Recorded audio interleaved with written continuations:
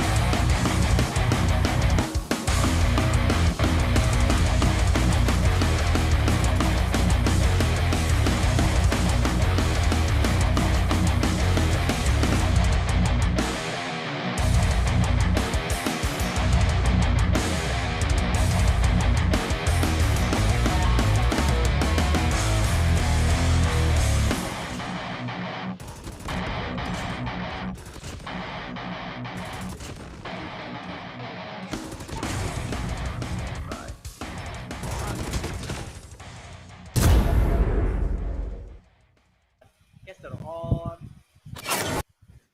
Good afternoon, everyone.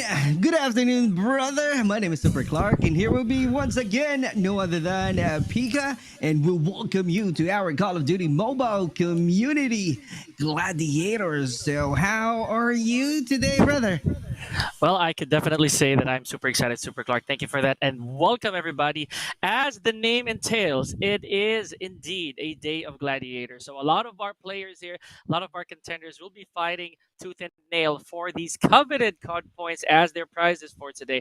There's a lot in store. We're going to get to that later on. But, Super Clark, I, for one, am super excited. You can see the background that we're in, guys. We are definitely taking it and kicking it old school once again. But not to say that the action will be anything less than spectacular. That is definitely true. This is really definitely a spectacular activity that we're going to have right now. And to start off, we are going to have a 1v1 duel. So let's see what's going to happen, how exciting it is, how insane the battle goes later on, because this will be definitely interesting, Pika, because you know what? There's a lot of players right now really looking forward to watch the 1v1, and definitely I myself am definitely asking for someone right now to do a 1v1. So have you experienced that one asking have you experienced someone asking you that, hey, can we do a 1v1, we can do some sniper, we can do some AR? It's kind of like that, right? I have, and just for plain fun, at least, for the most part, they got too scared. I'm just kidding, of course not. But we got these 1v1s, originally just for just to poke a little bit of enjoyment. And it's safe to assume, Super Clark, that since the dawning of the competitive scene of Call of Duty Mobile, a lot of our players in the community have actually forgotten the simplicity of our game modes. But we are gonna go back, as I mentioned, we're gonna kick it right back to where it all began and where it's absolutely enjoyable. Now, for today, you're looking at the schedule, ladies and gentlemen. It is September 13th here, and we're going to start things off, as we mentioned, with a 1v1 duel. Not long after that, we're going to have a gunfight. And again, it's kind of like a duel. And 1v1, again, care of snipers. Around 6:15, we have search and rescue. Wow, Super Clark, we're already kicking things off quite interestingly.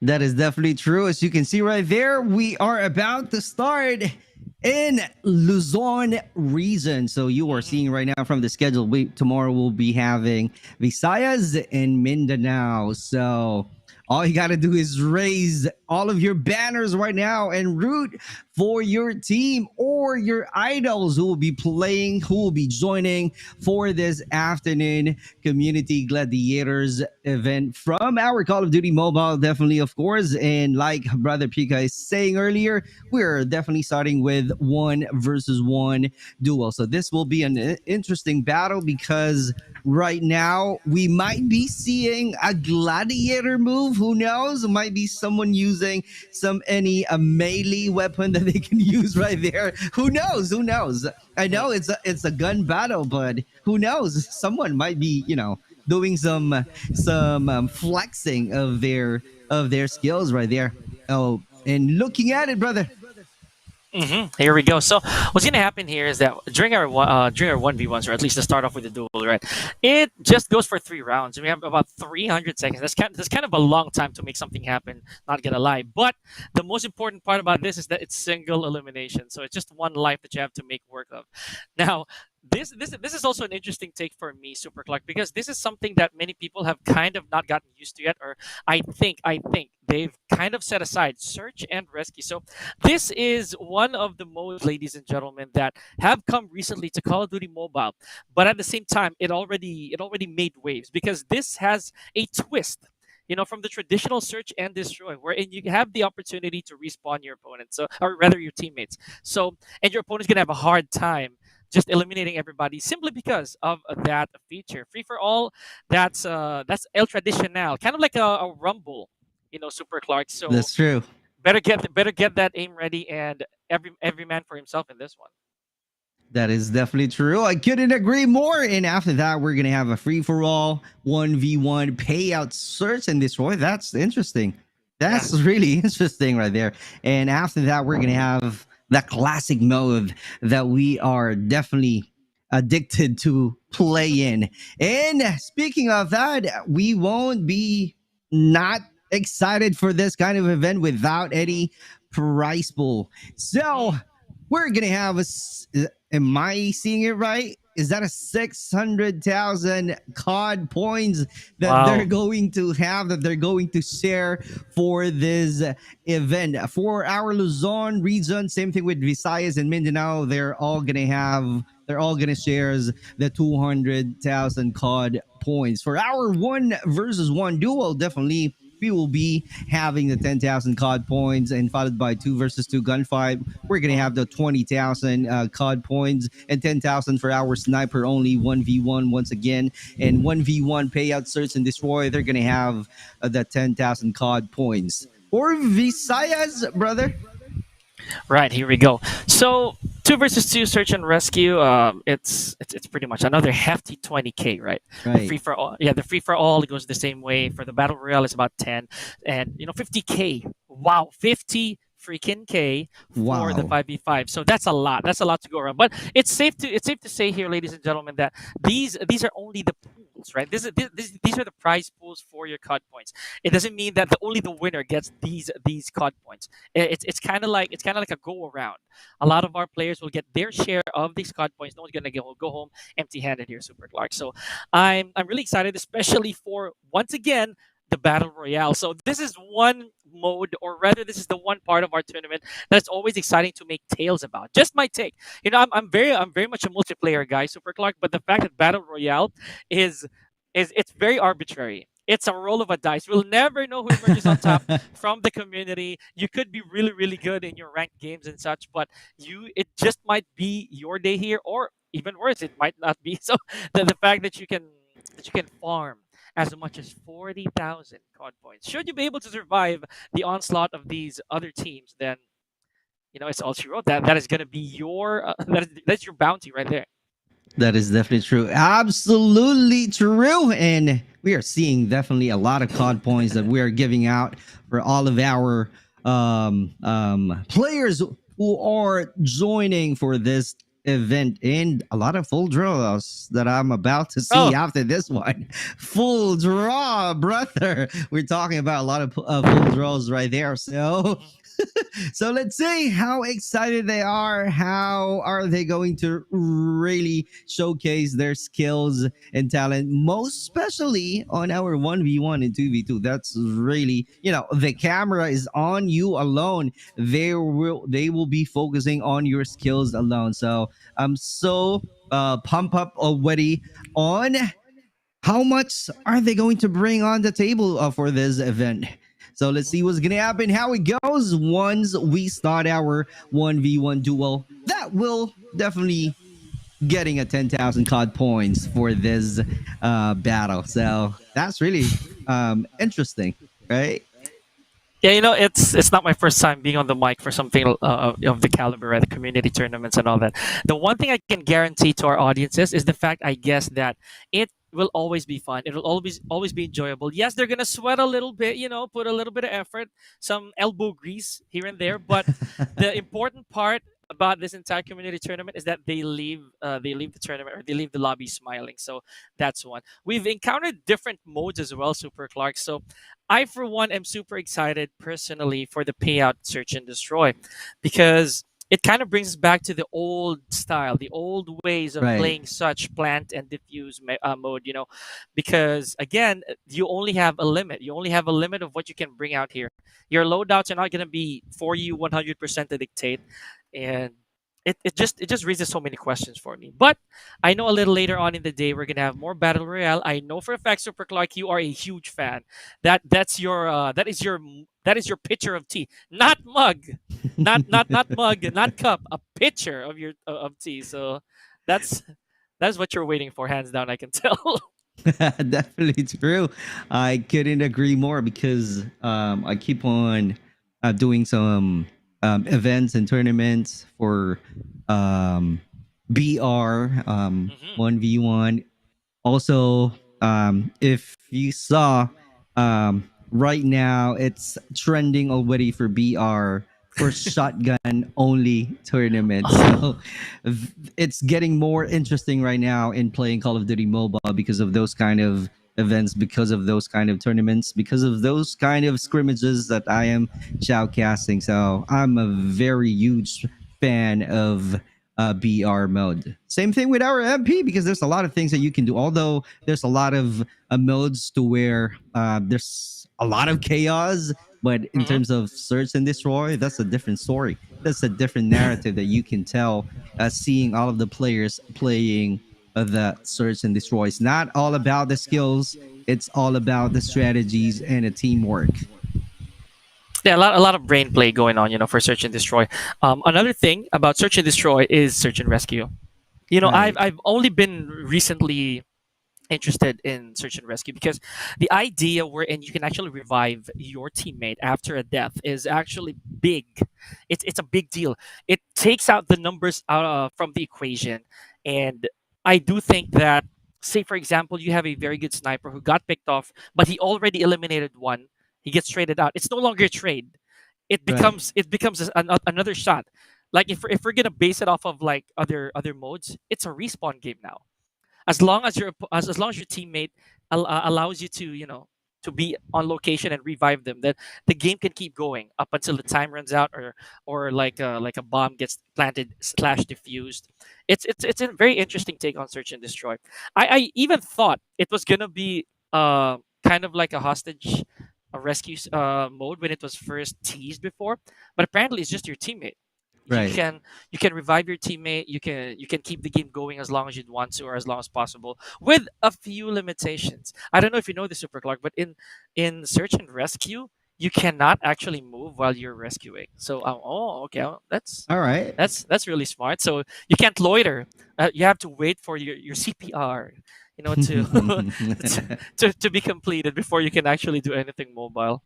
Right. It's kind of like the same thing in BR when you are trying to revive your teammates, right? Oh, that's The true. only That's thing, true. right? So there we go. The players who will be having a battle against Chin. If I'm there, you go. Chim is the one that I saw earlier, and we are about to really start a battle just right off the bat. We are definitely starting the battle, the 1v1 duel for our community gladiators.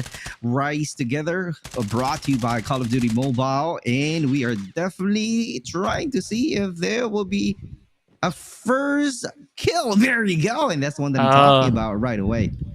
I hope I'm reading this right. It's probably Sign, right? So Sign gets first frag, and it looks like it's initially going to be a Holger fest. You all know here, ladies and gentlemen, that Holger is arguably the most favored element in all of Garena. I can attest to that because every time you're queued and ranked, there's always going to be a Holger. But here we go, a change of complexion here with Sign going for that LK24. Just ever so fun going around here in Kill House.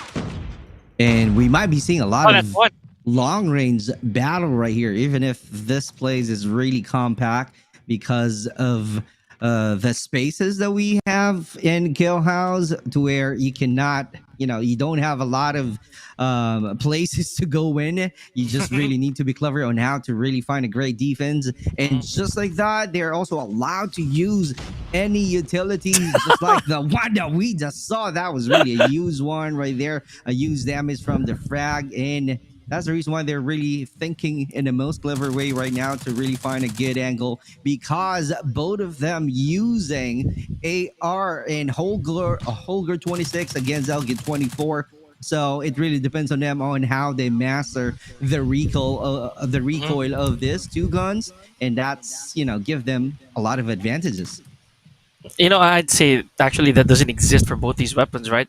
You're right about the fact that recoil is a factor here, but can I just say that it's LK24 that we're talking about? Super, like, this gun is basically a pencil. Where you point, that is exactly where it's gonna trace. So that proves to be very effective here from Sign. Doesn't want to take any chances. That looked like a very, very brave wallbang attempt. We didn't see that perspective from Sign, but here we go. He's one away from getting his fifth frag and taking this BO1, and I believe we're still going on a switch supposedly. So Kim has to make something happen here. Never mind. That is 1-0 in favor of Sign, and there it is. Switch sides. That was really a quick battle right there. Switching side already, and our score is 1-0 this time. Oh no! Round 2, shotgun, and this is where it kind of like tricky, and I should say more complex to all of the players right now, because it requires a lot of great movements, and definitely on how you'll be able to find your own best aim for this one, because there's a lot of players really master on how to use a KRM. This time, this is the first time that I'm seeing someone using HS21, 26 as well. So let's see if Sign will be able to somehow get a clear shot and against the KRM. And this is it. This is the occupational hazard that goes along with using a shotgun, right? You cannot take any long range, not even mid-range gunfights per se.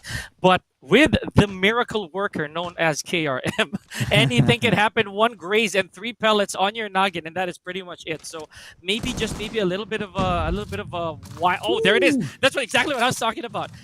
Maybe a little bit of a divine intervention, and you can actually survive that. But no, that first frag goes to Chim this time. Maybe this is his comfort weapon. Super Clark. See what a hit by. Oh, but what? Oh, okay. What the shells can't reach, the grenade can. So good stuff. That's 1-1. That is definitely true. Oh my god, another one top shot right there. He is definitely really good in using that KRM. He knows the range of that KRM. He's definitely being clever as well on how to use that utilities. That he can definitely be a partner in creating a huge damage, but he's definitely being surprised right there from the HS21, 26 right there, getting closer right now, showing a lot of aggression, getting that kill. Oh my god. Changing the shotgun that he's definitely using right now, coming out from Sign. He's using the HS this time, and that's really somehow close to our KRM. So this is going to be an interesting match right now in terms of the shotgun. The fact that they're using Boom. stim shots for this, it actually puts a little bit of a grin on my face because basically you can survive any and all encounters if you do have a stim shot and you have enough health to do that. But going with the HS0405, I think Sign did not want to have to risk the dinks or the maybe basically the hit marks that we get out of other shotguns because this is a true one tapper right here. The Right. problem with HS0405 is the rate of fire compared to the KRM, which can fire slightly faster. So maybe just maybe that's what Kim or Chim is hanging on. So you can somewhat fire faster than the HS. But if you blink and miss your shot drastically, that is it for you. Woo. You know what? This is the one that I'm telling you before in shoutcasting the community event. Remember, I'm telling some stories that whenever I use a shotgun, I, It having doesn't a like hard you time- back. I'm having a hard time to put a good aim. So kudos to these players that we are seeing right now because they're showing how good they are in using this shotgun. So they know when to move. They know when to slide in.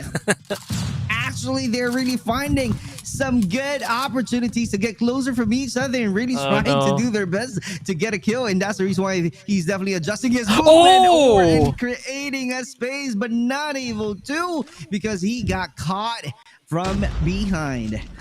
That's 4-4 here. One more clean graze off of any of these players, both from a KRM. Oh, look at that. Another hit mark. I barely saw it, but here we go. God. Sign closing our 1v1 duel with a clean 2-0. And even with what seemed to be a good start from Kim, it definitely went down the Sign side. Congratulations. 21 is- Sign, I'd say. That is true and absolutely crazy battle that we just witnessed. Sign getting getting a good and phenomenal performances using the AR and using that shotgun. Looking at the scores, he got 1069 right there with 10 kills and the damages. Oh my god, compared to Chim right there. Chim only got 824 compared to the damage from 21 Sign. He got 1,397, and it's really evident that he won the battle. Yeah, it was also too close for comfort, though. I'm going to give a little bit of credit to Kim in that sense, simply because it was a 4-4. And it could have been anybody's game if, say, 1 millisecond longer or one more flick on Kim's end off of that KRM, that would have been really catastrophic for Sign. We would have tied it to a 1-1, but it really went on Sign's favor. So congratulations, going home, or rather taking him with him a hefty amount of the chunk off of the prize pool you get off of the 1v1 duel. Great job. Well done to Sign. Congratulations. That was really a quick battle that we just witnessed from a 1v1 duel for our community gladiators, and definitely brought to you by Call of Duty Mobile. So all you got to do right now, to all of our viewers, all you got to do is make sure to like and share the stream, and definitely show some love and support to all of your idols right now who are playing our who are joining this event. So again, Brother Pika, they showcase of the skills on how to use their weapons, just like the ARs, and changing it to the shotgun. So it's kind of like you are really you gotta have a switch, right? So playing with AR, switch on. Playing on the shotgun, switch on. Switching off of the AR, and then switching on to the shotgun. So those kind of battle that we are seeing from these two players, it's, for me, it's kind of hard to master on how to use those two kinds of weapons, in my opinion, because from my experiences, I'm only using AR and SMG all day long, brother, all day long. I'm just to be honest, I'm not really good in using any shotguns at all. I really don't know why. Maybe because I really need to, practice a lot using that, shotgun. But at the end of the day, keep on going back to SMG or any ARs. I personally am a close quarter guy. I did mention this in our previous works before that. I prefer that kind of combat, point blank. I prefer within arm's reach, but it also comes with it a little bit of difficulty because you need to cover space to do that. So if we're gonna talk about that last match, it really was a very different feel when we started off with an LMG. I love LMGs as well. I do believe that LMGs can prove to be meta efficient. The problem with LMGs is the bulk that comes with it. It's Right. it's a It's light. It's heavy. a despite the fact that you call it light, it's still a heavy gun, all things considered in Call of Duty Mobile, simply because, of course, it is a hand carry machine gun. But it's really the bulk. It's how heavy you can be. You can't run around or sprint as fast as you would with an SMG, maybe even some ARs, right? Although holding corners with an LMG, that is a nightmare to deal with, especially when they beat you to a certain part of the map. You said it yourself very clearly, Super Clark. Kill House doesn't really offer you that much versatility. It's Right. it's a very vague, it's a very plain map to play. So if you start off duel with an LMG, oh, you better hide. Like, that is really what it is. You really have to find a corner that they won't scout you. And even if you do, the wall banging capacity of LMGs is just absurd, especially Holger. Holger, I'd say Chopper as well. We didn't see a Chopper. Oh That, my that would have god. been that would have been nice. But the Holger already gave us quite a treat. But more so, me, massive shotgun bias here. So that was, for me, that's a good way. That's like dessert before the main course. I do understand why you love shotgun. You said point blank because Mm, of it's kind of like the emotions that you are getting each time that you're getting a one top kill right there. So maybe that's the reason why you really love the shotgun because you can also caught your opponent of off guard by doing a surprise move and doing a one top right there. It was really freaking amazing. So that's the reason why there's a lot of players right now using a shotgun just to really show off how good they are in terms of their movement, in terms of their aim. They are also doing what do you call this? A quick scope mhm. shot. Have you tried that one? Of And there's a course, lot of yeah. people that I'm seeing right now doing some quick scope. All right. And then one top, can you imagine? And then they're going to move right away. Mobility is really something that I should say, I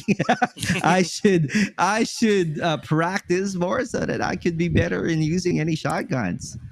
I'll be honest. Like, there was one time when I was still starting when playing COD Mobile, right?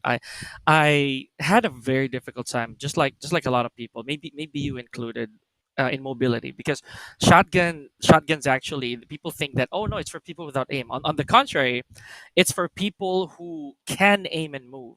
Right. That's one of the biggest problems that people have when it comes to shotguns, right? So, 100%. right? Because they kind of discredit the fact that as a shotgun user, you have to move around. When you miss a shot, you're gonna have to be very mobile. Otherwise, you are gonna get sprayed down on without any problems.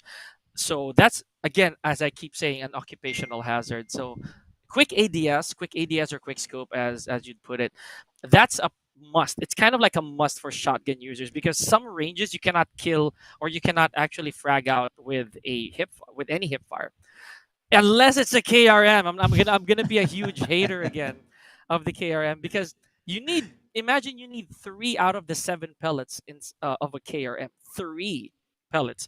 So that does not mean that you even have to hit right dead center when you're using a KRM compared to, say, a BY-15 or an HS-0405.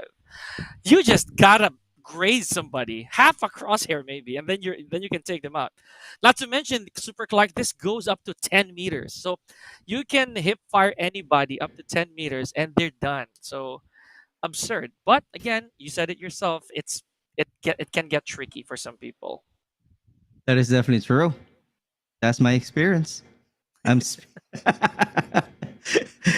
No to s- shotguns, no to exactly. shotguns. You know what? I got a solution actually. Since I I got an issue with the mobility, I got an issue with the aim. Hmm. There's another options right there. What do be the option? Jack 12 and Echo. I know it. I know it. I know it. I know it. The spray and pray god of shotguns. It's absurd. And I'll be honest. Also, when it came out, I had to leaderboard it. I said to myself, because I love the real gun, right? I love the Jack 12, but I figured that it's so easy, that it's so easy to use that a lot of people can. A lot of people with time can actually beat me in the leaderboard. So, after a few months of staying on the leaderboard, I'm like, oh, I'm gonna stop this right now. I'm gonna go to my baby, the R9. Mwah, there we go. You know me. R9 also, R9 yeah. baby. R9. I You almost remember forgot I that. was gonna die. I was gonna die of laughter. You know what? I'm not gonna bring back that memory. But the R9 is just again chef's kiss to me. Sad we That's couldn't right. see it. Sad we Yeah. couldn't see it. it- it's a good thing that there's a lot of options that I can use. So even if just like in BR, when you drop off to a certain map and that's the only available shotgun, right? So Oh man. I'll be happy to use that one even if it's a shotgun. But Oh. using Echo and Jack 12, actually Jack 12, a lot of haters right now for Jack 12 I don't that I'm blame them. seeing because of the power of the fire rate of the Jack 12. So a lot of players really using that one, especially in BR, because I'm a BR main, and there's a lot of players really hating Jack 12, and a lot of players also really loving it because of the power. Whenever it's kind of like if there's a clutch moment and that's the Mm. only weapon that you have, instead of using AR or SMG, they're gonna go and choose the Jack 12 because the moment you use that one, it's gonna be easier for you to win or somehow get a clutch. So it's really something, or I should say, essential for someone like me. You know what? I also sympathize in that sense. I for one, I believe that in the very last circle, I think the Jack 12, last stage of any BR game, right, regardless of where it is, I do think that the Jack 12 will come in handy, even if you're facing a squad, because especially if you mount it with an extended mag, it's gonna be painful. Because Right. originally you're starting off with what, maybe 10, 12 shells, I'd say, on in BR, that is. But if you bump that up to about maybe even 15 or more, that's already devastating, even with armor on. That's to put it lightly, because the Jack 12, it's still a shotgun, even if it's not a one tap, like a real one Right. tap monster. It's still really deadly, because on paper the striker will beat it, believe it or not. But speaking of beating, these two teams right here, for our community gladiators, have to beat each other for another shot at some of our precious COD points, ladies and gentlemen. So we have Team EQN Mains 404 and Team 21's Kib. So I do think that is this still our? I think this is still a 1v. Yeah, it is. It is. I do. Oh no, no. This is our 2v2 2v2. gunfight. Yeah, this is our 2v2 gunfight. So here we go, Super Clark. So let's see what's going to happen, how crazy they are right now. So they started off with Hi. AR once again. There we go. They're spraying. They're really trying to get a good angle. And they just really need to close that sideline so that they will be able to really have a clear shot. So far, so good for Holger. He's definitely doing some wall bang, but he's definitely revealing his position as well. So you got to be aware right now to see all of the Oh, no. corners to where you can hide. Oh my God. And just because of that, it was really an easy kill, an easy win from our Equinox Mains 404, if I'm reading it right. If I'm pronouncing it right, I really don't know if that's what they want us to pronounce, that Mains, or I really don't know. But Equinox is right there. Our team Equinox is really being the first one, getting the first point. So let's see how it goes on the second round. And everybody's on Holger here, folks. So this you can expect a lot of wall banging here, a lot of spray and pray, if I may. So if you land yourself on the wrong spot, just like this, potentially Scooty right there, Sir Scotty, might just fall victim into the line of sights of Kib. Okay, here we go. One shot. But Ooh! and again, wow. Okay, good scouting. That's a 2-0, and sadly enough, we were on the wooden sides of this of Kill House. You don't want to be there, especially if you're up against a Holger. Oh man, and that does not provide any cover. Maybe visual obstruction, no, but if you so much as spray all across the wooden parts here, that's still no man's land for you. That is definitely true. Yeah, I couldn't agree more. One more shot, but Okay. this time that was really a great counter from our Team 21 Kib because they gotta win against our Team Equinox. So let's see how are they going to react right now, because they know already that our Team 21 Kib, they got a power as well. They got a skill. So let's see how it goes. And that's the reason why they're changing their strategy already. They're using some utilities available that they chose before the start of the game, before the start of the round. Headshot. Oh my God. Crazy aim that he has right there. We're gonna see an okay, here we go. Tied 1v1. Scotty does not have a lot. Scotty does not have a lot of health to work with here. And a Kib, I'd actually say that this really belongs to Kib. This round right here, judging by the vantage point, he doesn't have any. I think he hasn't brought out his secondary yet, so this could be a big deal. And the SMRS, Here that we is go. a one hitter. Oh, grazing Scotty, One and more he shot. does need to find ample amount of cover here. That's what I was talking about. Yup, exactly. I told you, man, the SMRS was not spent yet, so that's 2-2. That was crazy shot. One of the highlights that we have right now from our Yeah. 2v2. So, oh my God, we are tied right now on 2 scores. So let's see how it goes. Let's see how are they going to really make a play this time. They're really trying to be quiet. There we go, 1v1, just like that. Losing that battle right away. And here we go. Let's see, does Scotty have enough health? Oh, wow. Okay, and again, it's kind of like a replay of what happened earlier. You know? Right. Scotty left with very little health to spare, and Kib right there just putting on the finishing touches for another round. This is a BO1 and first team who makes 5 here. I'm not so sure if we're still going for a switch, but it could be. Now, EQN right here, they need to make something happen. Not to mention, we have the Growl 556, really new weapon here in Call of Duty Mobile, and it serves its purpose, but I don't think it's really the best assault rifle moving forward. So let's see. Already a lot of damage once again on the side of Scotty. Pricks still living with a smidge of health here. That is definitely true. In 2v1, how can you survive? No way! Oh my God, but still being brave right there to get close to his opponents. And because of that one, we are leading 2 points already in favor of our Team 21 Kib. So what are they thinking right now? What are the place that they still need to have in order for them to go back to our scoreboard? Because they're really in a bad situation already. They're really trying to be quiet. They're really trying to somehow find some intel right here. I like the fact that they're trying to, or at least EQN, they're trying to cover as much space in the map as possible, trying to cross enemy lines, but to no avail. 1v1, last hurrah here. Oh, okay, here we go. Mains 404 here, showing a little bit of light. Would they be able to go for another round to tie things up here and catch up on Kib, who seemingly is in a very hot streak.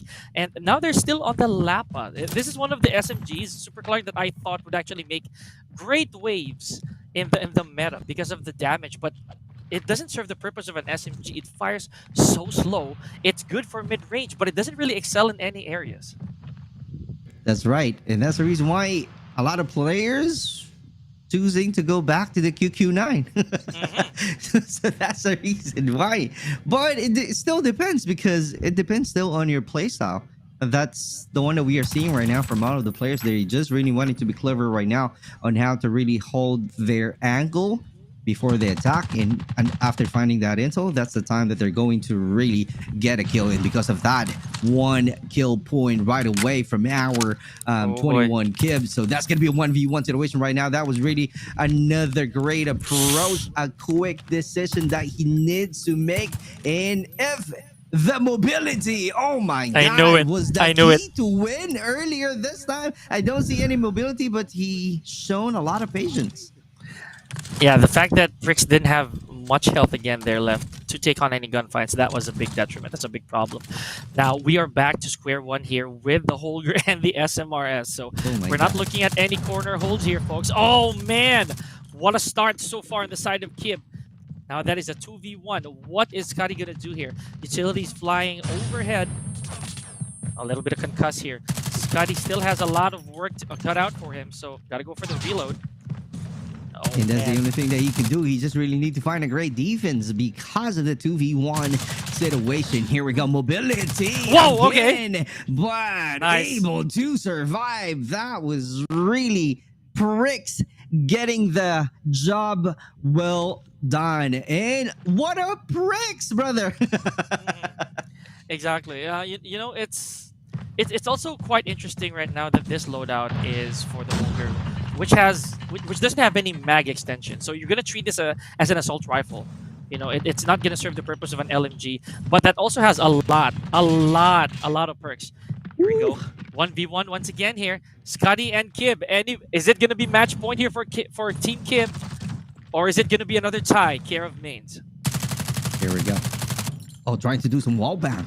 That's really huge damage. 3 more shots and he will be out. Oh, that's a clutch, brother. Oh man. That was really a clutch. Can you imagine that one? That was really a crazy shot. And this time we are changing to the most interesting battle. Sniper. All right. Absolute test of marksmanship here. We're going back to El Classic meta, which is the Arctic 50. There was a time that this sniper was very spoiled. You know, you can hit someone on the hair strand and they Easy. would actually be a frag. And it doesn't matter what mode, Super. Like I remember, oh man, okay, what a start. Oh, Mains is out of there. Kib and Fricks still looking healthy. Okay, beautifully done. That's a 1v1 here. Scotty and Kib. Who's gonna get that initial fire? Who's gonna be able to pre-aim? Flicks is the name of the game here. That is true. Here we go. Oh, that's going to be a high ground. Melee! Missed Melee! that shot. Oh my God. Gonna go for the Oh my swing. God. Oh! They're really trying to do some melee. Here we go. That's going to be his chance right now. Let's see how will he be able to get a huge damage, because right now they're just running around the map right here trying to get closer, but it is Nicely done. surprise. Oh my God. That was really a quick and a snappy win. Congratulations. That was really a good battle, and congratulations to our team, Equinox Mains 404. I like that. You know, the fact that they didn't start off too well, but they pulled out all the stops and they did everything that they could to, you know, to bounce back despite the weapons, changes in weapons. That was an interesting tale. I mean, in a duel, it's really a matter of communication as well. I know it's a 2v2, but the fact that they tell you where the last one was, I know there's going to be a marker, but it's also an interesting take on going for a duet or a duo. So I like that. I like what happened there. EQN really proved to us that getting a lead isn't the only way to win. You know, nicely done. Right. They're just reading their opponent's gameplay right there, because they started to really scout and be tactical first. And after winning 2 rounds, that's the time that they lost some of the rounds from our team 21 Kib. And after losing 2 rounds right there, they changed their gameplays. They added some mobility and utilities that they use in order for them to create a space and close the gap and get a kill.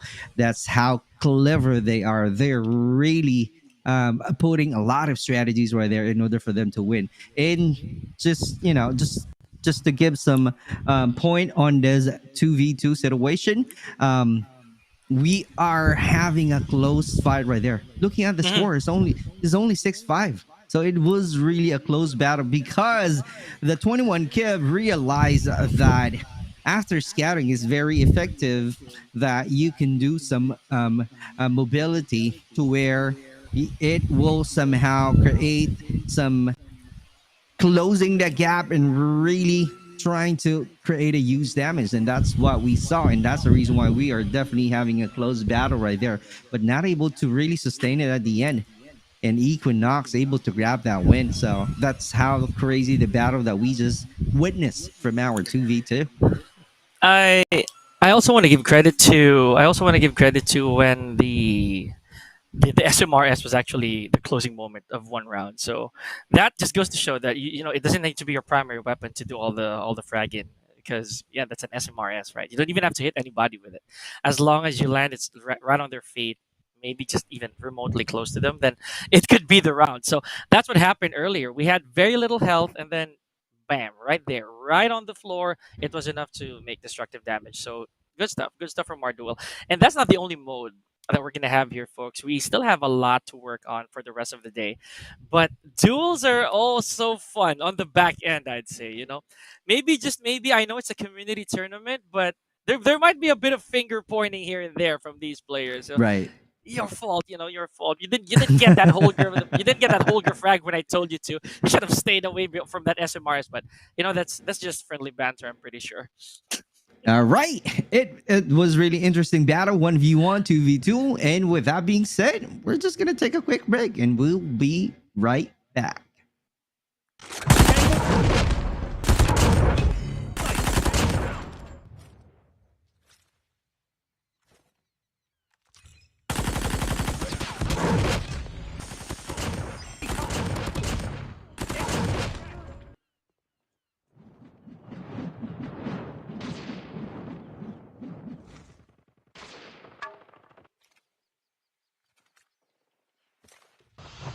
We've taken the lead.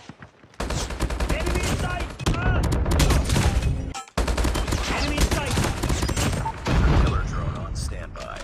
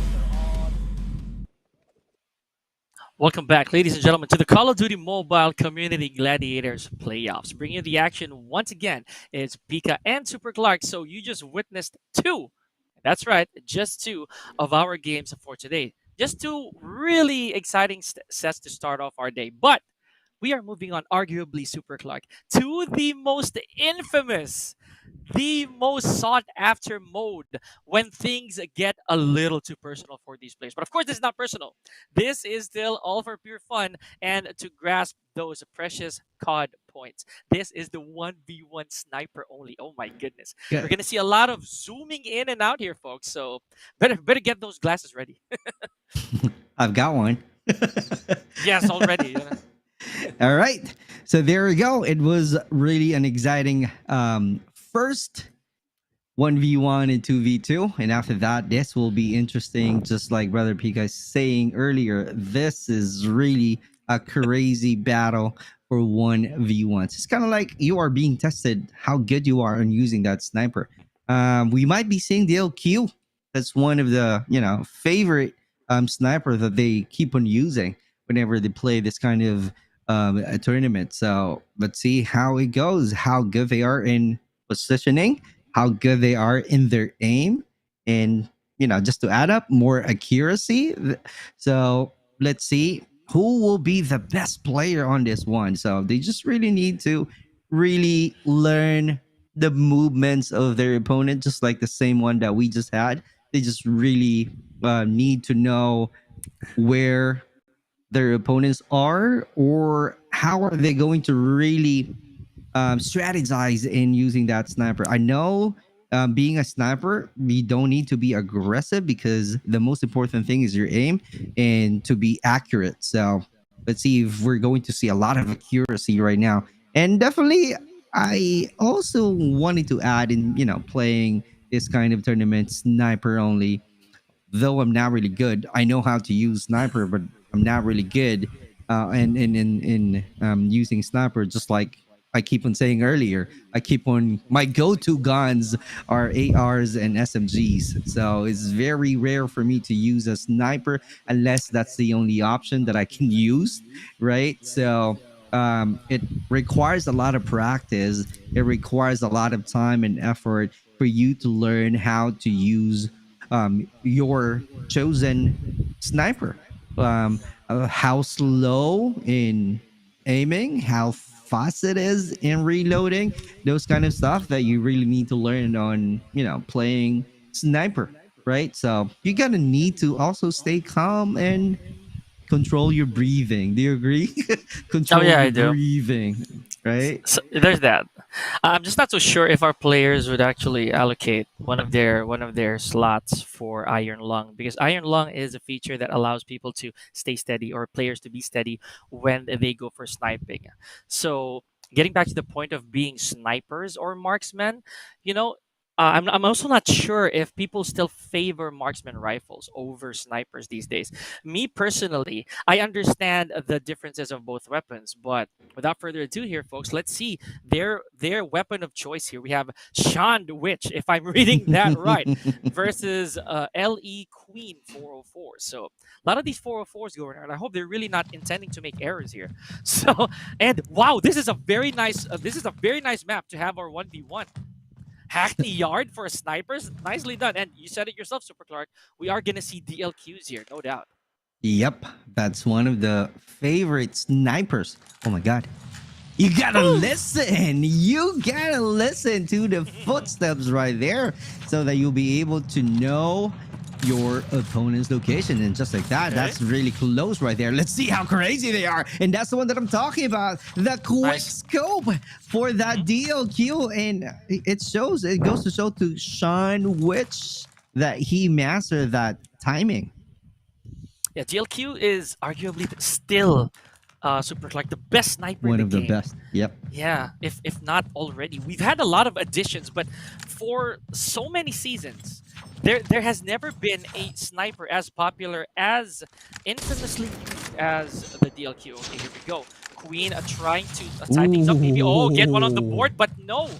Immediately, as soon as they came in contact, or at least as soon as Sean was able to grab hold of the scope, or basically able to draw the DLQ, that's another point for him. I'm not really so sure if these two will go the distance here, Super. Like, that's 4 minutes. A lot can happen there. Right. 4 minutes in. Let's see how composed they are. If they really need to be focused on this one, they have to actually, because this is a sniper only. So as you can see right there, it's kind of like they're holding a shotgun on this one, looking at the movements right there, dancing around from his opponents. There we This go. time, Queen getting her first kill right there. So that's really a boost of her confidence already. So let's see, how long is she going to give that up, or is this going to be another round for her to adjust? Here we go, brother. Oh no, bad things.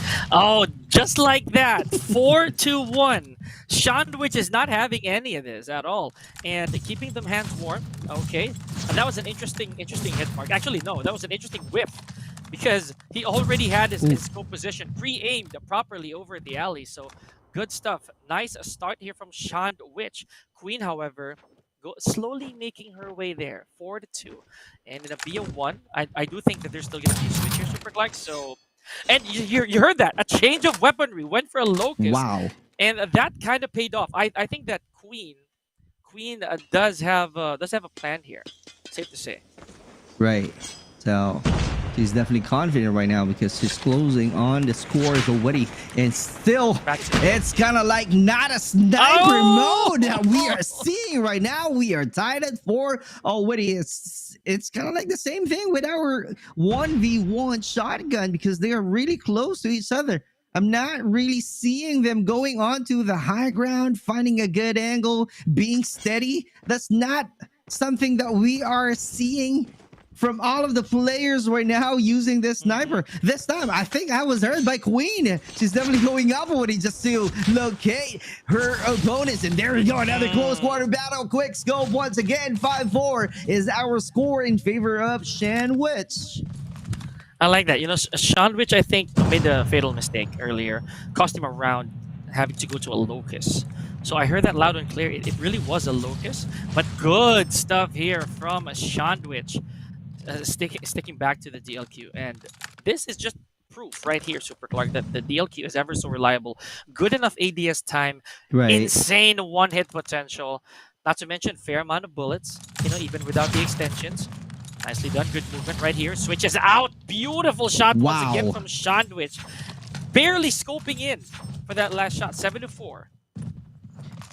So that was really a huge amount of lead right away. But talking about the sniper, it might be a quick one. So Queen right now really having a hard time to locate her opponent. So that's the reason why she's definitely rotating. But you can see how clever she is. She's still running with the cover right there. She knows that she really needs to have a great defense and really trying to do some high ground battle right here so that it will be her advantage whenever she sees Sandwich. But right now, I'm not seeing any engagement at all. It's being quiet. They're able to rotate the map away. Here we go. Another close water battle, brother. Oh my God. Woo. Whoa. Okay, half and half here, folks, on the side of Sandwich. That's 8-4. And yes, the rule dictates we're not going to use any utilities as well as any score streaks whatsoever. So UAVs, not valid at all. It's going to reveal your opponent's position. Not even any heartbeat sensors. So let's see. Queen does have... Oh! Botches the shot. That would have been costly. Yep, exactly my point. You know, forget what I said, Super Clark. They are going the distance here. 9-5, 8-hour shift. Let's go. Last 10 seconds. Who's going to get the final frag? Queen does find the target, and that's 9-6. I don't think that Queen has enough time to make something happen here. This is definitely going to go to Sandwich. So 9-6. Nice start we're having. Beautifully nice. Done. Yep, beautifully done from Sandwich. No switch. No switch. Okay. So it's all Sandwich. Bars. That is true. A delicious Sandwich for getting the win. As you can see with the rating of 74 right there with 9 kills and definitely with 6 kills as well compared to the ratings of Queen. She only got 55 right there. Also, it's still close in terms of the scorecards that we are seeing right now. 6 kills, definitely, and 9 deaths. And that's the reason why we ended with 9-6 of our score in favor of Sandwich and getting the win for our 1v1 sniper mode only. Crazy battle, interesting tournament that we just saw. I'm trying to assess here what went wrong because I can really tell that a Queen does have shots, you know, ready. Right.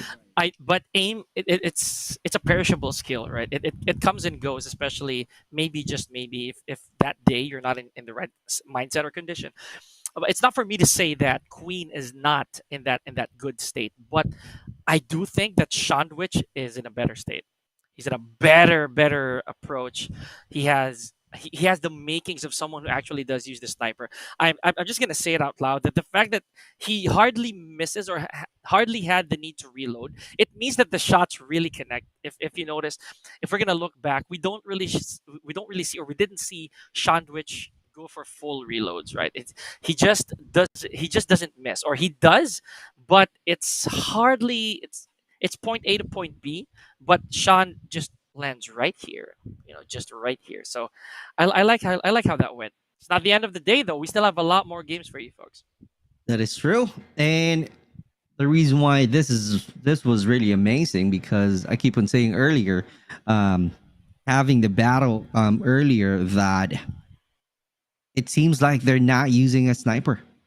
It seems like they're using a shotgun because they keep on having a close quarter battle, right? So it only means that the space or the range does not require at all for our 1v1 sniper because of the one that we witnessed. They keep on closing the gap, they keep on really trying to rotate the map and really trying to do some surprise and quick scope of their sniper. It really, you will be glad and definitely fortunate if that first shot create a huge damage, or getting a one top sniper shot right there, right? So if Hmm. not, you gotta, the one that we are seeing, if he misses a shot or somehow only gets 50 to 75 damage after having the close range, the next step that you're going to do is like, adding some mobilities. And that's the reason why we keep on seeing that they're really dancing around each other, doing some cha-chas, kind of like that, right? Sliding in, sliding out, just to make sure that they can, really go back to their aim and do some quick scope once again to finish the battle, right? So that's Hmm. really crazy. I was also very intrigued that there was a switch of weaponry there. The fact that the locust even became an idea, for Sandwich, that was intriguing to me. I like the locust for for the rate of fire. It's one of the fastest firing sniper rifles there are, the bolt action sniper rifles. So I do think he had a plan, but at the end of it all, we went back to DLQs because it goes without saying the DLQ arguably is the best sniper rifle that we still have in Call of Duty Mobile. Yeah. Even with ZRG in the picture, it's even my personal favorite, the SD, right? Basically the SD. That's one of my favorites, and it became a meta recently. The XPR 50, it still doesn't compare to how the DLQ really is. And my all-time bias, Super Clark, the right tech. So even with these really really good snipers, it really doesn't compare to how the DLQ really is, and with various skins too, man. I cannot even count how many skins I've seen for the DLQ alone. But a lot of folks using Holidays, the, we can the talk about holidays. holidays. That was really popular for DOQ, and a lot of folks really, having that kind of skin.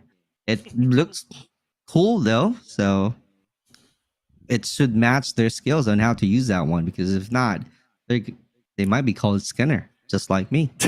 I'm a Skinner, dude. I'm a Skinner. Last touch. I didn't say that. He said that, folks. So that's not me. But it's safe to assume as well that in a sniper versus sniper fight, the guy who holds a spot longer or first really can emerge on top.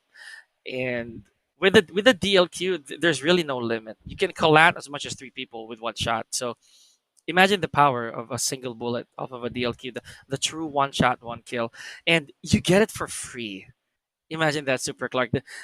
Everybody gets a DLQ during the first few tiers of your BP when you start the game, and all the way to your highest level, you're still using a DLQ, right? Right.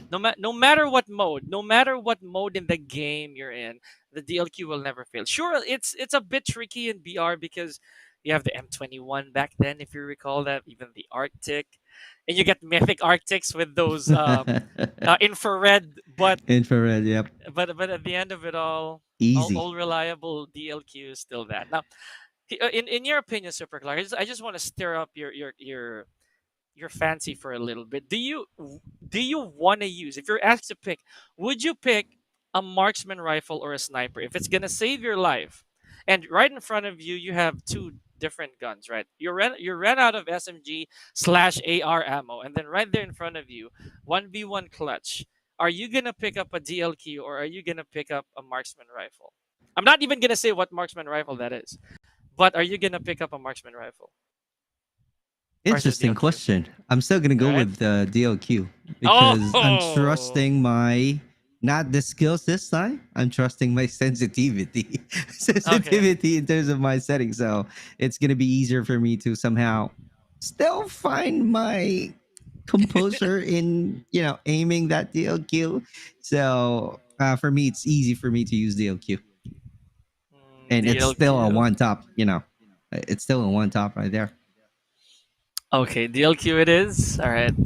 I was gonna say that it's probably gonna be an SKS. So if it was an SKS, it's a semi-auto. So I'd pick up the SKS because the SKS it's not 100% one tap, but the fact that you Right. can rapid fire it's a big deal. Now we have Team EQN versus Team Hash Brown. If memory serves, this is no longer our sniper only, right? This is going to be a 2v2 search and rescue, if memory Right. serves right. So, what this means, ladies and gentlemen, is that this is basically a search and destroy mode per se. And you have the opportunity to revive your teammate should they be a casualty.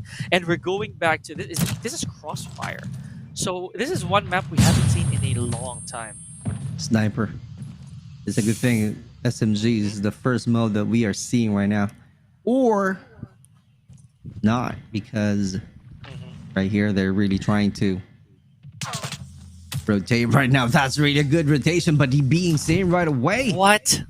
That was really a quick one. It was really a quick battle right there.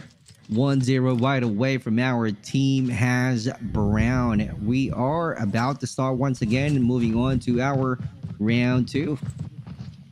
That's one round, one frag apiece. Okay, so it means they never had the chance to revive their teammate. It means that Hash Brown didn't actually get the chance to go near the body and just go for that resuscitation. Now, this is also very interesting because one round starts off with 3 minutes, and this is almost twice as much. Ooh. What was that shot, though, Scotty? Oh my gosh! I didn't even see a body there. Unbelievable, Super Clark. Oh, I am Hash Brown. Man, that must have felt bad. No, just the bot needs to make something happen here. Oh! Oh, In hip fire! In hip fire! Okay. Forget that I said that, Super Clark. Forget that I said that. Just the bot can pull this off. DOQ once again, brother. DOQ. DOQ all day is the one that we are seeing, because, you know, the map that we have right here is definitely good for snipers. So maybe that's the reason why they're using that one. And just the bot right here only has Corral 556, so he just really need to be close. And there we go. That's the one that we're talking about. Rescuing his teammate to see if he still have some time. Successfully done. Great job. And he still have some time right here to plant the bomb. But you got to be careful, though. You might be fragged by someone else, and you are being seen already because of they know already where you are. And that's the reason why you got to find a good defense, a good rotation. Here we go once again, and we are back to 2v2. Yes, that may be the case here on the side of Equinox, but remember the clock is already ticking here for the plant. So even after a revive, you still need to take out the objective, right? You still need to defuse. So this is good pressure from Team Hash Brown. 10 seconds left here, and no casualties once again. Here we go. 1v1. Scuddy doesn't have any health left. Oh man, but manages to pull off a clutch. However, no time. Oh man, that was pretty tragic. So that's a 2, and that's the interesting element here, Super Clark. You can revive, but you still have to do the objectives. And that's the reason why it's important for them to really have a great comms in the role that they're playing, because if not, it would be difficult for them to get a win. All right, and maybe that's the reason why we're seeing some sniper, we're seeing some slayer, maybe because of the perfect roles that they can have right now from 2v2. And Scuddy is about to get closer right now from his opponents, really checking out all of the corners right now, and his teammate is about to have a close battle once again. Can he make it this time? We are still seeing a 2v2 still. Doesn't have any casualties at all. Here we go, sliding in. That's really, I should say, a wide slide right there. If there's a term that we can use right now for this battle. And here we go, creating a huge damage right here, and that's the reason why he's definitely trying to adjust his position. Jump. Oh my god, even if he's really trying to dodge those bullets, not able to survive. And our scores is 3-0 in favor of Team Hash Brown.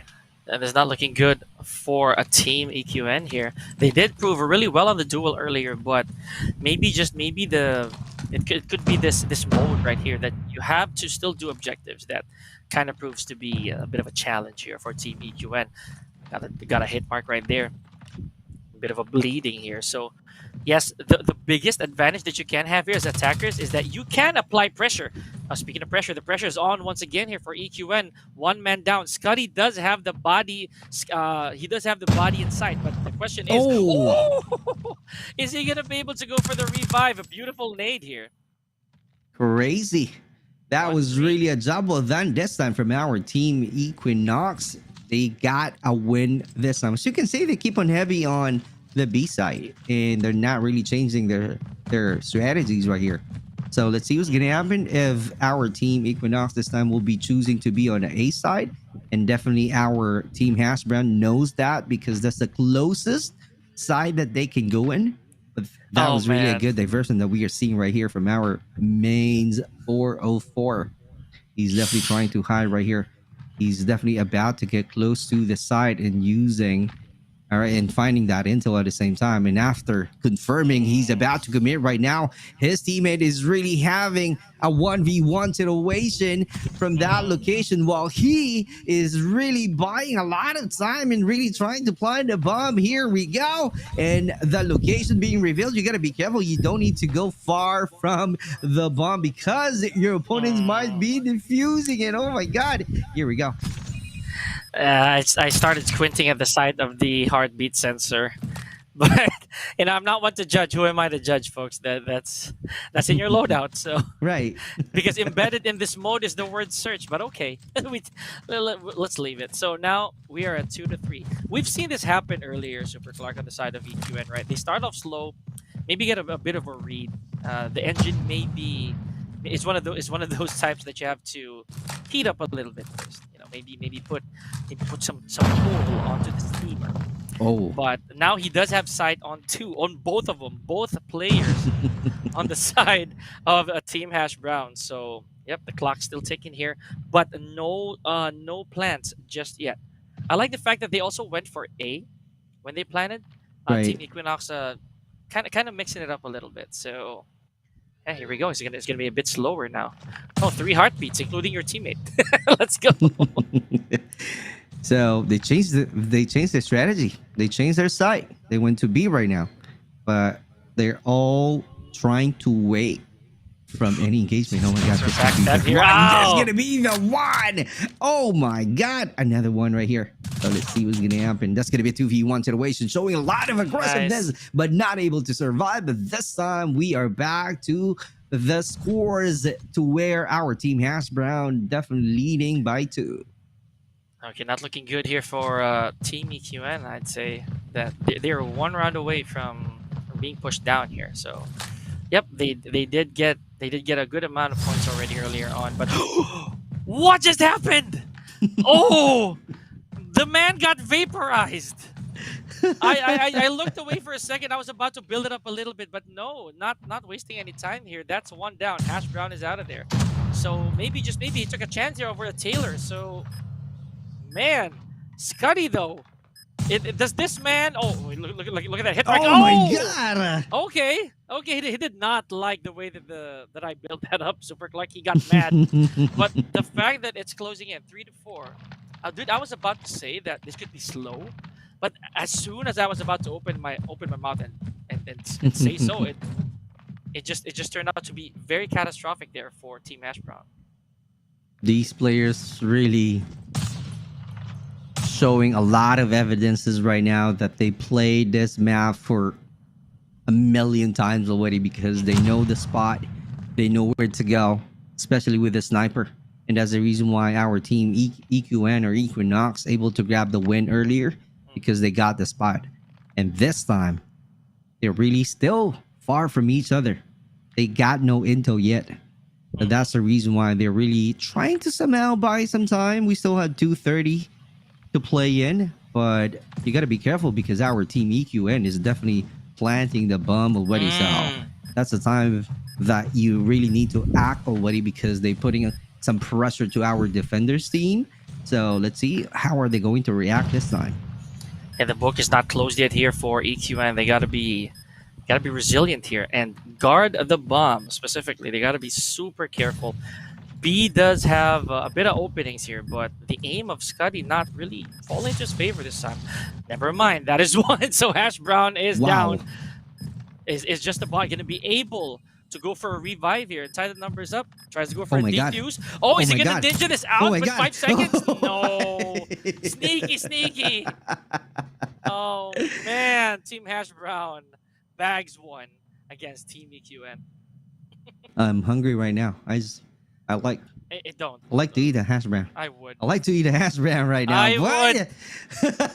Nonetheless, they are the champion for our search and rescue in a crossfire map. And there we go. That was really a great performances right there. They know, like I said earlier, they know where to go. They really mastered the every inch, every corners of this map. Oh my god. Same thing with our team EQN because they got a good idea. They got a good spot when Scotty using the sniper with the DLQ once again, right? He got a good spot. He's just patiently waiting right there. And the moment he saw a player trying to pass by, that was really a quick scope. Oh, not really a quick scope that we are talking about. He is definitely doing some pre-aim right there. So it's easy for him to do some one-top shot right there.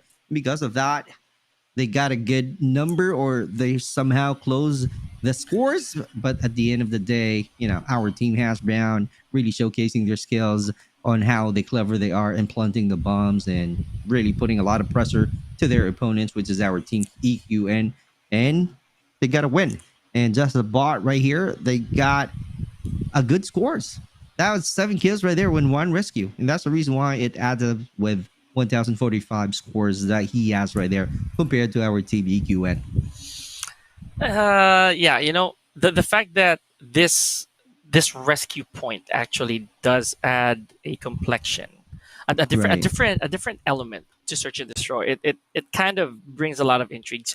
Sad though that we're not seeing more than 2 players for this one, ladies and gentlemen. But I want more. that is the element, you know, that is why it's so interesting because you only have one partner to help you in case you do turn into a casualty. So yeah, that is all she wrote for our search and rescue. But ladies and gentlemen, I do think that a little later on we're gonna go back to something similar a little later on in the day in the form of PAYOUT S&D.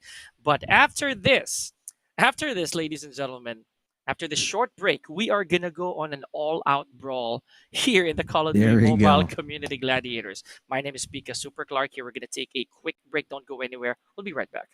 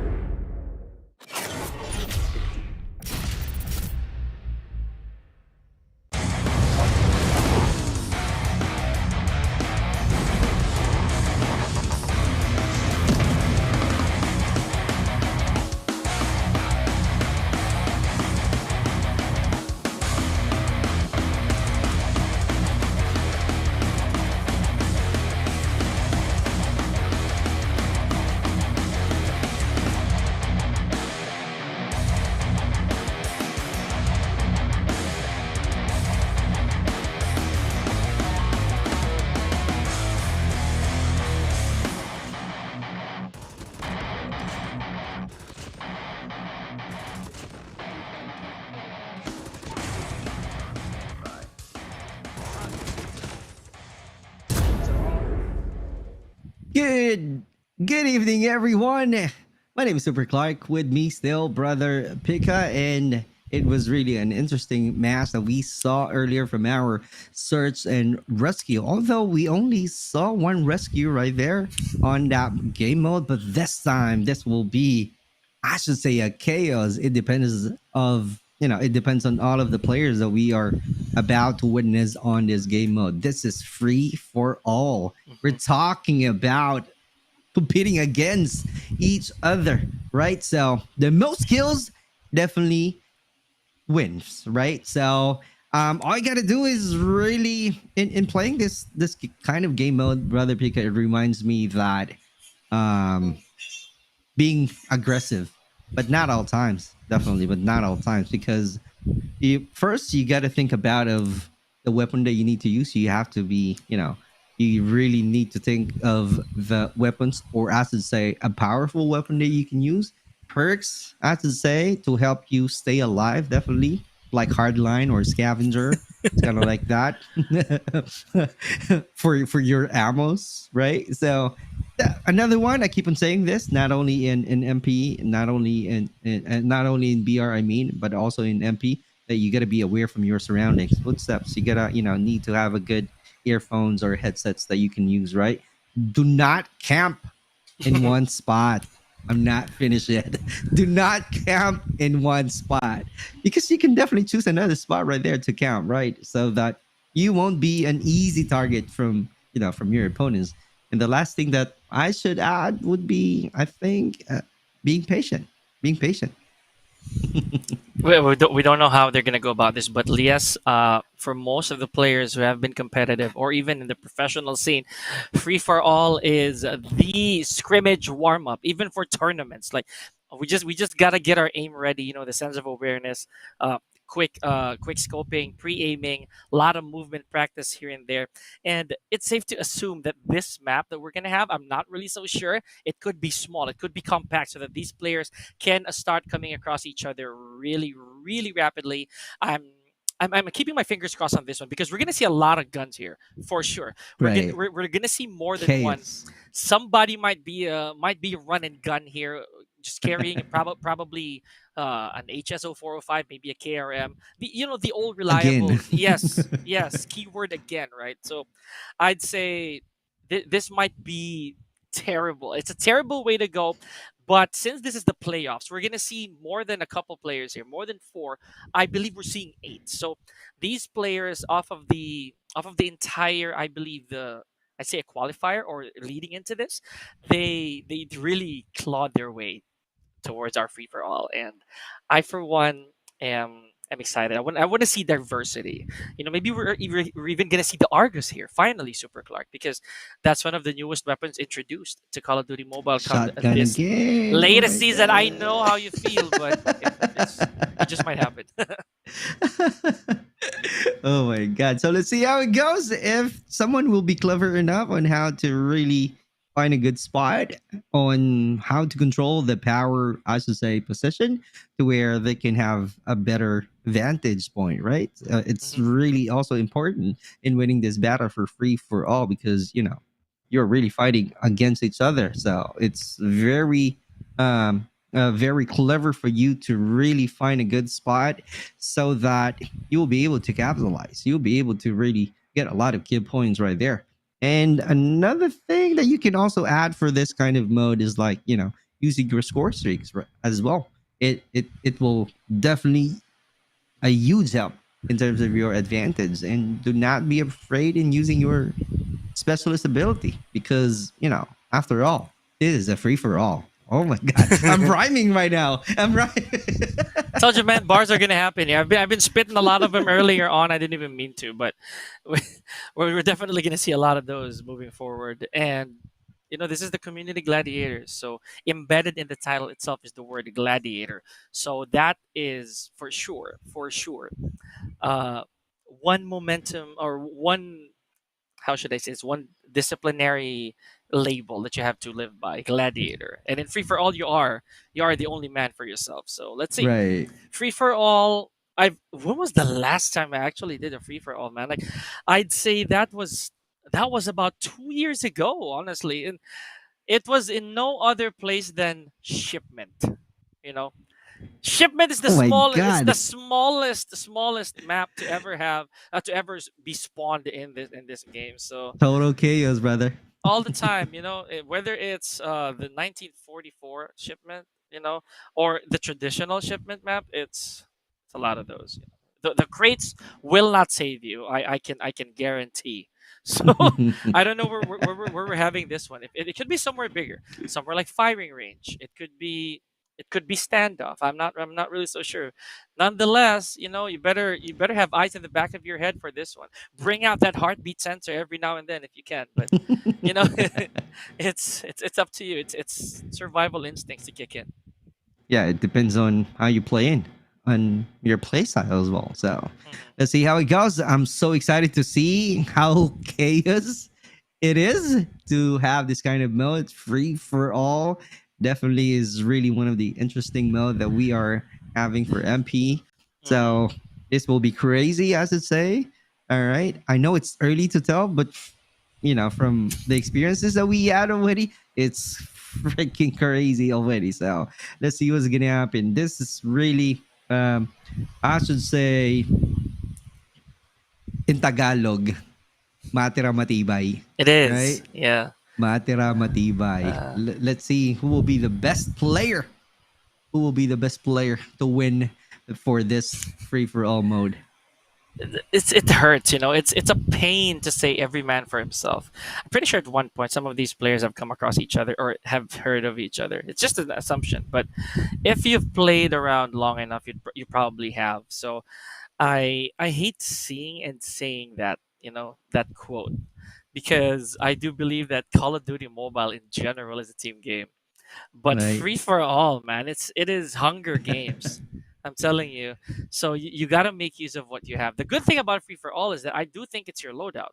So if you have loadouts made specifically for free for all, then you already have an advantage. Say, oh, I believe that this map pretend that we're in firing range. Oh, an LMG would really come into play, or an AR, because you can hold a corner, just wait for somebody to cross your sights, and you can just Right. go willy nilly. But if it's somewhere really compact, like I said, shipment. Oh man, that is every corner is a problem. It's bad enough that, say, maybe you're not allowed to use heartbeat sensors or even other utilities for that matter, but maybe, just maybe, again, if it is indeed shipment, and I'm so scared. I'm even visualizing in my head what kind of scenes we have already. Like the moment you spawn, all right, okay, Oh my god, another one. yeah.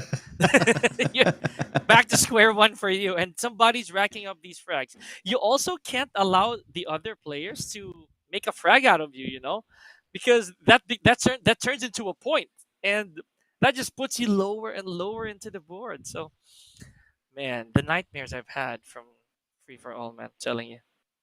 Right. We might be seeing a lot of SMGs as well. SMGs, and like you said, the KRMs once again. Who knows? We might be seeing someone using Jack 12, but it's Hmm. very rare. It's very rare someone using Jack 12 in MP mode, but Hmm. KRM is the go-to if they're going to use a shotgun. Sometimes I'm seeing HS, so let's see what's going to be the options, since it's really free for all. They got a lot of options. They got a lot of options in using any guns. So let's see what's gonna happen. But the best thing that I can somehow think, so that you will have a greater chance of winning this free for all mode, is really use your SMGs. But at the end of the day, it still depends on your playstyle. Because if you're good in using ARs like AK-117, that's the classic one, AK-117, right? Right now, it's really being one of the metas in Hmm. our current season, because we have a draw for AK-117.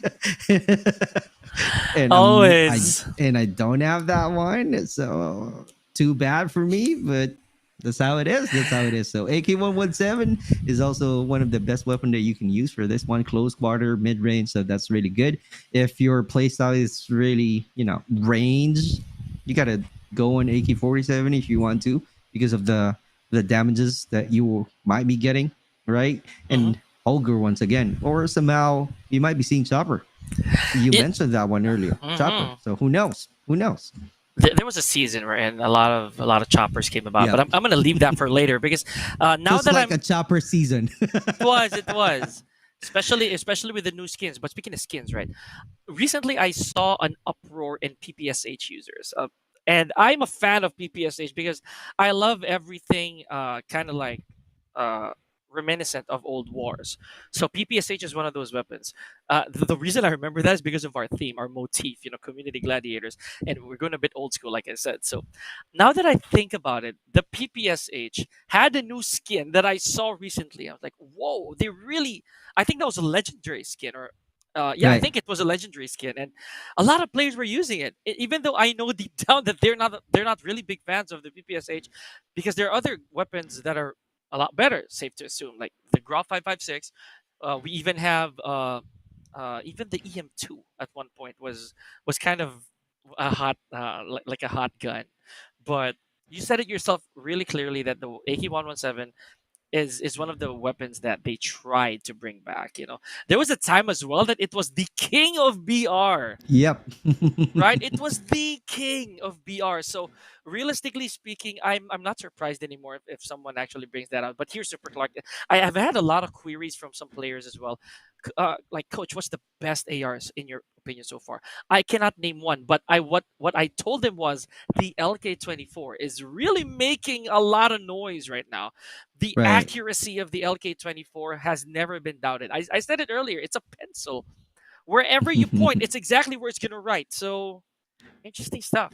That's just one. This gives me something to think about. Right. And same thing with the AK-117. With the attachment, with the, Oh. I should say, perfect attachment, it won't it it won't give you any recoil at all. So it's kind of like LK-24. So it really depends on really on how to use that gun, on how to use that AK-117. So it's still depending on your style. So another one, since you mentioned the PPSH, Mhm. I'm a fan of RUS as well, but RUS in right now It's not up not there, really It's need some it's not love. really being it's not really being effective right now Yeah. to really get a kill or a use damage. So PPSH is one. Yeah. RUS. The reason why I like RUS, speaking of skin that you mentioned, I got a Snoop Dogg, Of course. Of Snoop course. Dogg Oh, skin. I remember this. I remember this. Oh man. But but PPSH. There's one thing I tell people. Everybody I played with before. I'm a huge fan of one bulldog. Sorry, bullpup weapons. Bullpup, which means the mags are in the back, right? So Right. I'm a huge fan of that. So every single bullpup that came out of the game, I tried to use. Yeah, I didn't like everything, but I'm a huge fan too. I really like World War weapons, or I really like reminiscent weapons from old days. So that includes the PKM, that includes the PPSH, even the HG40 when it first came out. I was very attracted to it. Even the OTS9. Oh my goodness, how could I forget? These are Soviet weapons, and I like that personally. Just my take. So when I saw the PPSH weapon, oh man, I kind of understand why people like it because it's a new skin, but it doesn't bring me back to the old generation of say 1960s or maybe even before that, like the mummy guns. I like those, but no, not for that skin of PPSH. Oh, let's not forget Super Clark. We remember the time where the lava skin of QQ9 was a Oh thing. my god. Oh, everybody had it. Everybody. Oh man. But Oh. speaking of OGs, we're talking about OGs right now. Do you have a Rumble bundle? It has the AK-47 classic skin.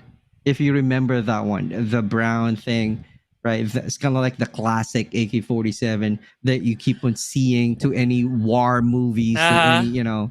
So Dang, I've wait. got that. I've got that AK-47 right there. So that's one of the, I should say, classic skin that we can have on buying that Oh bundle for man. Rambo. Okay. Oh dang. Oh man. Oh man. Oh man. Speaking of skins, right? Let's not forget that COD Mobile, and I thank them for this. They've put a lot of pop culture references, like a lot of personalities into the game. Not only are we talking about like movie characters, we're talking about athletes as well. So the fact that we had Paul Pogba Messy. here before, we got Messi, right? So I was like, oh man, they're really going all in on this one. And I remember this because you said Snoop. and Right. and Mr. Doggy Dog himself, he became a big hit in our title in Call of Duty Mobile. So a lot of people really abused it in the best way. But I, for one, was so surprised about the addition of Rambo himself. Oh, perfect! I was like, oh, okay, okay, we hitting it. That's how we do things. Double chopper. Oh, of course, because why not do that, right? Right. And speaking of Snoop, of course, I'm loving the voice, gangsta voice right there. So that's the reason why he's my favorite skin that I keep on using. And speaking of that skin, I am seeing, oh my God, a grouse skin right there. He Okay. got a golden skin already, so it only means that he definitely spent a lot of time Oh, we only have using 6. that growl. Mhm. And we are definitely starting the battle already and checking out. Yep, you were right. I'm only seeing 6 players right now joining the battle. Maybe there are other players not able to join in, so this will be crazy. And this one that we're talking about, CBR, we forget that one. We forget that one, CBR. Yep, this is one of the best SMGs that you can use for this kind of free-for-all mode in our MP. You should see my eyes rolling right now, man. Of course, it's a CBR, right? And that's I actually did not forget it, Super Clark. Personally, I just choose to try to forget it. The CBR has really overstayed its welcome, in my opinion. Right. So here we go. We have Kib already with 4 frags, leading the herd here, and Yappy not so far behind with a couple of frags. With a 6-player cap here, it's not very easy. It's not very easy to frag everybody out. Not to mention we're in Nooktown. Yes, it's small, but there are still a lot of places for you to hide, Super Clark. So Right. here we go. The man with no name. Who's number 3 here? I call him Blank. Mr. Blank rocking up Yeah. 4 kills right away, and Yappy needs to do some miracle work. He needs to do some extra effort. As you can see, the movement right there, that's really a good add-on to your movement, and really using your mobility right there to dodge all of the bullets. And that's the one that we are seeing right now from each of the players, and they're just really wanting to do their best right now. And Hash Brown with 3 kills, but hint 21 Kib still rocking the 7 kills and trying to go up from the leaderboard right here, because mains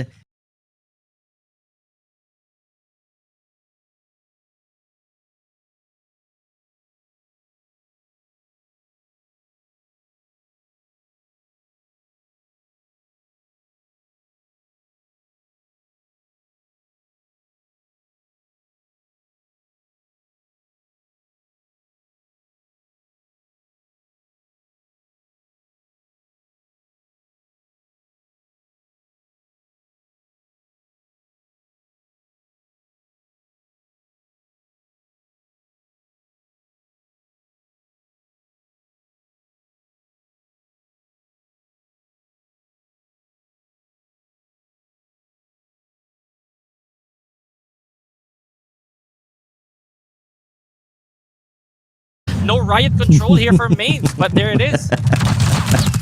he's definitely trying to capitalize that ability that he can definitely add on his success, but not able to be successful right there to survive. And that was really a great revenge. And seeing the performances of Hint right now, he's definitely getting a lot of him because of the number of kills that he's getting, but he's being caught up already, and still seeing 2 players from the top fragger from the leaderboards that we are showing on this overlays, because Yappy's still trying to really add more kills. And that's the reason why Fennec, once again, all right, being useful in this kind of mode, because of the fire rate that he has, and definitely the damages that it can do to any of your opponents, most especially in a close quarter battle just like that. And Falcom, not sure what is going on, but Yappy rocking up 9 kills in total, seeing one of the opponents. That was really crazy. 18 for Kib already. Can you imagine? That was really crazy, and a huge number of kills. Right, and I, for one, am a huge fan of the Fennec, right? So there was a time, of course, that people hated Fennec massively, simply because again the Fennec had the Akimbo perk, and having Yeah. having an oh hello good boy, oh man, Falk with a K9 unit frag. Okay, that does not feel good. I'm pretty sure he would Oh hate my on God. that one. So like I said, I love the Fennec. I love the Fennec. But there was a time this was really imbalanced. I'd say for this season and prior seasons, they understood now how to make this gun a lot more balanced with the way that the recoil should be really strong, good rate of fire, and less damage output. Because back then, the per bullet damage of the Come Fennec on, was man. absurd. It was really dumb for a lot of people. They could not take it. So, but now I'd say the S&D terrain is looking really competitive. Switchblade Yep. X9. This is one of the weapons also that kind of changed the facade of Call of Duty Mobile. I But like that. it actually did though. So here we go. 23 frags from Kib. Still not slowing down at all here, Super Club. That is definitely true. So let's see what's gonna happen. Who will be the top fragger for our free for all? Because it's, for me, it's not free for all. It's SMG gunfights because they're all using SMGs right now, which is the one that I am talking about earlier. Because it's very clever for you to use the SMGs because for this kind of mode, especially we are on a Nuketown. It's really, you know, one of the smaller maps that we have in our, you know, Call of Duty Mobile, and it's very, very smart to do if you will be using any SMGs available that you can think of. And that's the one that we are seeing right now. A lot of golden skins that we are seeing from Fennec. And just like that, another kill right there.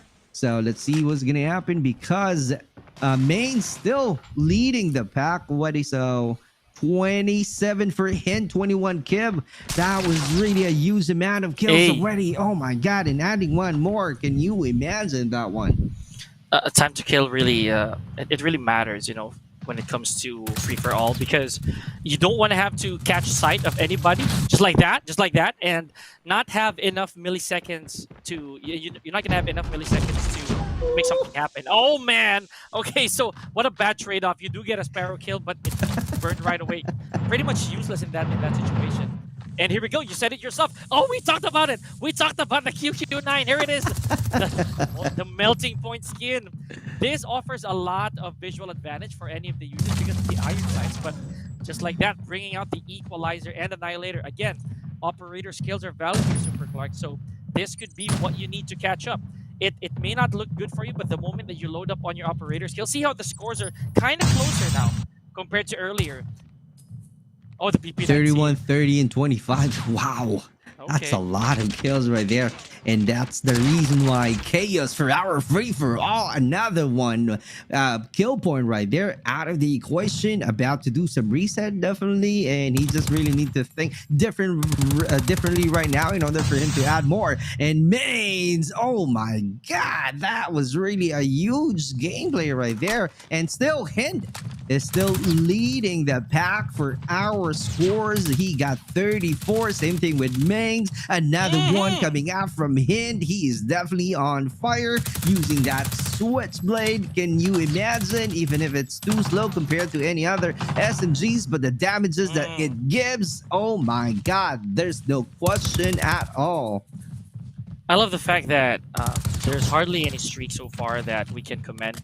I think the highest I saw was 4. Like 4 straight frags, and that's a big deal already. Because again, you don't have a teammate to save you, so every single thing that you see moving here is an enemy. I like the fact that I thought for sure that Kib was gonna drop off, like that Mains was gonna take the lead, but because of the death ratio that he has over his frags, I think Mains may have a hard time catching up. 40 to 20. Imagine that 50. That's 50 to 50 KDA, so or KD ratio for Kib. So still looking alpha here. We do have a lot of catching up to do here for Falk though. So 16 is still stuck in the early 10s in terms of frags. We're closing in on our last 10 frags here, Super Clark. So Falk, it's looking a bit bleak here for him, but he can stop the other players from getting higher frags than he does. That is definitely true. And let's see if Hind will be coming back as the top fragger, because Main's right now leading and being on top already in terms of kills and hits. Not yet done. They're still having a lot of energy, still composed to get another kill and a blank. As like you said, he's definitely performing well with 30 kills. Oh my god, we are not yet done with this war. We are not yet done with this chaos. They are really going crazy right now. Keeps on rotating, having the same situation, still getting a kill, running around, using Fennec, and this time Sparrow, you gotta make sure that you can get a kill. Hey. Here you go, but at your back. Oh my god. Kib down to his last 3 frags here, and the clock is winding down. We have 25 seconds left. Kib he's gonna emerge on top here if no one stands in his way. Mains is not really far behind, but gets burned. 17 seconds left on the clock. If nobody reaches a 50 here, we are gonna base it off of the timer, and that's not how we want to end. That is not how we want to close out our free for all. 2 frags remaining. Oh, 5, 4, 3, 2. Kib is gonna run away with this, and he doesn't need to cap it all up. Oh, 49.50. Are you serious? 49.50. The COD M gods did not give him another body to take. Super Clark. We have Kib taken down the competition with a massive lead of 49. Oh man, I cannot even. Okay, you know what? I'm gonna calm down a little bit because that was too close for comfort for me. I'm here sweating bullets, trying to see if Kib was gonna get overtaken by Mage. But as I mentioned, the points did not fall on his favor. Right. Is not able to I should say not he came too short in terms of position only. In terms of position, because he got the skills, he got a good weapon. Same thing, Fennec is the one being used. Same thing with our MVP right here for getting 49 kills for hint. He definitely got a lot of hints to where he can stay, to where he can wait for his opponents and annihilate everyone else who comes close to his position. And that's the result, 49 kills right away, and followed by 41 Hash Brown. Can you imagine? We're thinking, no, 45 for... no, 41. Yep, I was right. 41 for Hash Brown. We are thinking that Mains will be taking over that one for being the top frogger, right? But it misses some shots right there. It misses some shots. So that's the reason why he came on our second placer. But third placer? Who's our third placer? I'm not seeing it. But, yeah, I think it's over. I think it's over, way over here on the other side of our screen. Right. But point to make here is the fact that Mains, with a very valiant effort, tried to go very close, really close to Kib, but just fell literally 1 frag short, and with not much time to work with. That was really exciting. I was clenched on my seat. I was jittering. You know, I was so nervous on how that's gonna pan out, because 50 frags is actually not a joke. You know, it's a lot to accomplish, even in something like Hardpoint. 50 frags, yeah, it comes and goes every now and then, but in a free for all where no one's your ally, that's you gotta be John Wicky to do that. You know, right. you definitely need to be able to look at all directions and rack up these frags. So congratulations to him. I personally think that free for all is one of the most enjoyable modes in a COD mobile. I know it's not in rank. Yeah, I know we don't really get points from that, but I do think that for a community tournament such as this one, it's a really great addition. He goes to show he it really goes to show that he knows how to play free for all.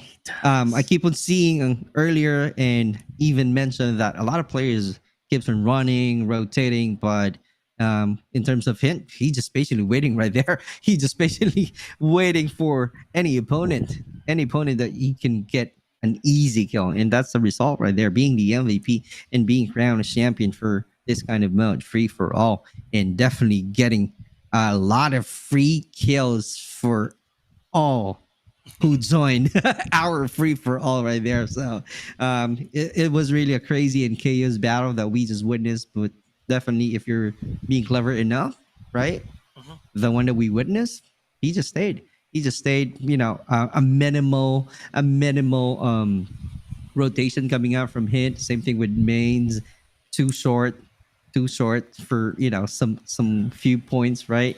but Main still did his best to perform, but not able to really keep up and not able to somehow, as I say, get more kills before the end of the time that we have in playing Free for All. But at the end of the day, they managed to really perform well. They got a phenomenal performances on this mode. So I think all of the 6 players who joined this mode really enjoyed it, even if it's really a chaos battle, right? It's really a chaos battle. It was fast and chaos, so it's a fun and enjoyable to play on this kind of free for all mode.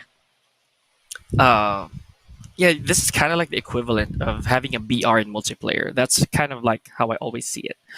But it allows you to use the guns you like. You know, you don't have to loot for anything. You just Right. make your loadout effective and survive the odds. You know, unlimited respawns as well.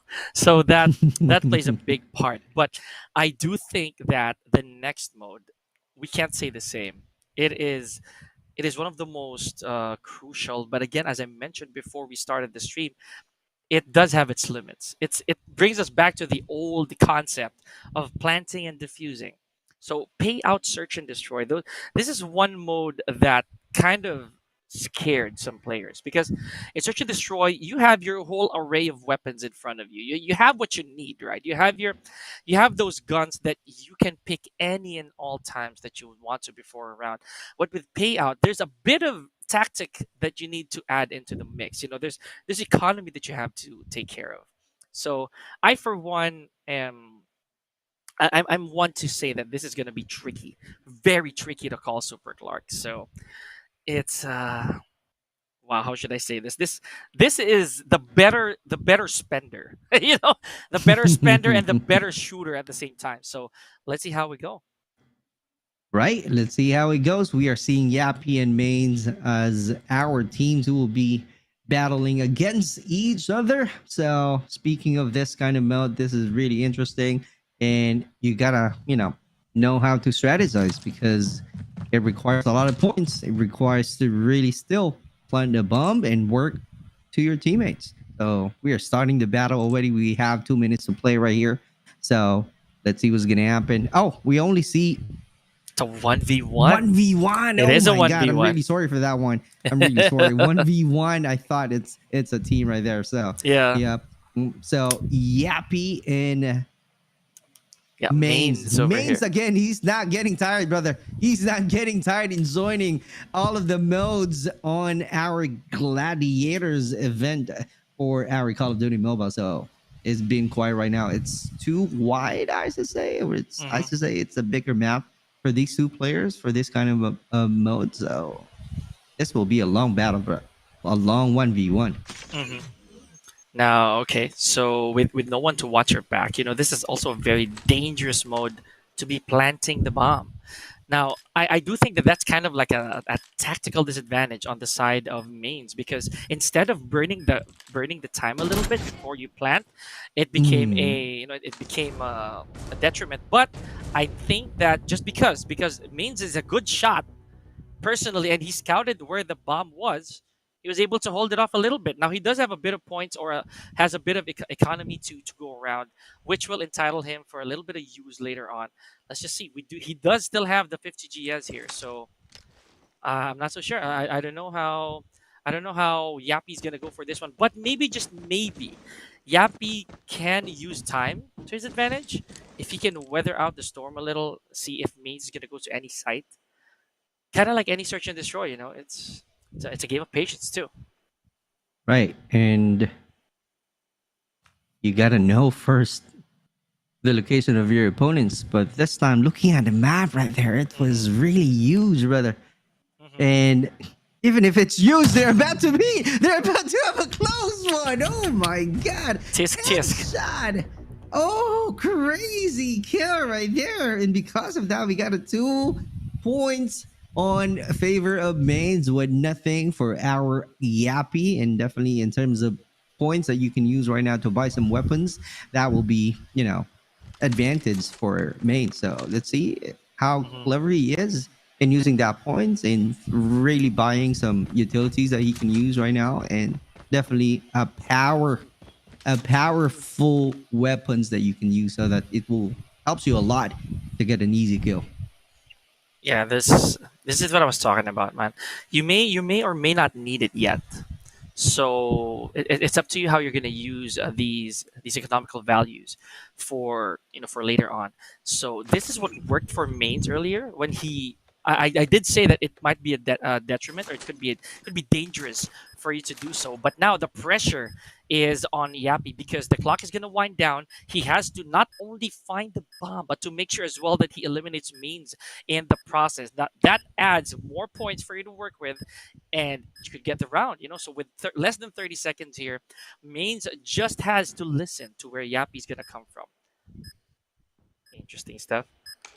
Is it going to be deja vu from our first round? Losing a lot of time There right it now. is. Losing some time. He's about to lose it. He's about to lose it. He's about to lose it. Oh my god. Oh! Oh, with enough time. For the kill. Enough time. For the kill. Oh no. God. Crazy clutch coming from Yappy. Can you imagine? He only got less than 20 seconds right there. And after being seen, he just first killed Mains and timed the defuse. And because of that, he got the first win. Our score right now is 2-1. Man, Crazy. that is a heartbreaker for Mains. Honestly, with all that build up, all that effort to stay motionless, just wait for that bomb to start giving off that audio cue that it's gonna be diffused. Oh my goodness. Okay, I'm kind of holding my temple right now as well as my sinus out of the frustration. But Yappy though played that to perfection with just 4 seconds to spare. Yep. Naturally though, we do have Mains deploying a little bit of smoke here. Maybe faking out the B side.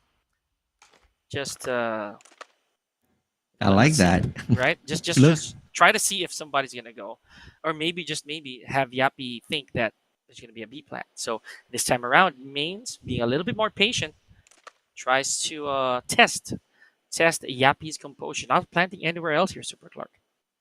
Correct. That's right. But it's still a huge map in a 1v1 right here.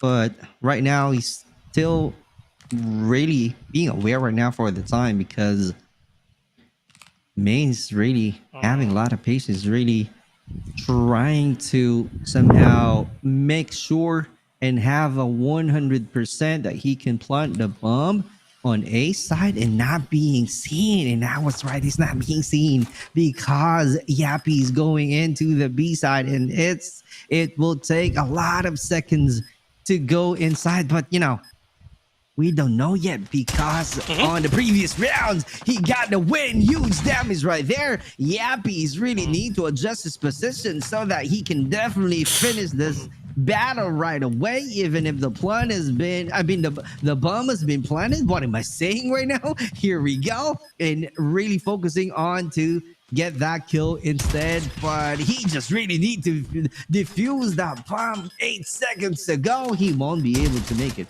He won't be able to make it. No. Bro. Yeah, I'm gonna pardon myself. I'm gonna correct myself. That was B side earlier. That was the target of Mains primarily. So this time A really successful for Mains. So, but now he does not have the luxury of actually going for the plants here. We're back to square one. We do have a 0. We do have 0 here in terms of economy. So nothing really too special. Just gotta rely on the small arms fire. Now Yappy may return the favor here to Mains and be able to plant where he chooses to. But again, at this point, Super Clark, it's not just a matter of managing time, but also whatever weapons you have. We know that the 50 GS here, it's a really, really, really good sidearm. Great one-tap potential, or rather, I would say very good, What very is good he damage doing, output. brother?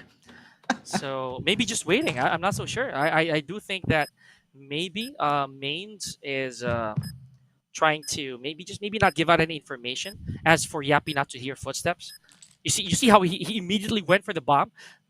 and slowly inching his way into towards the plant. So maybe Yappy here, not able to hear anything. Just goes for a for a slow Oh my god. strut. Body's gaming. Ow. Okay, ow. Oh, That's all I misses can that say. shot. Oh, all right. Being clever right there, but not able to react. Oh, that sucked. Come on, man. Oh Come on, man. He can still take it. He can still take Oh, it. definitely. You just need 4 seconds for a defuse. Yeah. Oh my goodness. Oh. 4-1 is our score. That was really crazy. And Oh, I that thought hurt. Mains earlier, if you remember, he's just, staying at the corner, really doing nothing at all. Maybe he just read the mind of Yappy that he's about to plant on B. And true enough, that was the one that we just saw planting on B, buying some time and really close out the gap and get a kill. That was really a crazy one. He's definitely being clever right there, showcasing how good he is in playing this kind of mode.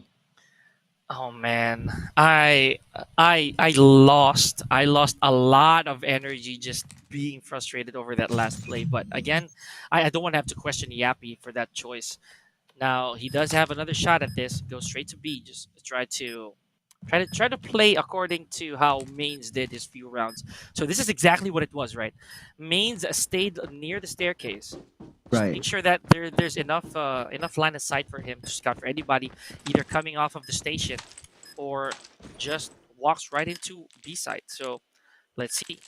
Mains does not have a lot of weapons here. Just goes for a Renetti. This is a burst weapon, by the way, so can't be missing your shots a little too much. Even if Yappy takes this, I think Mains is confident. It goes to shows in terms of his movement. Oh, cracked out that vest right away. Let's see how good he is. Let's see if he can make it. Let's see if he can get that kill. Here we go. Oh! Good try. Great job, though. Great job to Yappy getting this time that win. That was really a good debut for him. And it definitely gives him the advantage in terms of the points that he can definitely use to buy a good weapons that he desired and be effective in winning the next round. So we're going to start once again. You know, this is a best of one, Super Clark. So can we just say that this is a point of no return for Yappy. He has to keep going at this if he wants to stop Mains in his tracks, because it's not gonna take that much effort for Mains to close this out. I can already tell the confidence that Mains has in a mode like this. So with 4 again, he's up by 2, and that's still a tall order for anybody. Not to mention, as Right. defender, he can just wait you out, right? But at the same time, it's also like a bad move if you kind of stall too long, right? Because this is exactly what I'm talking about. Imagine from 1 minute and almost 2 minutes, from 1 minute and 50, you're now down to 45 seconds. You not only does it take time for you to stroll into the site, you also have to expect the opponent to be waiting for you. So this is what we're talking about. They don't know where each other are. That's where they are. Oh, Yappy though. Okay, Clark. He finds his footing. He's You know- doing it. Yep, he's definitely doing it. He knows where he is. He knows where he can point that gun. And that's an easy win right here. All right, so let's see if he can repeat that one, because he's really good at it. He's really good at it. After planting the bomb, he just, camped out and patiently waited, find a good angle, close the gap, no space, use damage, killed right away. So that's another good win. So let's see if he's going to repeat that one. This time he's about to change it. He's about to go to the B side to where it's very clear, but not planting the bomb yet, because we still have a lot of time to spare. And maybe that's the reason why he's definitely trying to somehow find some intel to where he can stay, to where he can really have a good location, to where he can definitely find a good chance of getting another kill and, getting a win against our defender, which is Main. So let's see how it goes. Okay, with an SKS here, I had to say that out earlier. This is arguably at one point one of the best weapons here in COD Mobile, simply because it's it makes huge damage, right? But you can't keep missing your shots. So it goes without saying that there, bomb has been planted. Doesn't give a lot of time here for Yappy. So or rather for mains rather. Oh, what did I tell you? What did I tell you, man? This weapon right Three here, shots. that is that is a harpoon shooter. I'm telling you, that is what the SKS is. It is gonna tear a man in half. Beautifully done. So that's 3. Mains just closing it out with authority, no matter what side he's on. Congratulations, 1v1 payout S&D. I cannot believe this, Super Clark. There were so many times, for the lack of better term, that Yappy choked. Yeah. So, oh man, I am so sorry for that. But yeah, mains just bagging one more for the team. Main's remaining the champion of this mode. He's like you said, he's definitely confident in really taking advantage of knowing where to go, buying some time, and be clever enough to plant the bomb, and definitely depending the side as well. He's definitely he knows. Or has to say he mastered the map, so maybe that's the reason why it was really a huge help for him to really get an easy kill for Yappy. And on the other hand, Yappy tried his best to really, somehow secure a points to where it can give him somehow an advantage to get the guns that he wants to use and really prepare for, um, another battle to where we just witnessed, but he came short. He came short. And Mains really proves that he got the skills, that he really knows what to do, and he really reads the mind of Yappy, and able to capitalize it. And that's because and that's the result of knowing and being prepared with whatever strategies that he really need to pull out from his bag, or as I say, from his notebook. And that's the result. 5 is our score in being the champion for this for this mode. Wow, I'm also not really a fan personally of Express. That map is a problem to a lot of people. Me personally, I do think it's good for spawn games, but for something like Payout Search and Destroy, it kind of is a whole different story. There's so many levels to Express as a map, for more reasons that I can think of. One, it's a sniper friendly map.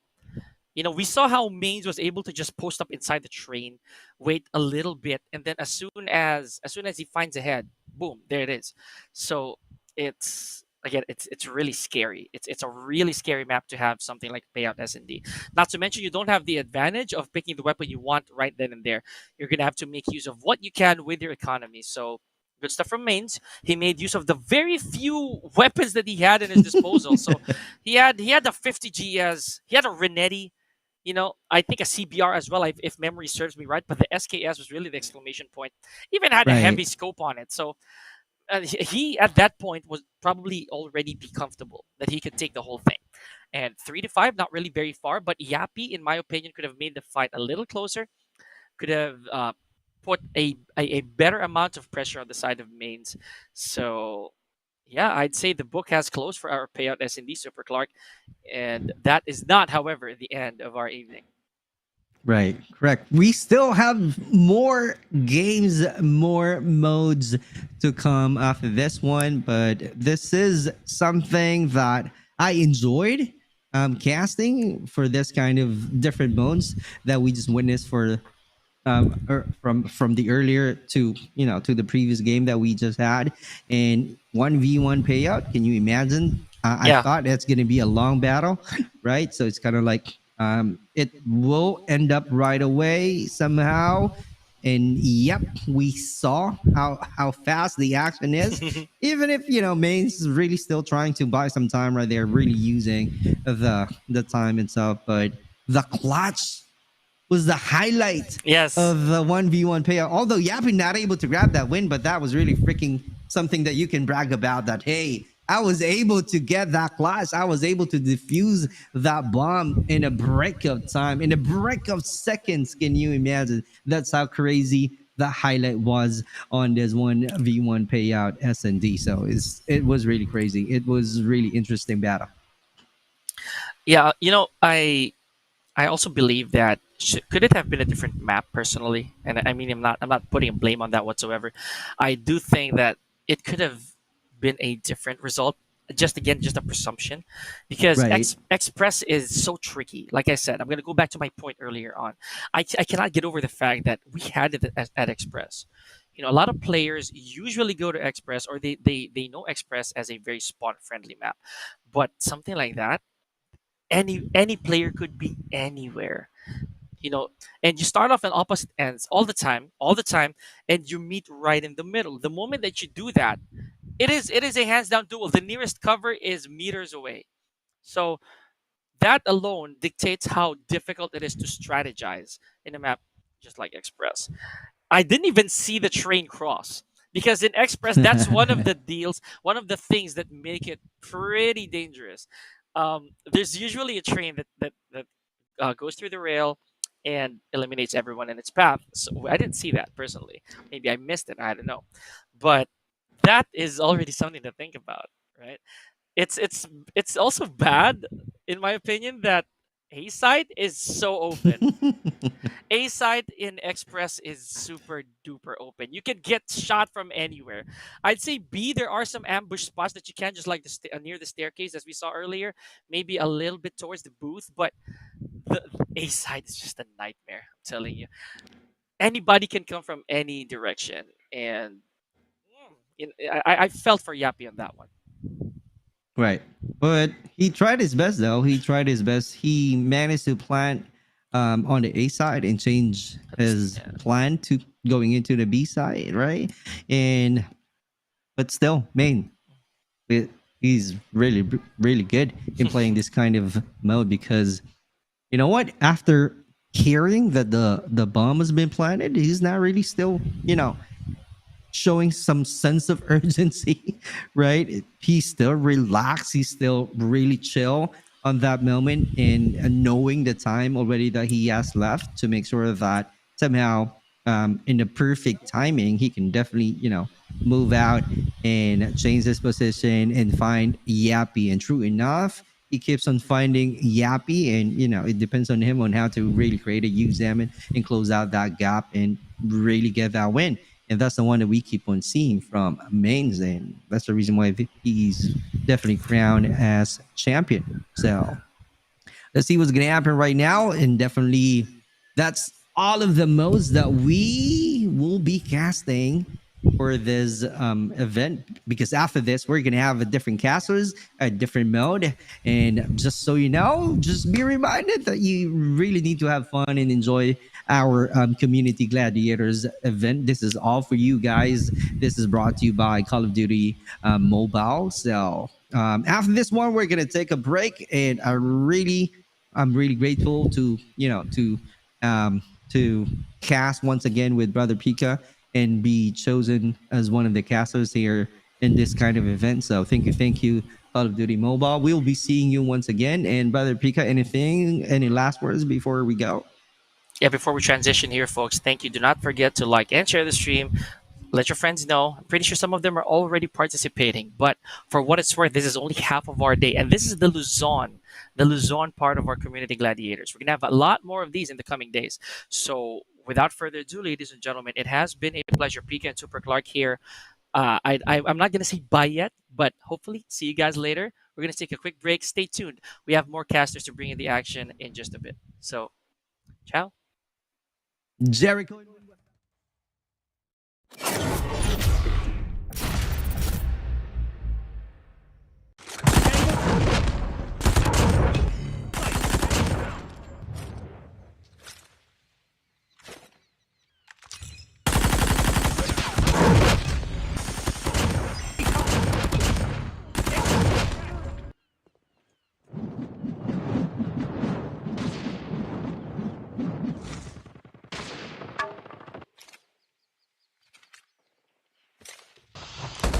Taking the lead.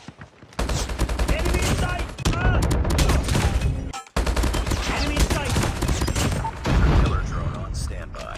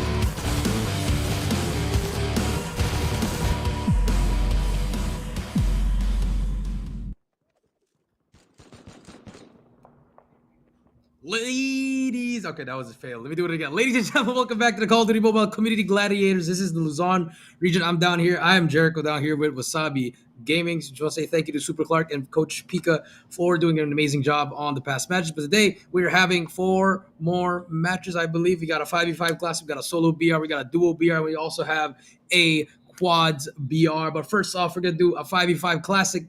It's like a GM5 after match, if you want to call it like that. And it's just a classic 5v5 multiplayer. Yep, I mean, this is a little bit of a change of pace for us, Coach Jay, because we're not really used to casting VR games, but, Garena wants to throw us a curveball here and put us into the VR scene. But, I think I'm really looking forward to finally seeing some VR action because for a long time, there hasn't been any events for the VR side of Call of Duty Mobile. And finally, we do have a community event here. Yeah, I mean, I like watching BR games, especially in the COD Mobile. I used to cast the GIBR before, the Plunge, all those old events. It was really fun to watch, and I hopefully there are more tournaments for the BR side. But for today's 5v5 multiplayer S, we're just only doing Search and Destroy. So this is some E Classico, if you know what I mean. It's just all about chows. If you guys know what chows are, if you don't know, well, I think you're too young. But doesn't matter. It's just all going to be Search and Destroy. 5-on-5 classic. It's like a game 2 and a game 5, but this time it's just all S and D.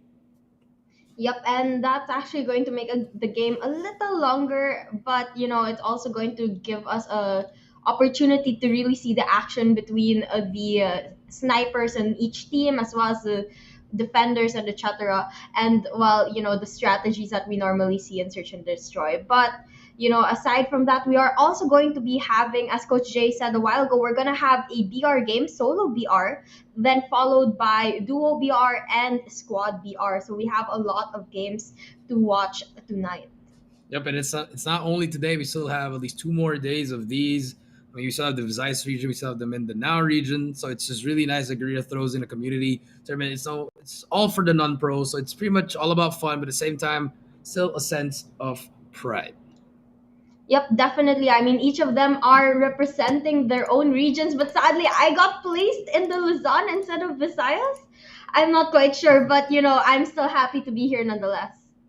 That is true. I mean, we're thankful for the opportunity, and there's just a little bit of warm up because next week we're gonna have some heavy hitters. We're not really gonna spoil it, but I think a lot of people know what's gonna happen next week. But for this week, we are going to celebrate the community. Again, this is the Community Gladiators presented by Garena as we wait on for the match. Again, 5v5 multiplayer, Search and Destroy. After that, we're gonna hop over to the BR side. So, Wasabi, I got a question. What are you expecting here?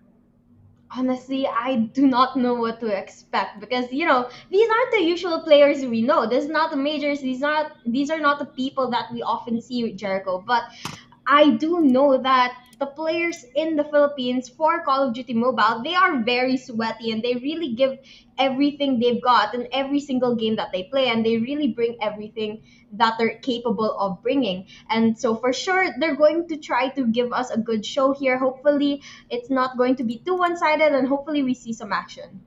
Hopefully, we do see some action because I'm pretty sure Filipino people, they love their Call of Duty Mobile. They are very passionate about it. Every time you ask, it's either the other game or it's COD Mobile. So that's pretty much just the 2 games you can pretty much play with anyone. So now, as we wait on, I'm really excited. And what kind of maps are we playing? Are we playing the competitive system? Are we playing random maps? I mean, I'm down to see some Crossroads Strikes S&D, some Crash, throw it back in the old days. Maybe some old maps we see here and there, and hopefully the gun range as well. What kind of guns are we using? Are we using the competitive guns, or are we using just for fun guns? I do want to see the Maddox. Maybe the Maddox could come out here again. But as we wait for the players to join, comment down below which gun do you want to see in this game. That's right. That's quite an interesting point, Jericho, because I also don't know what exactly the rules for this community tournament is. And, in the competitive scene, a lot of the score streaks are banned. I don't know if they did the same thing here, but maybe they didn't, and maybe we'll see some of those score streaks being used today. Although it's going to be Search and Destroy first, so I'm not sure if we're going to see any score streak at all. Yeah, maybe not. Depends. We could probably have a UAV and a shock Maybe. RC, probably a Pred if you get an Ace Plus to defuse as well. All those kinds of stuff as well. I do want to see if someone wants to use the NA-45, you don't need to show up here anymore. I'm kidding. No, you can. It doesn't matter. I'm just not a fan of that gun, but I'm excited to see all these guns. So maybe we see a 5v5 shotgun. Hey, I'll take some shotgun, some just rushing Maybe. in. Some Everyone has a unique shotgun to use, so anything could happen as well. A tomahawk would be nice if we do have one. All these other lethals and maybe some riot shields. We don't know what's gonna happen, or maybe some random plays that's just gonna make us smile. Maybe all of the players will be using melees for all we know. They could just be having fun with this as well as us. Like we casters, we're just here to have fun, a little break from the normal competitive scene that we usually see, and we are looking forward to seeing what these players have in store for us and what Garena has in store for us because honestly, we have no idea what to expect. Just waiting and waiting and waiting. Like how long you're gonna wait for that person? Ooh, double meaning. But with that being said, how many viewers we got? We got 66. Come on, guys. Don't forget to like and share the page. This is the community tournament. If you want to have more, you got to show that support. Follow us on Facebook, subscribe to YouTube, do everything that you can to get the word out. Invite your family, have some dinner over the tournament, and let's enjoy some Call of Duty Mobile. Yeah, definitely. You guys should follow and share because not only do are we going to have more community tournaments just like this one, but there's also the majors that's coming up that Jericho kind of peaked at a while ago that starts next week, and I'm sure a lot of you guys are looking forward to seeing that as well. So guys, don't forget to drop a subscribe or a follow depending on the platform you're on. I mean, that's true, and maybe we might see some potential. I know it's just somewhat of a show match, but sometimes people tend to show off, and maybe someone has a path here that next thing you know, from the community tournament goes all the way to the pros. You'll never know. There's a lot of instances like that, so maybe that's what they say. You can always try to find a diamond in the rough. So hopefully, maybe some players are going to try to look for them, or maybe some orgs are looking for some content creators, some fun players to go with. This could be the shot for them as well, or just players just want to have fun, and I think this is the best time for them to do it as well. Definitely. I mean, that would make a very nice storyline if you started off in the community tournaments and then somehow became a pro player and then you make it into the big leagues. I mean, there's definitely potential for that to happen here. And we'll just have to keep a eye watching out for these type of players that have potential to do so. That is true. Potential is key here as we wait. I mean, players taking some time to join, but it's okay. Again, 5v5 if you're just joining us. I'm Jericho. This is Wasabi. Our first match is going to be a 5v5 classic S&D match. And then also the next one is going to be a solo battle royale. We're going to have a duo battle royale. And then we're also going to have a squad battle royale. Number of games, not sure how many we're going to have, but definitely going to have a lot of fun today in this tournament as we are waiting. Yep, and I saw someone in the YouTube comments asking what's this about. It's actually just a fun little community tournament for the followers, mainly catering to the Filipino followers of Call of Duty Mobile, and it's just a fun way for them to showcase their skills and have fun with other people on the live stream. And actually, this isn't the first one. They've been doing this in other regions of the Philippines, like actual holding community LAN events just for them, for all those kids and players that been loving Call of Duty, and now they're doing it on a bigger scale, where they're doing it for all three, for all of in the Philippines, in Luzon, Visayas, and Mindanao. So it's just a great growth that we're seeing in the ecosystem of Call of Duty here in Garena. So hopefully it does keep on continuing, keeps on growing and growing. Hopefully, you do get a pro league soon. All this other stuff that you want to get, and just wait and see. And if you are a fan, well, you just got to keep on supporting and keep on trying to spread the word about Call of Duty. Share, like, the typical stuff that you can do to help this game grow in our country. Definitely. And guys, if you want to join these community events as well. Don't forget to join the Discord server of Garana. They post a lot of updates there, not only about events, but also about the game in general. You can see there the updates that are coming, the patch notes, and etc. That is going to really help you level up your game, especially if you're starting and just learning the differences between games and what's meta and what's not meta. It really helps you. And aside from that, you get to meet a lot of cool people as well. So don't forget to go join the Discord server of Call of Duty Mobile as well. Yes, that is true. So now, as we are waiting, I mean, hey, where the players at? Come on, get off your bed, join in the game. As our production would say, wait. Oh, he's actually Indonesian. He's not Filipino, but yeah, I mean, we're pretty much just waiting here, guys. It's a waiting game. You know, no matter how long you wait, you'll never get it. Jericho, I challenge you to 1v1 while we're waiting. I'm joking, I'm joking, I'm good. joking. Okay, game is gonna be ready. Stand by right now, ladies and gentlemen. Remember, this is it. 5v5 Classic Multiplayer PV Purge out versus SNH. What does SNH mean? I have no idea, but S and H. All right, here we go. PV Purge. And now SNH. So I guess S stands for Sally, Nally, Hallie. So that's Callie. What? Never mind. I don't think that's even the names of any players. But okay, here we go. Game number 1. It's a best of 1, by the way. So if you lose, you lose. So here we go. Game number 1. The final game, actually. PV Purge versus SNH. Summit Search and Destroy. We see some kind of... and we don't really see Summit anymore because it's not in the competitive rotation anymore. But ARF gets 2. And that's going to start things off. It's going to be a 5 versus 3 now.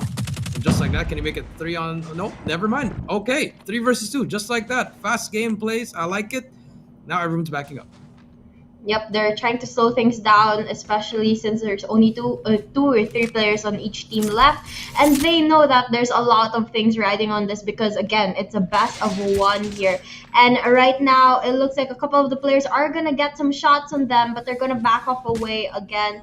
The bomb hasn't been planted just yet. There's still a lot of time for them to do so, and so they're slowing things down. Yep, slowing things down at the moment. Fluffy, trying to be a fluffy dog. Pepsi doesn't have Coke. Now it's gonna be number 5. Jazeera gonna get taken down. Chinito Lover takes him down. 1 versus 3 now. It's all up to Pepsi. If he wins this, I'll buy you a Coke, Wasabi. I don't drink Coke. You can buy me bubble tea, but sure. Anyway, Pepsi all out right now. He's going to be the last player on his team versus 3 other players, and he's just about to peek out of the window right now. And unfortunately, he is going to take some shots there, but he's gonna make it out alive. He knows where the players are now as they give off their location. But the question is, will he be able to secure the kills? And from the looks of it, he is gonna get taken out as he gets pushed by 2 players.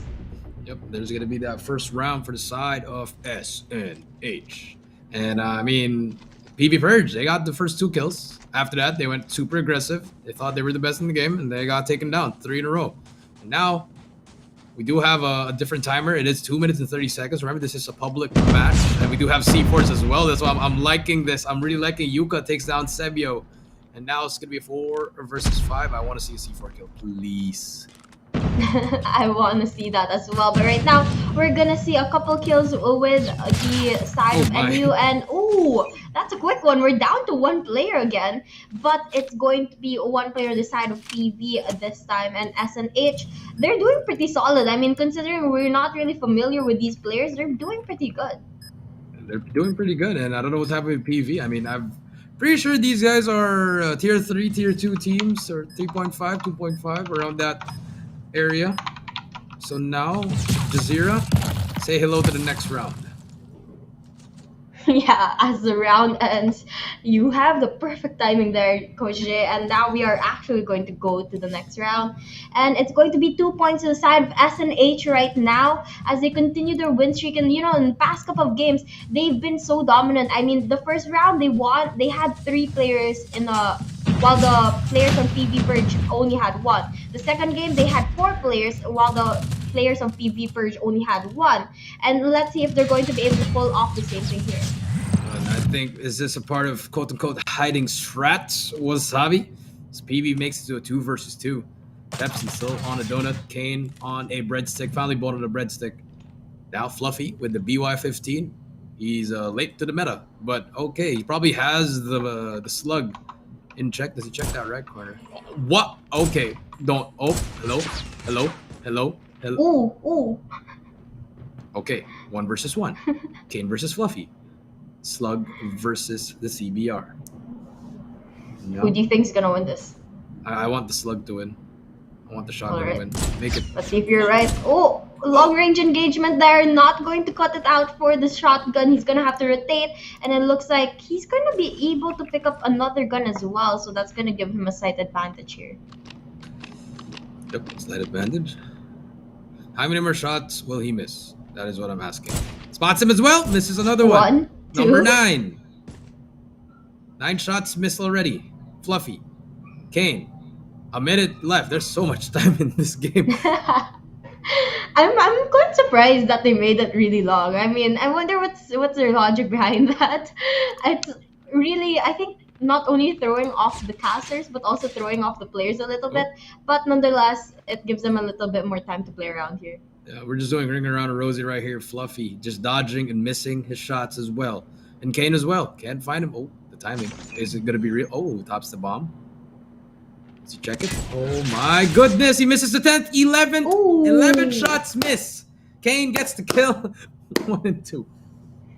That is quite unfortunate. I mean, 11 shots, although some of those shots were pretty far and we kind of expected them not to hit. But again, 11 shots is a lot. He should have maybe switched to that LK that he's bringing along or gone to a closer range engagement. But either way, we are going to be moving on to the next round, 4th round of the game, and it looks like NU is going to take the numbers advantage here. Yep, they take it. Again, 4 versus 2. Jazeera gets 1, gets 2, but doesn't get the 3rd. Gets taken down, just like that. 1 to 3. I believe this is only up to 6, if I'm not mistaken, or 5 if we're not using the competitive rule set. So almost a match point, halfway. I'm actually not sure how many we're going up to, but either way, the players of NU have the lead right now, and they're looking to maintain that lead because PV, you know, they continue to push in the same way as always. I mean, I haven't really seen a change of strat here, which is why the players of SNH is really able to catch them. But right now, Jericho, we see an NA45 at play. I want to see you get a kill. Come on, Chu. Do it. Chu. Trying to find one. Arky does get Jazeera. Spots 5 players with the heartbeat.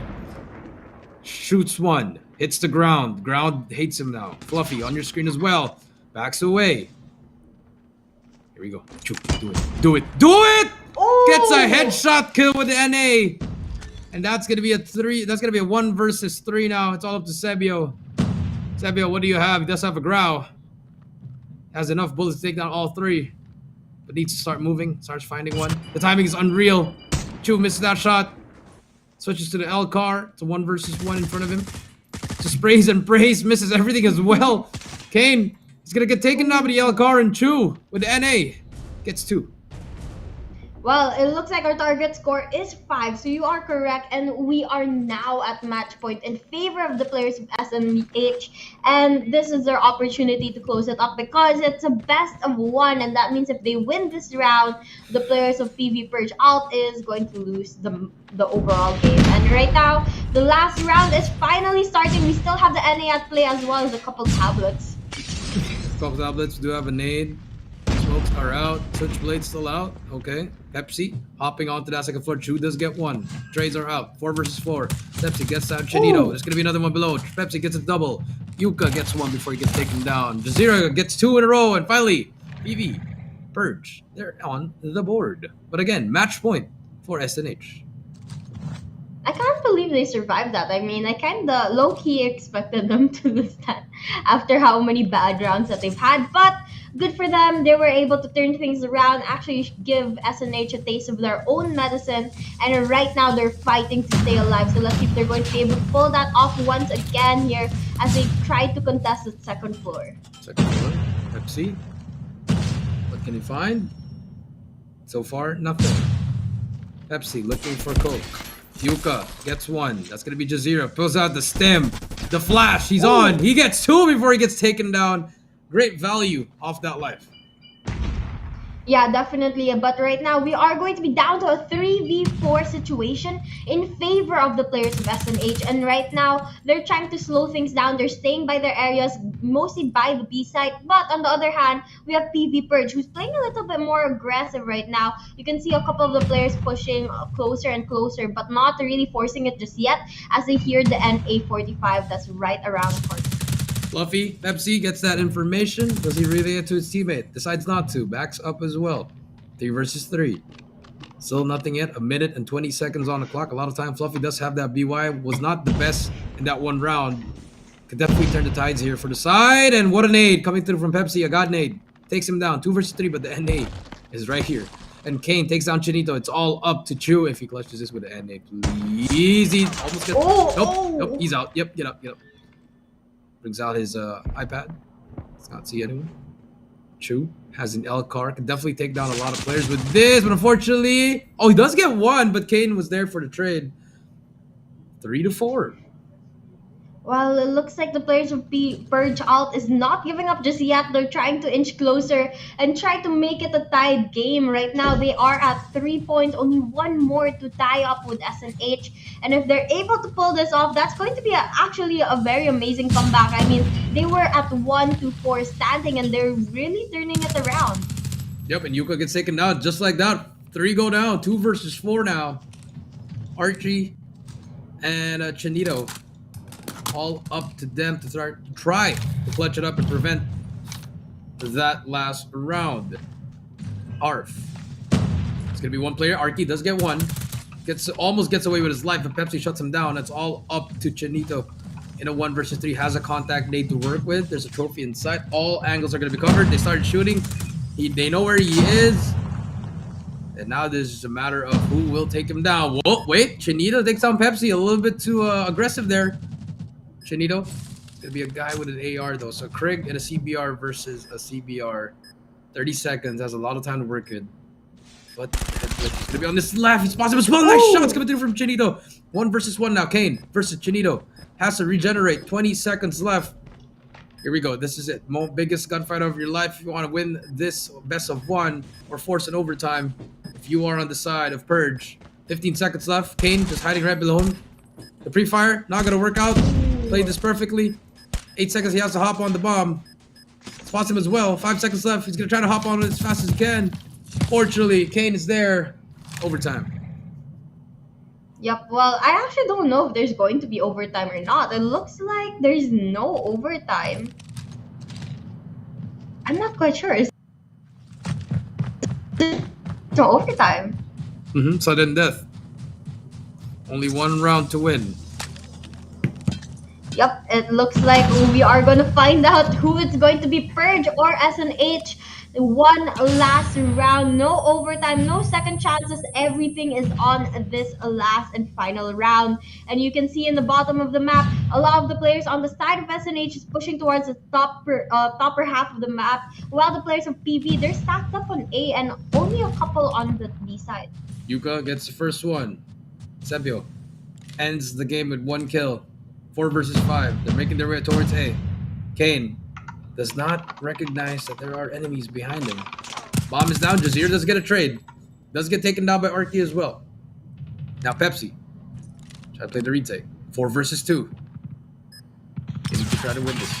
But unfortunately, Arf is going to get shot down. Pepsi does get 1. 2 versus 3. Still winnable here, but Pepsi needs help. Pepsi needs help from Arf, and Arf's a little bit too slow there. Pepsi trying to make a play on his own. Here comes the double push. Arf, so on your screen. Pepsi does get 1. 2 versus 1 now. Arky does not spot the player, but the trade is there. Chinito gets 2, and SNH win it 5-4. They gave false hope to PV Purge, and SNH, they take it. I don't know. I don't know if SNH was just giving a couple of rounds or they were really struggling in that time that they had a lose streak to the players of PV. But nonetheless, they were still able to claim the win. And here they have a certificate from Garena Call of Duty for winning the Community Gladiators Search and Destroy Classic game. Congratulations to them, SNH. now, as we wait, take a look at the scoreboard. I mean, everyone is doing their job. Fortunately for Sebio, he is on a breadstick. But congratulations again to SNH. Again, it's Sally, Nally, Hallie, Callie. I have no idea what names are you saying, but we are going to see the scores right now as of our players, and SNH, they did really good. I mean, two of their players getting 10 kills and a couple getting a little lower, but nonetheless still pulling their weight, and you can see here some highlights of the game. At the highlight of the game. Oh, there. It's one. Gets another. Just 0. Shots were not beautiful. Still managed to get 2. And then this one, the NA. Where's the NA shot? I want to see the NA shot. Oh, switch it, switch it. Right here, right here. Bam. Beautiful. Ooh. That was probably the best highlight.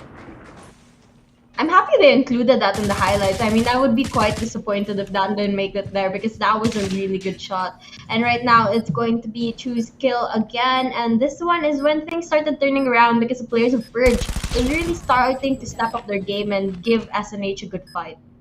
Yep, give SNH a good fight.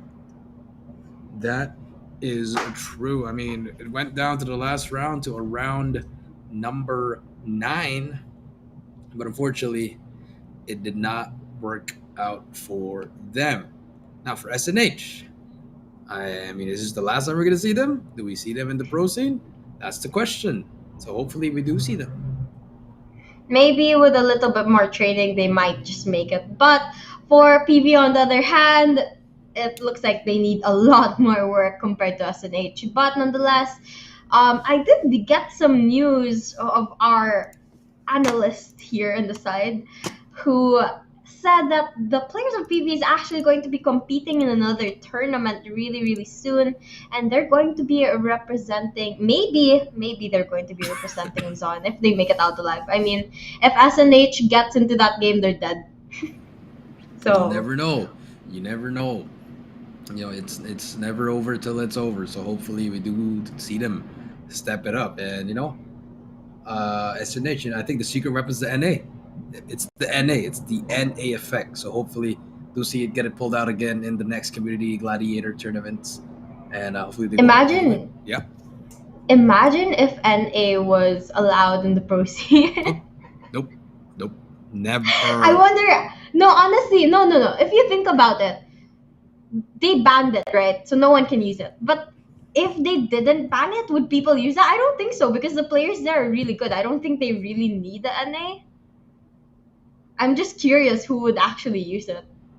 I think if you decided to use that, you'll be probably blacklisted in all of the scrims. No one would scrim you because you'd use a gun that's not really. Yeah, that actually used to be a rule in scrimmages even before it was banned. Like when NA was new, when NA45 was new, it was automatically banned from all scrimmages. I remember that. Like no one would want to scrim with the NA45. I mean, it's just not allowed. It's because you have even before bullets. It was part of the rules. Even before it was just like banned. No, not allowed. Well, I mean, thankfully it is banned in the pro scene. So now, as we are over with the classic 5v5 Wasabi, we move on to the solo BR. And I know you are one of the best BR players and casters out there.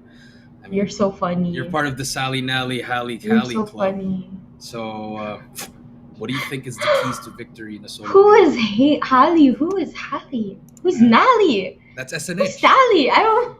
And then you put Callie in the end. I don't think that's how it works, but okay, sure. If you say so. I trust you. But yes, what are the keys to victory in a solo BR, Miss Wasabi? Stay alive and do not die. I accept that. You know, if I was in their position, I'd go. There's only 2 ways you could go. You could go for a hot drop, try to get some early kills, or you could play really far, and then when you get your loot, when you start moving, and you're gonna get sniped. So, or you could go with the third one, just hide. I'd do that. It works. I would do that. So I mean, 50 players. I mean, it works out. Works It out, works right? out if you hide. Because Battle Royale is not really about the number of kills you get. It's based on your rank, like how late in the game you die. So even if you get 0 kills, you don't have gun, you don't have loot, you don't have anything, as long as you stay alive, you will be fine. But then again, that makes the game really, really boring. That's why most people just rush into the game. That is true. I mean, at the same time, if the tournament does not require kill points, then obviously you don't need to get the kills. But if it does get elimination points, so I guess you gotta balance it out. Third party is the best party. You always have to remember that, ladies and gentlemen, as well as you don't have to fight everyone. Pretty much, you just have to choose your gunfights, and then from there, you work your way. And here from Warden, actually, Sally Nally Hally is the one that's repping the Cali scene. They're from the beaches to the valleys, living the dream. Sunside State, palm and trees, and the ocean breeze, and the land of the stars where we aim to please. Dash Cali Gaming. So, thank you very much for that one. So now the question is, did Warden write this or did Chat GPT write this? I think it was Cali. What? Because it says Sally Nally Hally, we repping the Cali. So if you connect the dots, there's all alleys in the first of the letters.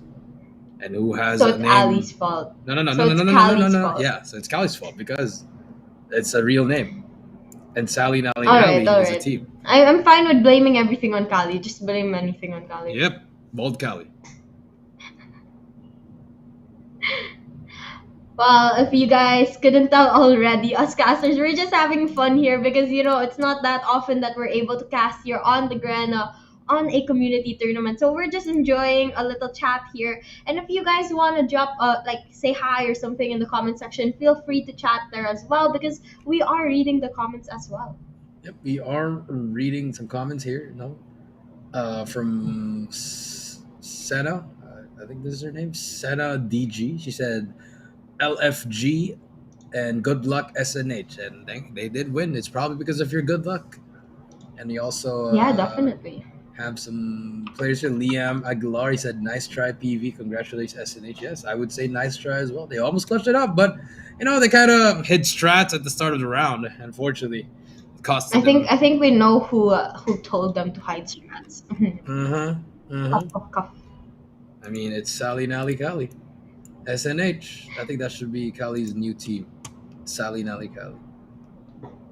And Yep. And Jericho, I want to ask you, have you ever joined any of these Garena community tournaments? tried, but obviously time is not on my side. I'm a retired coach with a lot of activities to do. I gotta hang out with the fam, with the friends. I've been playing. I just renovated my room. If you guys haven't seen, no more living room. We got the AC on board. But if I had the opportunity, I would have gotten us casters. You, me, Beef Mommy, Callie, Warden, and then we could also get our production crew Oofy as our manager. And I think we'll be fine. Maybe. But, it really depends. I mean, I'm really hoping, one thing I'm hoping for from Garena is a LAN event. I mean, it's been a year since we've had a LAN event. And we were hoping that Garena Master Season 5 would have been LAN, but it looks like they're making us wait a little longer. Jericho, do you have any idea? Start a guess. Not even, this is not formal information, but just a guess. When would you think that they would put a LAN? Ooh. Probably next year. I don't think this year would cut it. I mean, I think stage 5 would be the next LAN, and then the others would be the other tournaments for other regions, and they have their own LANs. But probably next year, I think proper planning really comes into it. GM3, it was fun. It was really fun, but it was really a hard time for everyone. It was kind of rushed, but at the same time, hey, it was the first LAN, might as well do it. And now, moving on to the next year, hopefully we do get something out of our Masters. It'd be really nice to see a lot of our fans again and everyone just cheering, because it's always great, especially if you have it here in the Philippines. I mean, you got the biggest fans here of pretty much all the teams, especially in the Philippines as well as in Singapore and Malaysia. They're all fans as well. So hopefully if we do get maybe you said like a Wasabi Invitational, maybe something like that could work. hosted by Sally, Nally, and Callie. Maybe I'll host an invitational. I don't know, but either way, it's yeah, you're right. It's very very fun to see a LAN event. Everyone screaming, cheering on their favorite teams, their friends, their whatever teammates, and the energy in the room when that happens is just so nice and motivating. And I know you felt that as a caster. You were motivated to cast in Grandmasters 3 because of everyone screaming. When you scream, everyone else screams at the same time as well. That was really fun. But now, as we get on board, here we go. Wasabi, solo BR. I'm kidding. No more Sally, Nally, Callie. Now, let's take a look. 50 players. Who's gonna drop first? We already have some players dropping over at the harbor side, or maybe at the jet side, I do believe. Wetlands, Keytown. And by looking at this, it's a mix of Blackout. If you guys have played Blackout and Black Ops 4, which I had, it was the first Battle Royale of Call of Duty, the official Battle Royale back in 2018, I mean. Now we do have some players dropping on Harbor, Centarium, Frigid Wetlands, Ski Town, Overgrown Outposts. So most of these places are all from the multiplayer maps of Call of Duty in this history. And oh my goodness, we saw it again. What is? Okay. And we back. Well, yeah, we are back. But one thing I wanted to point out was that when I was looking at the map, I was kind of surprised with how many new locations there has been. I mean, it's been quite a while since I've played VR. That's one thing for sure. But I didn't realize how many new locations they've added to that map. And right now I'm looking at it. I think I might play some VR pretty soon. Yeah, go for it. I mean, VR is pretty fun, as we can see. Now it's no gunfights at the start. Everyone's going to be really, really far. Let's take a look at all the players here. All right, I'm going to choose a random player. I'm going to go with letter F1. So if we go to him later, I'll take a look. F1. There you go. I'm going to go with this guy, Wasabi. Oh, what are you going to do with him? Is that your bet? Yep, he's winning. He's winning. I'm telling you, you can ask Warden. I mean, he has a pretty cool car. He's gonna win at that. Okay. Choose an alphabet. Come on, Wasabi. Choose one. I'm gonna pick letter I. Letter I. I1. Okay, production I1. Come on, let's go to I1. It's like a bingo, right? Imagine if I is dead. Go to I. Come on. Letter I. Letter I. Letter I. No, that is No. AI. There you go, Kimchi. That one. Kimchi Nadal. Oh. Wow. Okay, That works. Okay, we're going to go with kimchi. That's if you guys are Filipinos here, it's what do you call this? It's kimchi and wasabi. No, it's Kimchi Nadal, the singer. But okay, Kimchi. Okay. No, it's kimchi and wasabi. No, it's Kimchi and Kali. No. Sally. Kali, I'm fine with that. Kali's the one's going to kill you, but like. Anyway, back into the game. Kimchi here with the motorcycle. You know what's surprising is that Kimchi and I have the same skin. We use the same skin, so this is a sign that we're going to win. This is a sign. Are you sure? Oh, he's gonna go up against G1 Cyclone. Kimchi versus Cyclone right now. Does anyone peek? Probably saw him. Backs away. And Sumbong Hotdog takes down Astro. That's the first blood, and that's gonna be the first player taken down in this solo BR, and that is actually unfortunate for them. Yep, it looks like he's backing away. For now, he's going to be safe. Making a lot of noise going around with the motorcycle right now. But I guess there's very few people in the lobby, or actually not few, there's still 36 of them. But they're pretty far apart, which allows him to make as much noise as he wants. And right now, he's just going around trying to loot, and he's changing vehicles. Actually, let's. Oh wow! Okay, we are staying on Kimchi Nadal Airlines. Hopefully, she doesn't crash. Hopefully. Hopefully, he has his flying license. I mean, what is it? Okay, are we going to the dome? Okay. SM Sky Dome. Let's go. On the way, right there. Kimchi. Yep. Practicing to be a pilot. I'm back to Dream Dugo. If you know what Dugo, it's blood. T1. Okay, switch this over to the car. Nice camo. Can you drive? Does he have driver's license? From the looks of it, no, he does not have a driver's license. But I think he's doing pretty good. All right. No, never mind. He's going off road. But Okay, you know it's what? close enough. Close enough. Let's go to our names, all right? Let's go to J, since I'm Jericho. Let's go to J1, not the org. All right, Bray. Okay, all right. What is he trying to do? I like his skin. No, he has the warden. Oh, not really the warden. It's more of the. Oh, what is that? Oh, he's gonna get a. Okay. That's the upgrade. That's the Yeah. upgrade. I remember. They added this. Oh, but there's a player nearby. Look. Oh, here we They're go. about to come in. Come on, J1. Come on, J1. You're my second player to win. Oh, Bray with the movement. Oh, the TP out. Oh, And just like that, he's out. What a beast. And now, safe escape. AE1 takes the motorcycle. Zone is actually closing in, so everyone has to move out. If we can take a look at the map here, let's see if how many players are in the zone and out of the zone. Take a look at the map. Okay, so most of the players, but there's... Oh my god, Wasabi. Kimchi is stuck. Kimchi is stuck at New Vision City. She needs to get out. I'm not quite sure what happened there. Maybe this Maybe he crashed. or something. Maybe I don't really know. I mean, look at because C1. he Look. had a lot- Can we go he to had a lot C1? of Can we go to vehicles. He C1? could have gotten out of that. Look at C1. He's flying around. Get into the zone, my friend. C1 flying to the zone. Where is he going? Wait, what is happening to F? No, go to F. F is better. He's swimming. F. Oh, okay. Okay. We say here we got the car. Oh. Does he kill someone? Oh.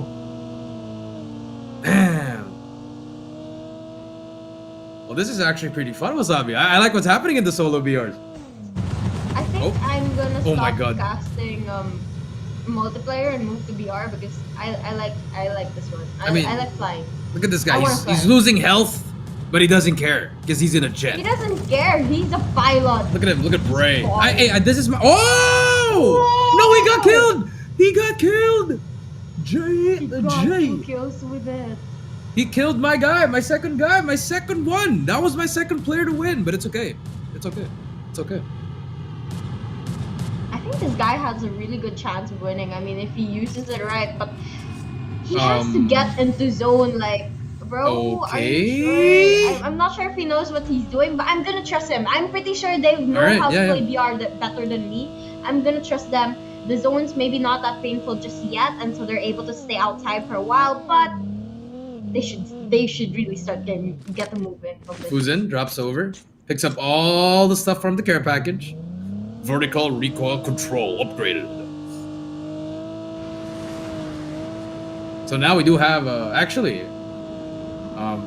28 to 36, a little close game. There's a jet. Oh, he's gonna get away from the jet. Get away from the jet. Run for your life. Oh, this is Captain speaking. I do see an enemy coming through right here. Kurt Puggy. Send in the bomb. Kurt Puggy slide challenging. Wow, slide cat. Ooh, slide to your slide TM. Ooh. Sally Nally Kali. Oh my gosh, we're still saying it. But right now we are going to see P1 getting very, very close to a couple of players. There's actually 4 in the area. P, W, and U are very close by. A not far as well. And unfortunately, T is coming in with the plane and maybe he's gonna nuke them. Let's see exactly if he's going to be able to land a couple shots there. I think the jet strategy is gonna work because you could just fly around and no one's gonna try bothering shooting you. If you shoot them, That's you're gonna get true. shot down. So might as well it's whoever gets the jet wins the game. I think that's how it is. Yeah, probably. Oh, it's your it's Kimchi! find out. It's Kimchi! Go to Kimchi! No! Let Kimchi live. Kimchi, letter I Kimchi's gonna now. live. Oh, more jet. Kimchi just hiding. I like this. Just hiding. Oh, Kimchi. Yeah, hide right there. Right Camping there. gameplay. Oh. What is that name? Why is that in the game? He should be disqualified. Yeah, I don't think Garena was aware of that. But right now we are going to see the zone closing up and the players are starting to move into the circle, which is going to force everyone into close quarters right now. And we are actually going to be down to the last 23 players here because the game is slowly coming to an end. But, you know, that just also means that we're gonna see a way more engagements in just a couple of seconds. And at the same time, again, if the smaller the circle gets, I mean, sorry, the wider the circle closes in, it's gonna hurt a little bit more. And this guy, he's just flying with everyone else. And look at him, ZZ. I'm gonna call him his. He's still outside the zone, so he's taking some damage right now. But you can see that he's slowly trying to move into the zone. Although he's taking his time. Oh, missile coming through! But he's going to be able to escape the first one and get shot by the second. And now he has to fly and jetpack down. Let's see if he's actually going to survive this. He's gonna make it out, but maybe not into the zone just yet. This guy's a WWE fan. He's a DX fan. If you know. He's gonna try to take one down. Oh, don't crash now. Okay, gets away. And Yappy. Oh, finds one. Big engagement, takes him down immediately. Wow. Ooh. I would be annoyed if I get taken down like that. But hey, I think it's smart. no, it's not. I approve. No, I don't. I approve. I mean, it's big brain. I mean, all he has to do is wait in that building. Hopefully, it's in zone, and he's gonna get a bunch of kills. Yep. And now, DX, just flying through the world. This is Call of Duty Mobile. Evil face hiding into the rock. Oh, spots one. Oh no. Oh. Okay. All right. He got it. Took a while. Wow. Look at this is a great rock climber. Not bad. Okay. He has a hell. Oh. I could never. Decides to drop down, picks up everything that he needs, and now I think I like what he's trying to do because he's close to a helicopter. Oh my god! One more time. Okay. I think he's trying to climb up once again. Because there's a helicopter right above. A very, very sneaky spot there, but I'm not sure if he's going to be able to maintain that. But if you take a look at the top right, you'll see the mini-map, and there's a lot of teams in the area. A couple drops as well that the players are trying to go towards, and that's going to cause them to come into contact with one another. That's true. No.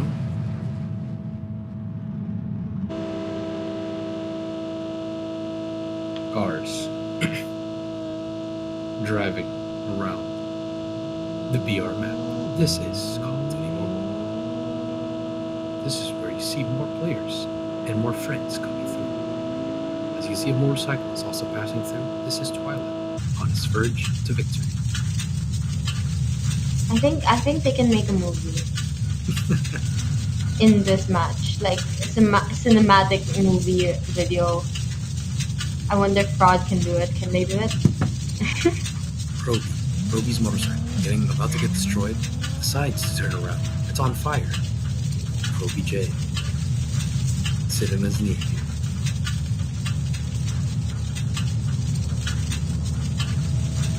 And he's hitting the wall. Unfortunate, he's gonna break his vehicle any moment now. But we're going to take a look here at AM1. Asuka the Bunso is going to be up in the tower, trying to stay alive here and not get spotted by any of those people on the vehicles. But here, Aspect is going to spot Evil Face, getting a couple of shots but not landing them. And he's gonna back away for now. Back away. Aspect climbing rocks and Call of Duty. Brings out his katana. Beautiful katana. Spent money on it. Going to the care package. There's a plate behind him.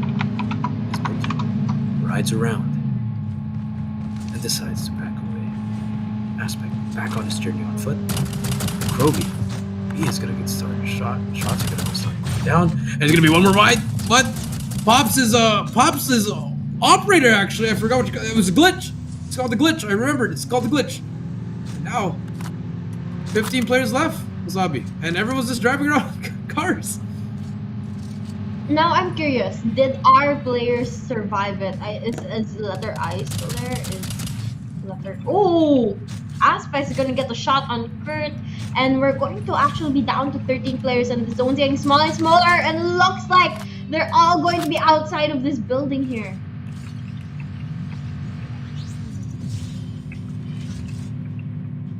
Now you can see that Aspect is trying to go outside, trying to go outside of zone, though he's gonna take some damage. He knows that it's the safest area for him. And right now, little did he know that he's coming closer and closer towards that group of people that's in the center of the map right now, actually center of the circle, and Evil Face is also right around the corner here.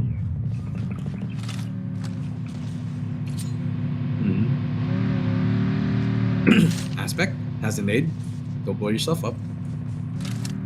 And now, smaller we go, 9 players to go. Hot dog, trying to shoot his hot dog way, but... And he gets taken down, unfortunately. Aspect gets one more. 5 kills on his name, actually. He's been really aggressive here in his final moments, Wasabi. Yep, last couple of players on the score. 3 players left, and his is going to get 1. And now we're going to be down to the top 3, 1 on each side. The question is who's going to spot who first, because it's going to be a matter of those smokes that they use to be able to get that cover, because there's not much space left. Aspect, Mochi. What is going to happen here? Oh, does he spot him? No, he doesn't. Oh, the rewind glitch comes through. What a play. And if you notice, we're actually down to 2 players left, so it's gonna be Mochi or Aspect here as the top 2 I got players Mochi of the game. Okay, that means I'm getting Aspect. Let's go. Here we go. And they come into contact with one another. Oh! Aspect's gonna win the game. Amazing gameplay. Really good, actually.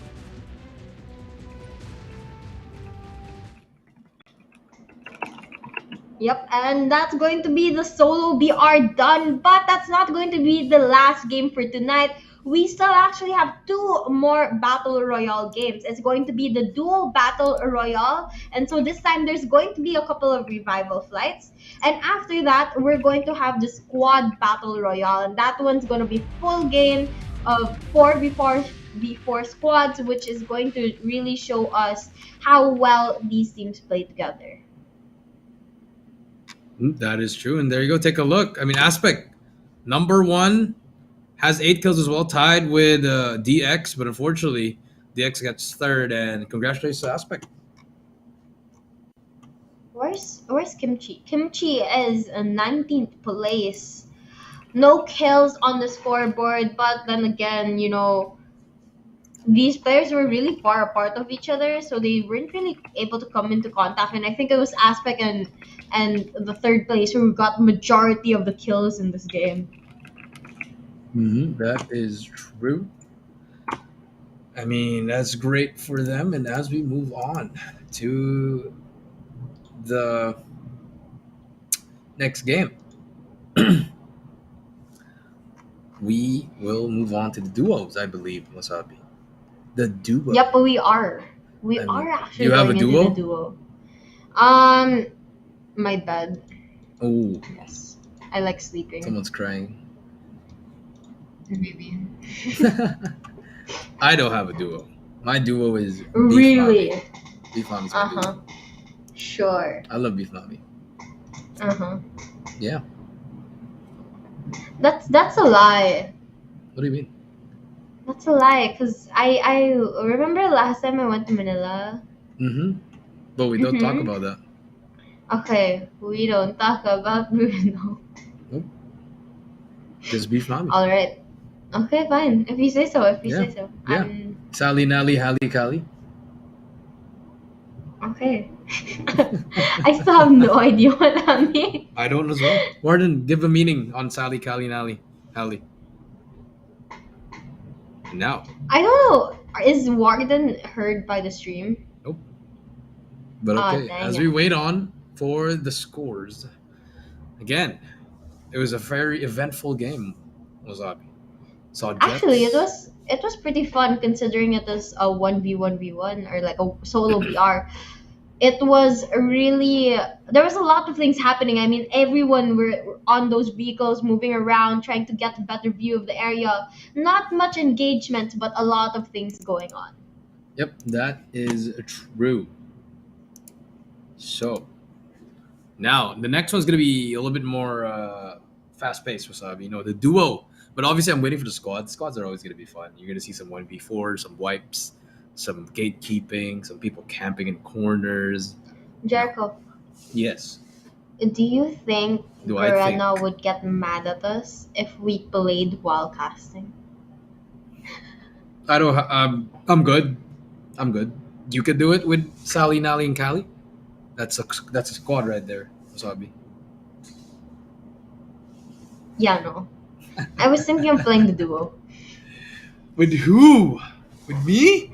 With myself. Since you're not playing with me, I'm gonna play with myself.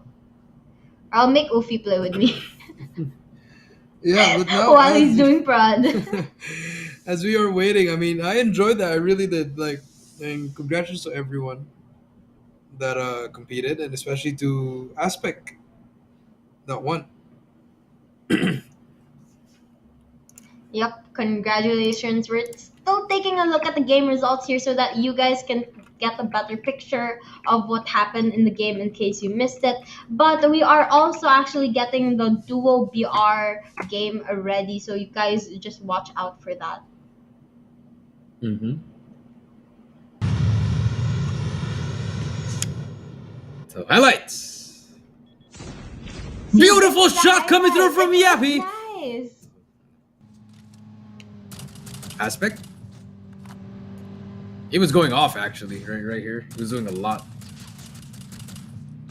Getting kills over with the Jack 12 too. I mean, that would have been annoying. The cook of Yep, the and nade. here you can Wow, see Aspect getting a kill with a nade. that was beautiful. This is the player who won the game. I mean, he got quite a lot of kills, and you can see why. He has a very aggressive play style, and here he does get to teleport back and win as well. And this is going to be the overall standings for the solo battle royale Luzon Heroes. I think there is a misconception here because I'm pretty sure Aspect also had 8 kills, and he placed first.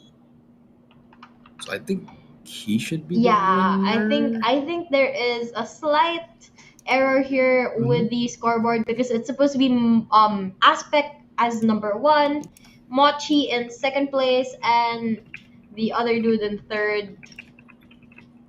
Second and third is still switch, but either way, this is basically the overall standings of the game, and you can see our top placers getting a lot of kills, not only kills but also placement points as well. Yeah, but I guess if there you go, they fixed it already. Wasabi on the fly, great production. No. Look, The Aspect's second number 1. and third is switch. Yeah. Mochi's second. No, Mochi's third. He only had 1 kill. Mochi's second. Yeah, she placed second in the placement, but she only had 1 kill. DX had 8 kills. Oh, right. This is VR. I forgot how VR works. Yes, see, I told you. Yeah. That's why your strategy of just See, hiding will not is work. why Will I not am a work. multi- Will not this work. is why I'm a multiplayer caster, okay? I mean, I could do both. I'm okay with both. I mean, I was enjoying that one. I mean, if we get to the duos, it's easier now. Now, what we can do, Wasabi, is we can simulate us playing it, but in the eyes of those 2 players. Like, hey, I would go here, and then Wasabi go flank that side. So now it gets even better. You know, we're gonna be called Jerry Sabi That's Or- not a good name. Wasiko That is still not a good name. or Rico Sabi. That sounds good. I think we need to take a break. Yep, we're gonna take a short break and we'll be right back with more Community Gladiators right here.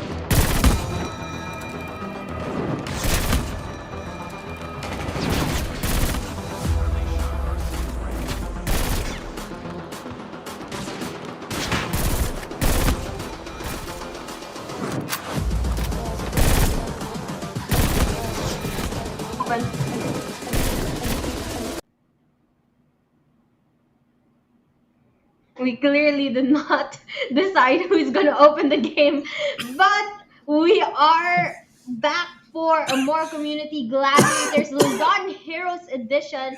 Once again, I am Wasabi Gaming, and with me is Jericho as your casters for tonight, and we are just about to start the dual Battle Royale game.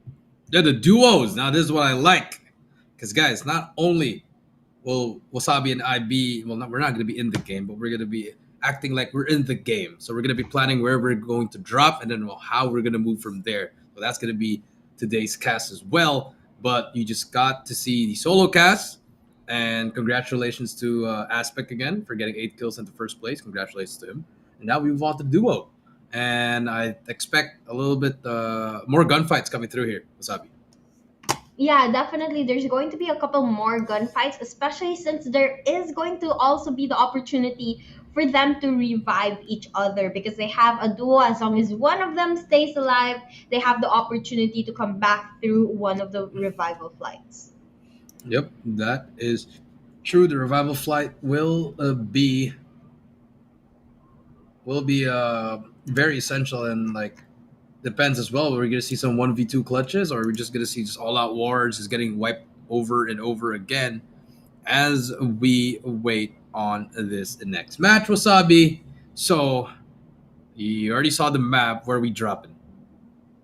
Where are we dropping? My favorite drop I think is always Black Market. But Okay. then again, I haven't played BR for a really long time, and there's a lot of new areas. I think I would have wanted to go into that dome thing because I'm genuinely curious in what's No, no, no. inside that dome. Listen, you drop in Black Market. I'll drop in New Vision City, and then I'll pick up the jet. I'll pick you up. That's it, and then we win the game. Easy. Sure. Split. That's all I gotta But do. except you're not considering all of the Nope. gunfights. We're winning that. We're may winning. We are happen. gunning them 100,000%. We are gunning them one by one. They go through. Piao gets destroyed immediately. Gunned. So, and Sure, if you say so. If you say so. plus we also have the vision. So I mean, and we got rewind, as my prod would say. It's called glitch, but rewind. Yes, and but yeah, Wasn't it rewind before? there wasn't any rewind before. It only came out season 5, as far as I remember. And glitch was in Black No, I Ops. mean like it was called rewind before. It was still rewind. I just call it glitch because that's my former Okay. knowledge is coming in. Okay, yeah. But Yeah. yeah, as Wardy would say, it's time travel. Wow. Wow. I call it time traveling also. Wow. Or teleportation. Wow. Works, you know. But yeah, let's take a peek in a while as we wait for the lobby to fill up. Hopefully, people do go a little bit faster because we do not want to keep you guys waiting. We don't want you guys to see our faces anymore. Let us go through the game. Jericho just wants to disappear into thin air and get out of this, but we are going to be up. It looks like I'm going to be solo casting this, guys, and I will be taking Jericho's money as well. But we are still waiting for the game to start, and we have some time here before it does start. But if you guys are watching this, drop a comment down below so that we know if some of you guys are playing, if some of you guys are not, or you want to play, I don't know. And what are you looking forward to in this game? I'm looking forward to Duo BR game. Yes. What about the BR game? Next question. No, I'm kidding. Next question. No, I mean, I don't know. I feel like I just want to see more of the operator skills being used here, not just the rewind and the cluster bomb, if I'm not mistaken. So hopefully we do see different operators, as well as different kinds of cars or different kinds of kills. You know, I want to see someone get run over. I mean, sounds wrong, but it's in the game. That's true, actually. We didn't get to see that in the last game. There have been some kills that I've gotten before when I used to play VR. Using the vehicles, and that would be quite interesting to see if someone's able to get a kill with a vehicle. Well, not really like any vehicle, but specifically you're running over someone. I mean, you know, if someone uses a big Bertha and decides to take him down, that'd be amazing. But here we go, duo. Okay, Wasabi, let's choose one. Let's choose together. Okay, say a letter, and when after I say three. Okay, one, Okay, two. wait. I didn't decide. Okay, go. 1, 2, 3. J. M. Okay. All right. All right, we go with M. Let's go to M. Hash brown. No, we go with M. We're M. going M. to M. J, M. we're M. going to M. J. M. M. You know what's M? McDonald's. There you go. Hash brown. Ooh. Okay, this team looks like they know what they're doing, Wasabi. Look at that. Fast pickup loops. Ooh, there's a Jack 12. There, yep, definitely gonna switch over to that. Nope, does not decide to switch over to that.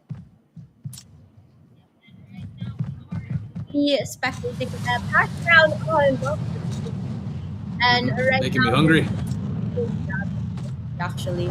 But, you know, we are going to see him coming into contact with Y2, but unfortunately not able to get the kill just yet, and Y2 backs away, but Y1 is just on top of that area. Yep, on top of that area. As we move on, they're still looting the place. Still got nothing.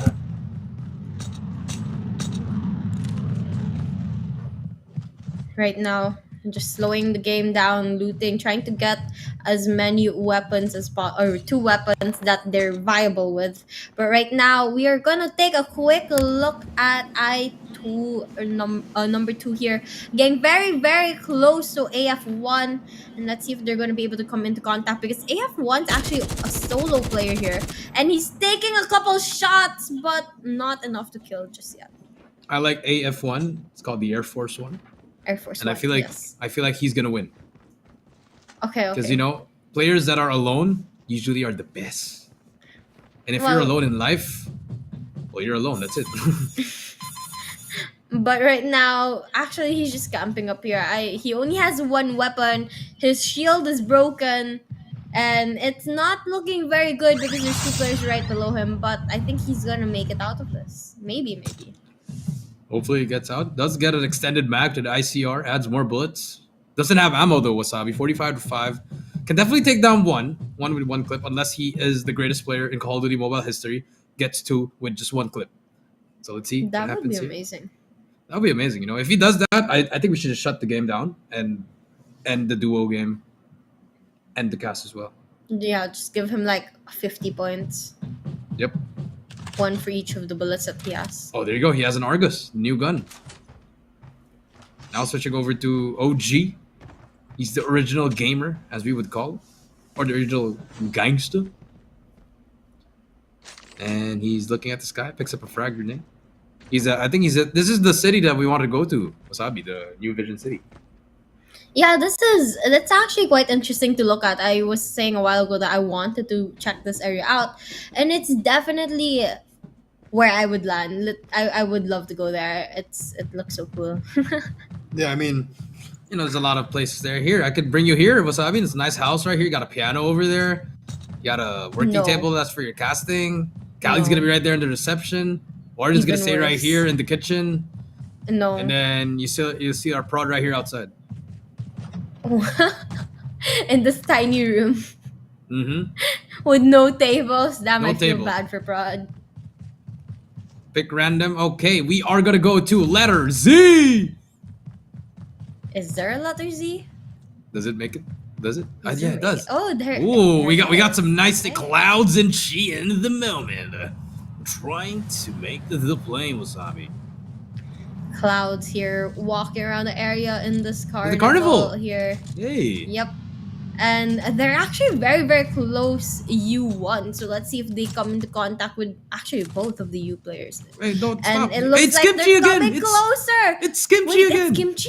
Yeah, go you. Go you. It's you. Go It's you. Kimchi. Letter U. It's Kimchi. You. Switch to you. Kimchi. There you go. Kimchi. Kimchi. We're staying right here. We're not switching a single letter. Oh my gosh, let's go, Kimchi. This is your time. This is gonna be your opportunity. You know, she To, warmed up. She top warmed up in the first one. Now she's back, ready to win. Hopefully, she's in the another quads as well. opportunity. Okay, you know, I'm changing my pick. She's winning. Their team's winning. Kimchi's team. Let's see. Let's see. They're very close to the team letter P, and looks like they're going to take an airborne right now, which is actually giving information to team number P that there's players around, but they are going to actually go to the other side of the river. No, they just actually. One of them did. Oh Kimchi no! did. Yeah, Kimchi. They split. Oh, They okay. split. It's fine. It's fine. It's fine. It's fine. It's fine. All right. Let's fine, go, this is a plan. Kimchi. Let's go. Let's go, Kimchi. Let's go. You know who likes And- kimchi? Who? Cali. Oh yeah, definitely. Yeah. You know why? Because he's a Cali kimchi. All right, let's go. Move over. I thought Kali liked Maki. Nah, he likes Kali, kimchi. He likes kimchi California more. Maki. No, he likes kimchi's more. Okay, let's move on to letter G. Letter G. Okay, it's action right here. Okay, Royal Alpha and Royal Dondi. They're the Royal Gang. Wasabi. Hey. Damn, that rhymes. Like But poetry. okay, I want you to cast a good minute of just rhymes. Rhymes? Yeah, What but you have rhymes to with cast time? what's going on. You have to cast what's going on right now. Go, go, go. Alpha, trying to be the Zalpha. Wasabi, being the Cali with the Nali and the Sally and the Wasabi and Dondi. You're Yeah. just saying names now. I am. But we are actually seeing a Royal Alpha here trying to get a couple kills. And their team's gonna make it out alive with the help of that smoke. They're knocking down a whole squad, or whole duo at least. And they make it out alive. Yep, they make it out alive. And now, Jericho, the stream said relax, Jericho. So you gotta chill. You gotta chill. I am chill. Royal Dondi. Alpha. Whoa, whoa, whoa, whoa, whoa, whoa, whoa, whoa, car. Whoa, whoa, whoa. There's definitely illegal driving there. You can see that they clearly do not have a license just yet.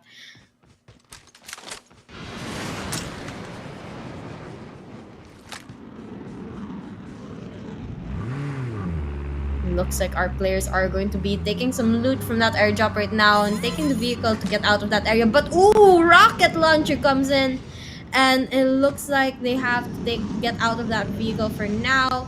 And we are going to be on the jets once again, flying around the area here, taking a look at the nice view of Call of Duty Mobile. Yep, that is right. Now helicopter again. Guys, remember, if you want to have a date, just bring it to BR. Go to a private match and just roam around. That's it. That's an online date right there, Wasabi. I think you should do it with someone. Wasabi. Nah, I think if I did that with someone, my goal would be to kill that person. Yeah. What?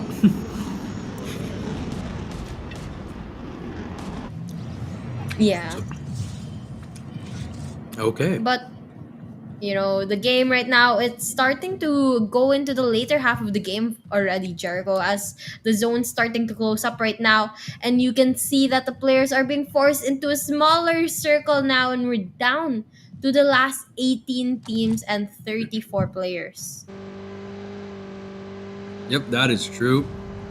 And now, Purge with Royal Gamer PH on the motorcycle decides to get the care package actually. And they do get some attachments that could help them, but there's going to be a team right there, AD1. It's Ak I Chan and Unbo on your screen. Oh, jet right above him, but that's going to be, no, it's the airdrop actually. So we only have a couple more teams actually here. 17 players. I mean, 17 teams. Again, duos, and that's such a nice jet. Is that Damascus, if I'm not mistaken. And this guy, remember DX, he was number 2 last in the solo. Now he's back in the in the game as in the duo. Is Kimchi still alive? Can we go to you? Is you still alive? You still alive? I saw them. All They right. are okay, and I think they have a good chance of winning this. They're camping it out over here, not pushing too aggressively, but they have to watch their surroundings because they're very open. Now you can see that they're just staying here trying to make sure that they don't get shot, but there's a couple of players behind them that's coming their way, so they have to watch out for that. And now you can see a helicopter coming by as well, and they finally try to move out of that. But now we're gonna take a quick look at Y and H as they come into an engagement with one another. DX is going to try to get out of it with the snowboard here, and he's going to be able to knock down one player, trying to get another one right now. Gets an assist kill, and they're, I think, going to be able to make that out alive. Yep, I think they're gonna be able to make it out. Got nice kills coming through from them. It's gonna be one more player though. Royal Gamer, he's all alone now. Does he try to go for that dog tag? Remember, he can go for that revive flight. 45 seconds left. He needs to start moving. But this Y squad, they're just holding it down because they know they're trying to go for it. But as you can see, AF1, he's still alive, Wasabi. Ooh, that was a solo player a while ago, and looks like he's still solo and he's still alive, which is good for him.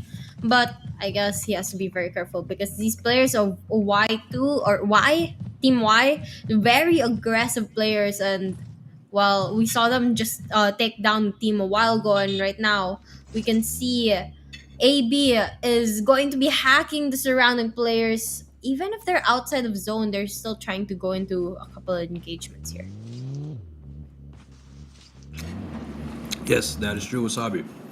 And now AB1, AB1, AB2. And they're just hiding, having a picnic right here, Wasabi. But more fights are coming through. Y2 gang trying to take down this letter F squad. Pops their ultimates as well. Here comes the gunfight. The Jack 12 will not help him as well. He's going to get taken down. And unfortunately, no help from his teammate. Now it's going to be a 1 versus 2. It's all up to DX. Can he clutch up? Well, he has to. I mean, he's the last one alive. It's all on his shoulders right now. And we are going to be taking a look at Solaru here of Team F, who is going to be looting the area, trying to use this house as cover. His teammates inside, which is going to give them better cover actually. But they have to be careful because Z, squad letter Z, is right around the corner here. And they are coming into contact with one another. Solaru, with almost no shield left, is gonna teleport back into the house, or near the house at least, and get away from that engagement. Team Z, on the other hand, they are on the edge of the zone, and so they have to be very careful. And now going in for the engagement, Solaru is going to get a kill there. Yes, that's going to be a huge kill. Pops out rewind and manages to regenerate his armor. Wasabi, so 13 squads left. He's gonna be playing right in front of him. He almost gets. Oh, he got pushed out. Wasabi, and this zone is actually really it's hurting him right now. Can he get out of his life? Still besides the loot, it's -6 right now, Wasabi, and DX has that high ground. It's all gonna be about that high ground advantage here. But again, DX is all alone. Yep, he's all alone, but you know, he did pretty well in that solo game, so I wouldn't put it past him to win this one either. But right now, we're going to be down to the last 12 teams of this game, and 16 players still, so that means there's a couple of them who still have their duos and a couple of them who are solo players. And right now, Kevs is going to spot DX, going in for the engagement, not shooting Solaru, who's not his teammate. Oh no, that is his teammate. But we are going to be seeing him shoot DX. They're trying to get the shot, but unable to get the kill just yet. Yep, that is true. And now, it's all up to these 8 squads. Solaru and Kev, they've been playing amazing, Wasabi. Let's see if they can keep it up. And V1, so Poppy's all alone here. He's trying to get away with his life. Decides to back up. Decides to use the snowboard. He is going to try to get shot.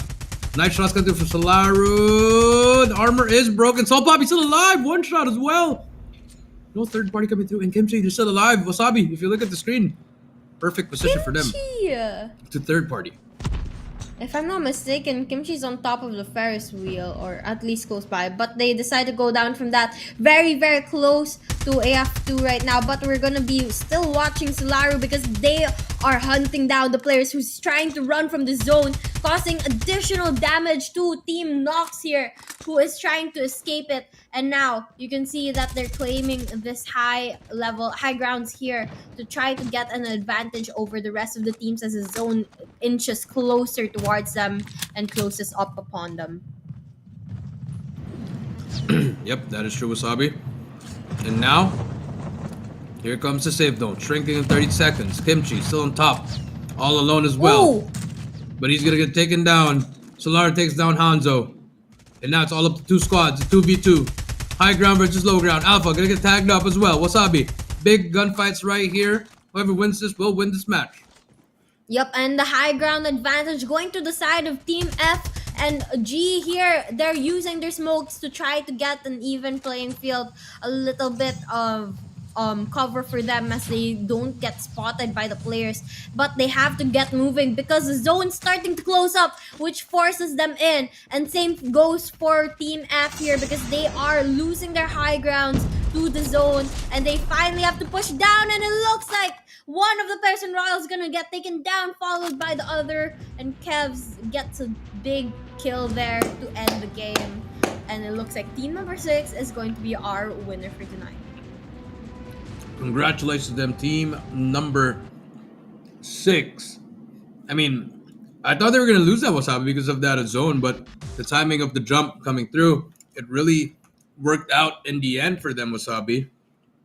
So now, congratulations to them, and now we move on to the quads. The quads, this is my favorite one. I think if we think that, if you thought that the first one and the second was fast, I think the quads would be a little bit faster. So we're gonna get more engagements against each other.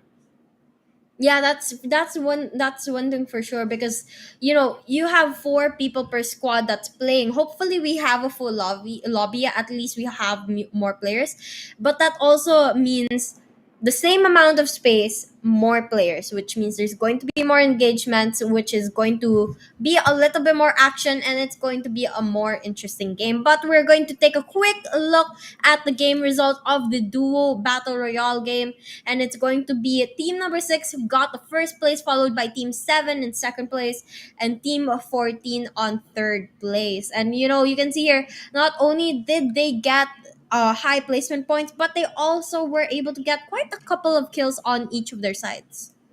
Yep, that is true. And I think, yeah, it's a clear cut number 1 that Team 6 will win. They also have 11 kills under their belt, Wasabi. So it's a done deal for them. But, for Royal, I mean, they came at the second with 9. And then after, you also see DX at Team 25 at 9th place, still at 8 kills, just like how many kills he got in that solo. So unfortunately, he was really trying his best to hard carry. But the big one here, Wasabi, Kimchi is 4th place. We are improving. Slowly, but still no kill under the belt. Although his teammate did get a couple of kills, Kimchi needs to step up his game. Their game. I definitely agree. So maybe in the quad, they'll still be in the game as well. We'll be expecting Kimchi to step it up. Pump up the gauge, as I would say back in the day. Now take a look at more players coming through. Everyone has 1 kill at least. And yeah, that's going to be the scoreboard for this duo game. And now we're going to be waiting to move on to the quads. Hit the quad. I'm hoping for a full room there, hoping for more action. And this one's going to be closer to the major tournaments that you would see in Battle Royale because we have a full room and a full squad, unlike this one's where sometimes it's duo, sometimes it's solo, and you don't normally see that. So hopefully there's more action, more strategy, more gameplay that we can point out for you guys. Yep, that is true. Wasabi, now as we wait for the final tally, what are your takeaways on that game, Wasabi?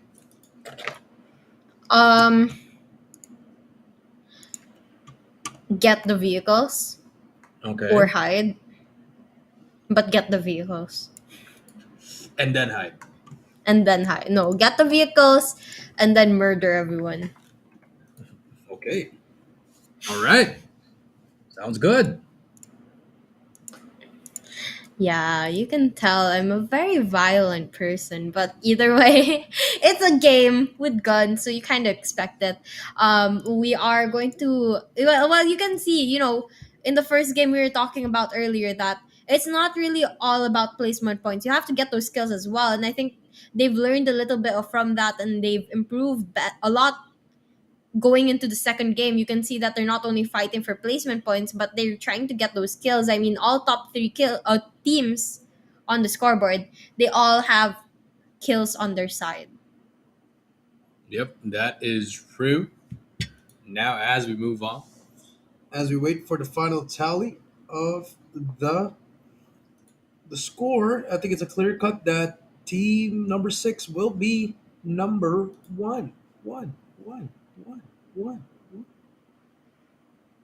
Yep, we just have to wait for the final scores to come through. They're doing a little tally, a little bit of math to find out who is going to be the top placing team here. But I think, for at least Team 6 and Team 7, they're pretty high up there because Team 6, they have 11 kills, as Jericho said earlier. Team 7, on the other hand, they have 9 kills, which is still, again, more than any of the other teams who got a lower placement point, and so that's really going to help them a lot and put them on top. Yep, that is true, Wasabi. And now, as we wait, comment down below. I forgot what to say.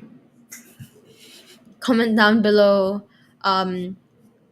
if you're playing in the squads or not, and which Or if you want to team are join. you in, because we are going to spectate you guys. Yes. Comment down below. Yeah, comment down below your in-game name and if you're playing in the squad so that we can take a look. Or you comment down below. Are you Team Jericho or Team Wasabi? Or that. But yeah. Hashtag Team Jericho better. Sure. I'll let you have that. Yeah. You know why? Because we have the Sally, Nally, Hallie, Callie, Buff. Okay, sure.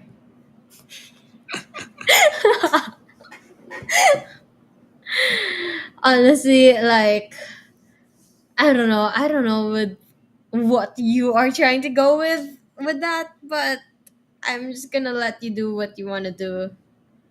I mean, I think that's your benefit as a senior citizen. I'm 24. 24 years older than me, sure. I'm 24. Years older than me. I'm 24. But we our production's taking some time to tally up the scores. There have been a couple name changes from what we were expecting, so it's taking a little bit of time. But while waiting, we're going to show you guys some quick highlights of the game earlier, and this one is specifically from the final circle when there were only 2 teams left, and it was a matter of who was able to stay alive. And this one was a very smart play actually from team letter G, because they used that smoke to their advantage, and though they still ended up losing, it did buy them a lot of time. Yep, that is true. Now, as you see,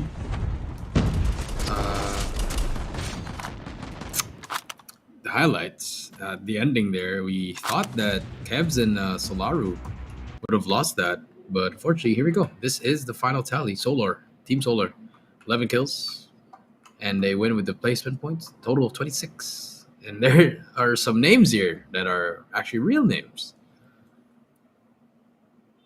What? Oh, oops. Yeah, I don't think that's supposed to be shown. But either way, Team Solar is going to be number 1 with 11 kills. Kind of expected that already.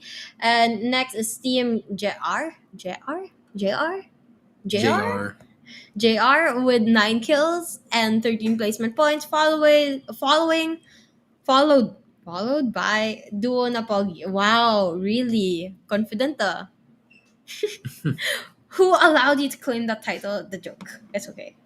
Anyway, they did get 3 kills on their side and they placed third place, so that gave them additional 11 points, and that's 14 in total. Yes. Congratulations to them. I wonder which team was Kimchi in. Probably Serenity. Sounds like a kimchi name. I wonder if Kimchi's gonna be playing in the quarterfinals. That's what I'm curious about. I'm curious with that as well.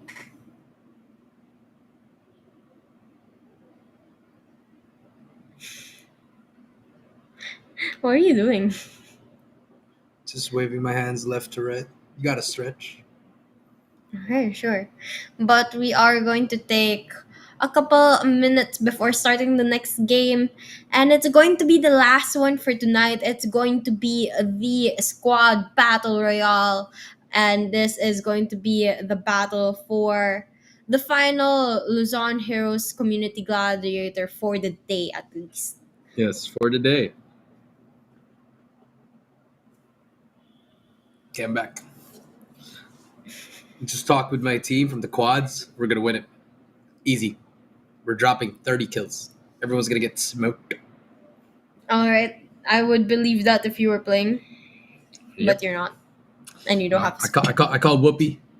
Called the boys. I'll be like, yo, get in this quad game. You should call Kenji, Crush, and Whoopi, squad up with them, and join the tournament like right now. Just send the link. Just send the link to them. Hey, join. Get them in the lobby. All right. Well, as we are waiting, hope you guys are having a great time as we are. We are really enjoying this fun community event sponsored by Garena. Really enjoy this time right here. Yeah, you know what this reminds me of? I mean, all these battle royale games reminds me of the times that I used to play battle royale, and one specifically was a community, like a viewers game of Kenji Gaming, and my only goal in the whole game was to kill Kenji, and I killed Kenji. My proudest moment in the battle royale scene. That's all I did. I went in the game, I killed him, and then his teammate killed me. I left.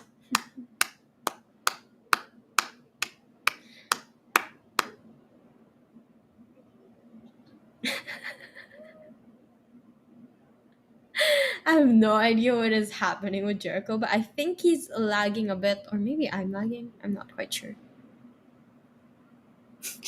Yeah. I Okay, tried to no, be. he's tricking me. I'm he's back. tricking me. I'm back. Yeah. So now, as we wait, Wasabi, can we do a high five thing? Okay. What side is it? No. Put it on the side. Put it on the side. There you go. Uh-huh. Bam. There's too much space in between our cameras for us to actually high five. Can you do this? Move it closer. Do that through your screen. Just do it. Oh my! Slap you I like. just got Oh my slapped. God. Oops! I hit Jericho. Oops. It's my turn. Oops.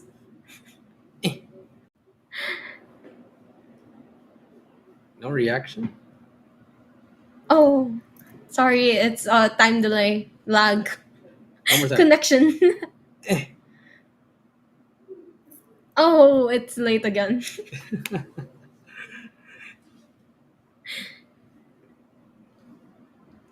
No, I can see your hand moving. You ain't tricking me. Actually, yeah, Wasabi. I got this when I went to stage 5 because we were in North Carolina. Prod says, Wasabi, rate Jericho's outfit from 1 to 10. I don't know. It looks like when he does that, when he puts his arms up, it looks like his arms are like balloons or something. Rod says it's a 1. I Huh. agree. I agree with Ufi. I think it's a 1.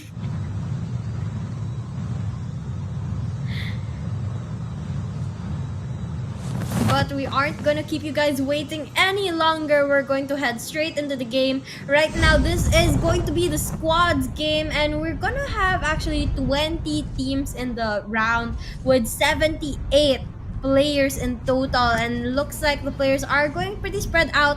A couple teams actually stacked up on that fridge wetlands, and the rest going on to the mainland. And they're spreading a little bit more, but there's a platform here that a couple of them are going to. Yeah, I actually like this. Yo, can we go to A2? Yeah, this. I know these people. They're from my former org. VBB. So I think this is the team to watch. I think all the sweats are here, Wasabi. I think this is the game. This is it, Wasabi. This is it. Right here, Wasabi.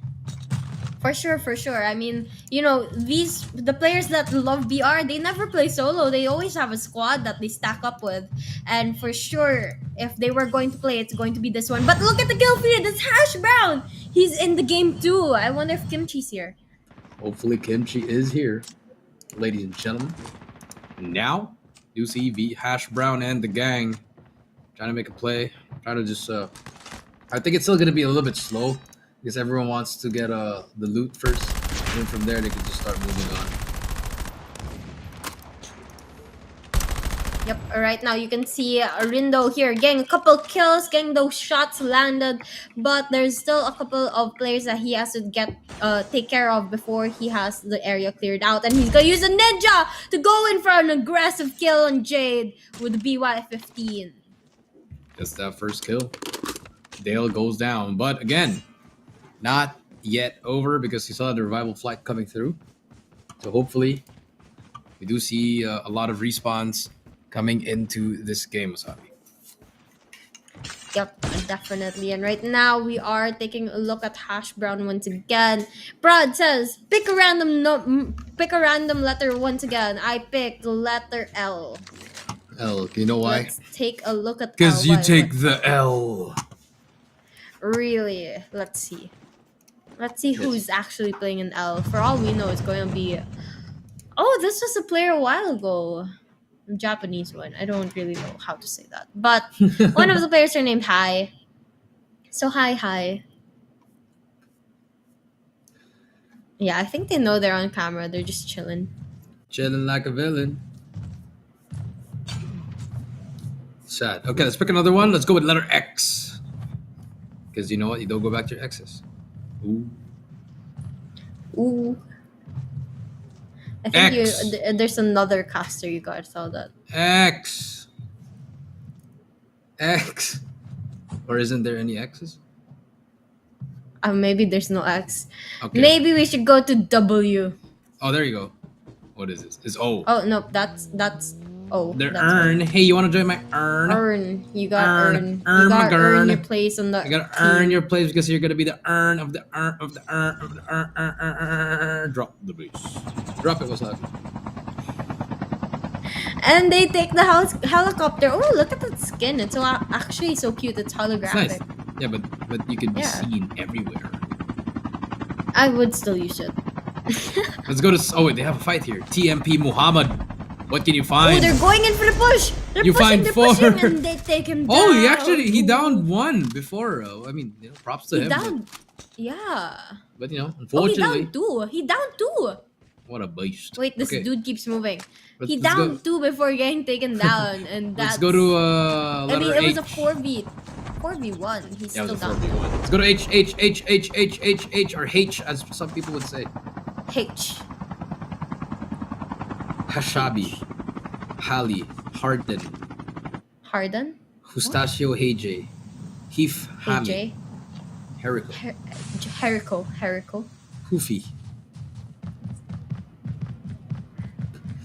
So we got VRN, very ready now, Rensu. And 1914 Sinra. I guess he was born 1914.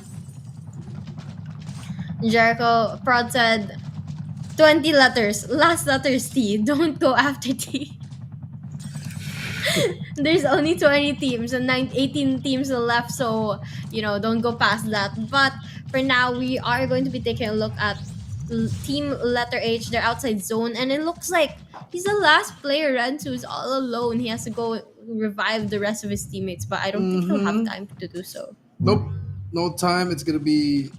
They're all going to go to the next game, or to the next tournament, or maybe later. They'll play again later. Maybe you'll see them in rank. Maybe. Maybe. Oh, here comes VVV. Hallie Cutie. Slick. I actually don't know these players, but hello. Welcome. Yep, this is the team that Jericho is rooting for right now because Yeah. he used to be part of this clan. And I think Beef used to be part of this as well, if I'm not mistaken. Yeah, that's you wanna go to a history lesson? That's where we started. Yeah, I remember. I I remember VVV used to have representatives in the pro teams as well. Yeah. Fights are happening though. Oh my goodness. Everyone's jumping out left and right. Here we go, ladies and gentlemen. RPGs are out as well. SMRS doesn't matter. Unlimited ammo. FHJ as well. And letter team A, VVV, really just running it around and making some plays. And as you can see here, ERN, they get taken down. Yep, and it looks like he's going to be able to escape from this area for some time, but they have to be careful. Squad N has to be careful because O is right around the corner and they are going in for aggressive push, but the players of N, Akima here, is going to be able to get a couple kills, couple big kills actually, which forces the players of Team O to a 2v3 situation. Yep, 2v3. And- Makima trying to find the play, takes him down, and there you go. That's how you get the killer right there. It's gonna be one more player to beat. It's gonna be Grim. Grim trying his best to get away with his life and get all those dog tags before he gets spotted. He does get spotted, but he's running up to the hill, and here comes the chase. Yep, and right now we can see Akima here trying to go around, but Slick on the rest of the players. So VVV is right above, and they decide to jump down, going in for the engagements, but Team N pulls out the smoke grenades to block off the sights. And right now, VVV with aggressive plays in the snowboard as well. They're gonna take a couple shots on Akima and actually knock him down there. Knocked him down. They get the kill as well. Great aggression coming through from this team. Made everyone get away. And now we do see them. They do have one kill. 17 squads. That's just still a lot of squads. It's still early in the game here, but we're seeing a lot of fights.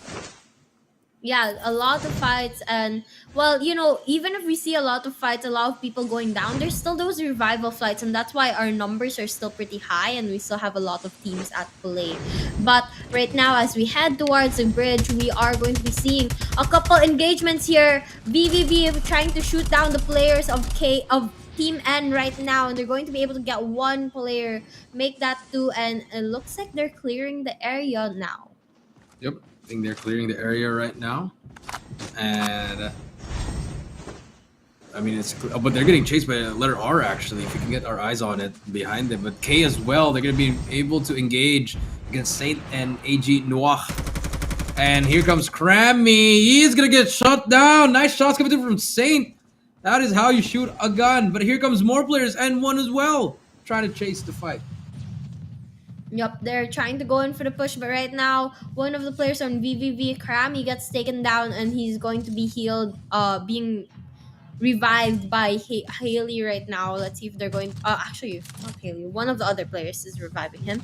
But hopefully, they don't come into any other engagement before they're fully healed up, because there are a couple teams right around the corner. One player from Team N is to the right of them, and another one as well.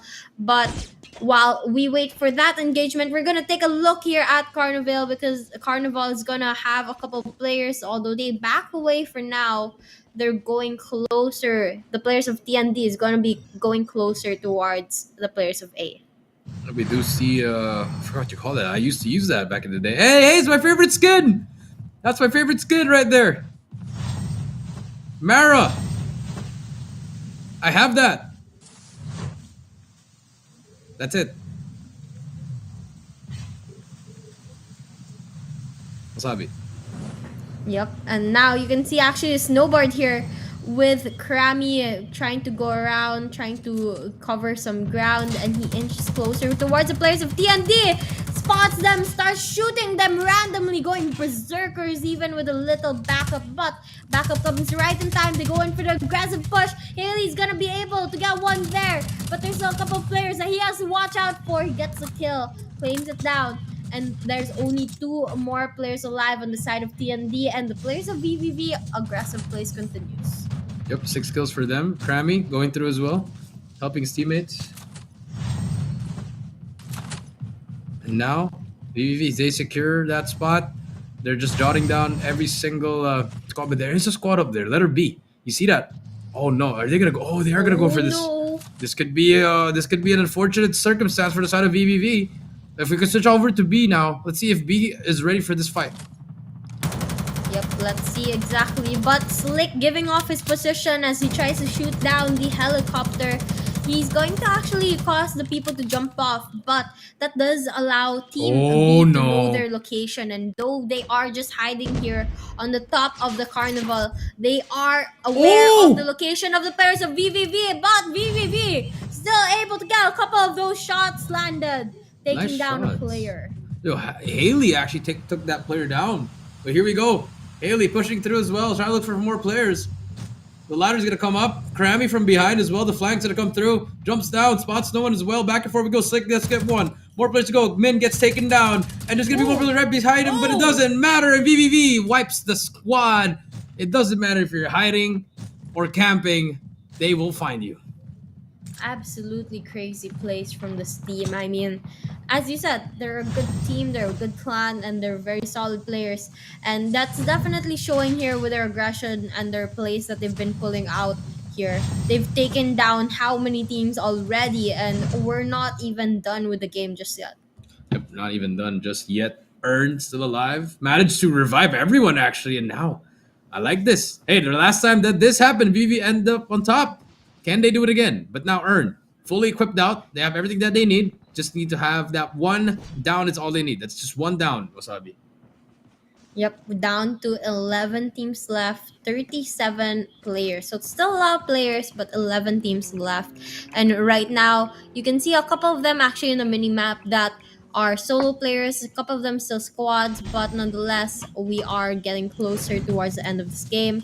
And now we're taking a look at the players of VVV once again because they're coming very, very close to Team Letter T as well as Team Letter N, and Patatas hacking the system, trying to get them to block off their view of their minimap and cause them some distraught. But right now, we are going to see them pushing towards Team Letter T here, trying to go in for the engagement. Yep, trying to go in for the engagement.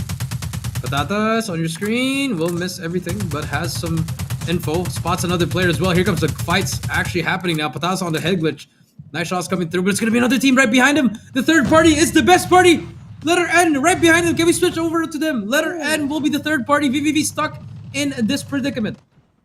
Yep, right now, VVV is being sandwiched by the rest of the teams that are pushing into the area. Team Letter N stand here, going in for the aggressive plays, causing the players of VVV to hide and find shelter in the carnival area. But as long as they are surrounded by squad Letter N and squad Letter T, they have to watch their backs. Krami is gonna be able to get one kill there, although he is still in a very tight situation as he gets surrounded by the other players. And Krami does get 2. Can he keep on going? VVV on 14 kills already, Wasabi. Huge kills coming through and Earn. And I think they end up on top here. I mean, even though with the losses that they have, they still manage to get the kills that they need. Some trades that they have. Has a lot of info, but they need to get away from there, get that dog tag. And as they do, I think a retreat should be the case here. Yep, but look at this. The players of Earn or Team Letter T, they are they are just waiting for the right moment to push. They're not playing it too aggressively. They know that there's a lot of players in that carnival area, and so they're slowing things down. But as they wait longer and longer, more teams crowd the area. I mean, right now, squad letter S is in the area as well as squad letter H, and if they wait any longer, they're going to get sandwiched in as well. Yep, that is true. So now, here we go. S3. I think everyone's going for VVV, and they're still alive here. Actually, Slick managed to gets his stuff back as well. Great defense coming through. Smokes are out, and that's what you want to do with your team.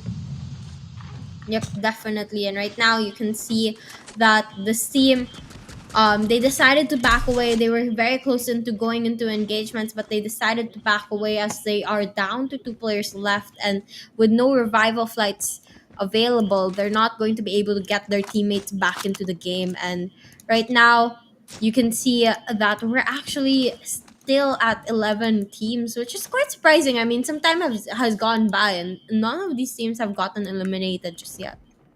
Yep. And now, here we go as we wait.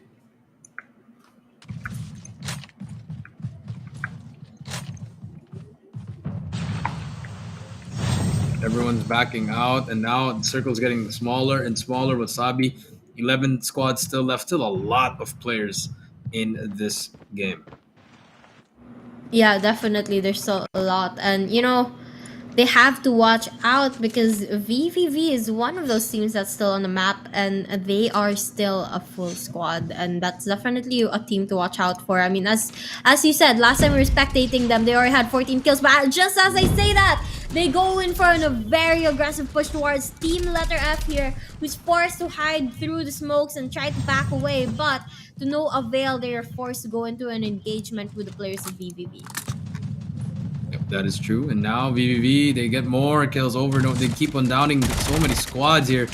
Lim trying to find something. Will whiff all the shots, gives up the high ground, decides to back away, leaves his teammates as well. But Slick does get one, and they just take over. And it's so weird because we've been seeing these kinds of fights from all these other teams, and they're just struggling to take out VVV.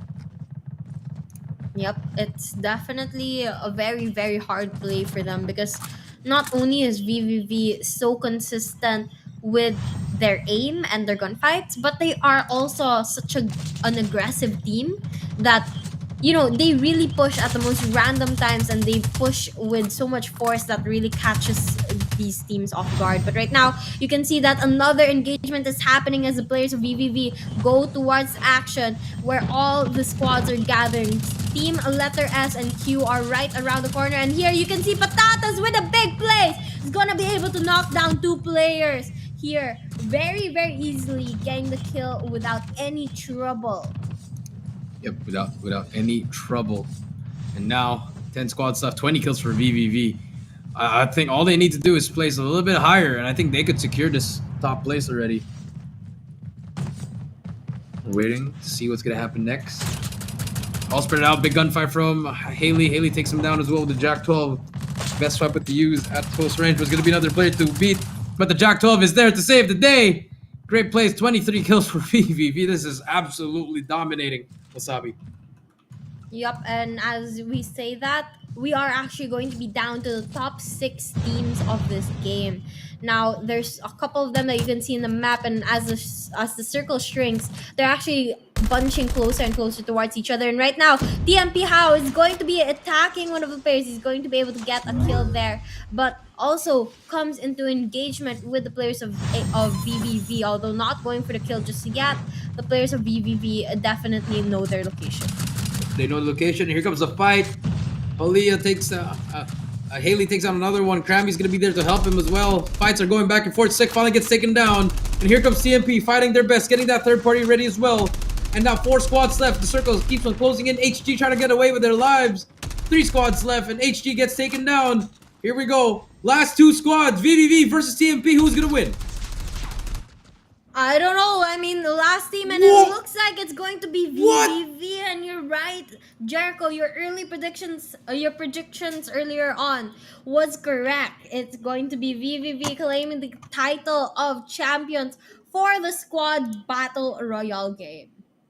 He just went there, got the quad feed with a Jack 12, and ended the game. And there you go, VVV. They win. That's unanimous. I mean, they probably got about 28 kills there. Wasabi almost killed half of the lobby at least. Plus, to get the first place. So, I mean, like, sheesh. At And there you 17, have the 21, results. 28 kills. No one's going to beat that. Yep, definitely. I mean, that's not only a lot of kills, but very high placement points for getting first place, and that's definitely going to help them secure. I mean, I don't think any other team can beat them for the top spot right now with the number of kills and placement points that they were able to get. Yep, that is true. I mean, it doesn't matter. Even if they place third or fourth with the amount of kills that they have, it's a secured victory, and then no team stood a chance against VVV. Yeah, definitely. I mean, as I was saying earlier, they have very aggressive plays and they have very good aim, very good strategies. They have good teamwork. They're definitely not new to the game compared to maybe some of these others, probably veterans of Call of Duty Mobile, and they definitely showed off their skills here. Yep, they definitely showed their skills here, and I mean, this well deserved victory for them. And I mean, it's been a great first tournament for this community gladiators. I really enjoyed it, Wasabi. What are some takeaways? Well, honestly, I also enjoyed it a lot, especially this last and final game, which was the squad battle royale. Though the others had some action, but this one was just action packed because of VVV specifically.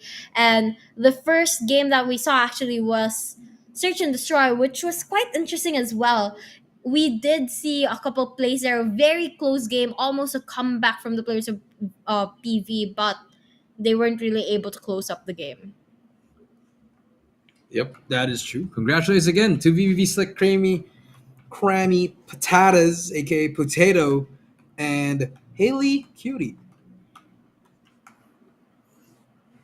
Yep, and on second place is going to be TMP How, Muhammad P, Chiz, and Kev Z, who is going to be the second team to place in this round. And followed by that is going to be team number 3, which is Team Z or Ike AGC, no, Y, Ike Y Lim Think?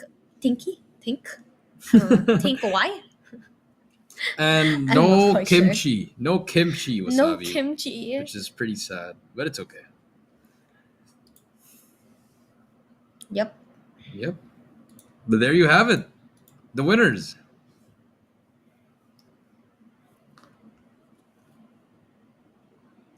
Congratulations again to VVV.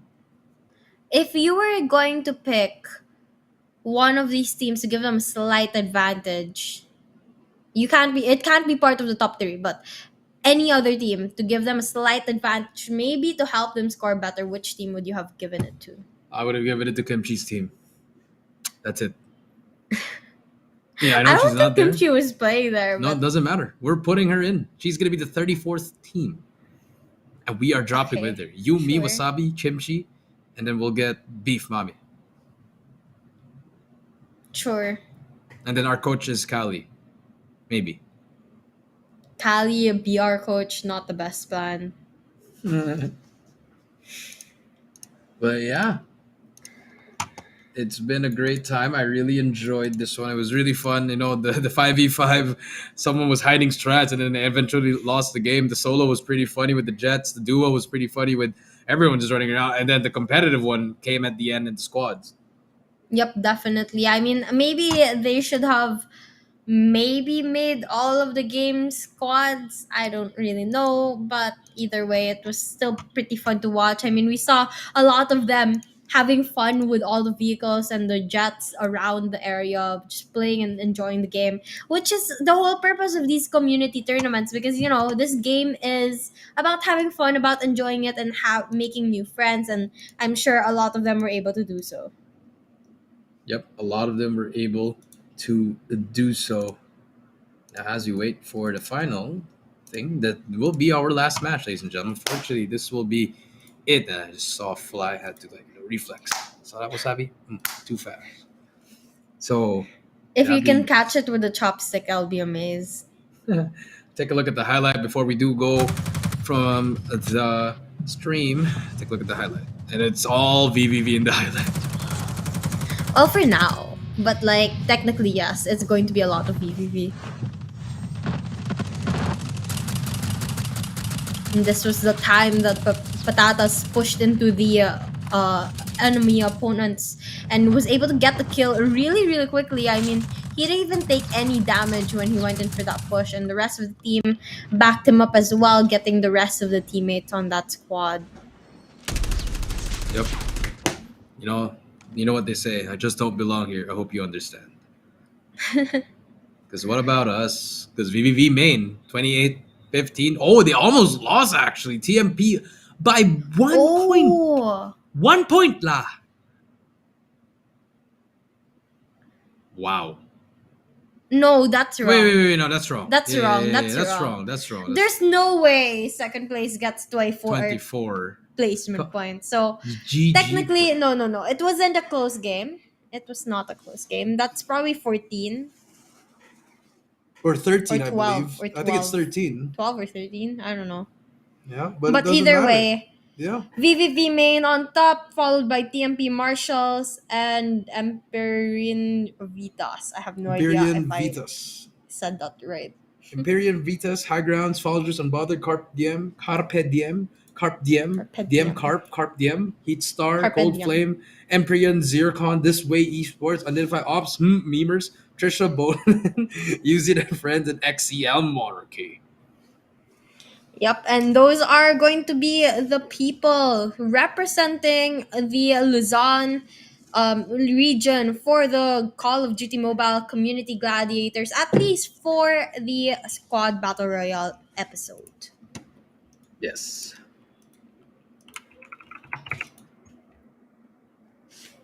All right. Well, unfortunately, that will be it for us, for Wasabi and I. As we did enjoy the community gladiators, hope we have more. Hopefully, we have a fun LAN with this one. I think that'd be fun. Just have random people show up and just play, get to know each other, get some social,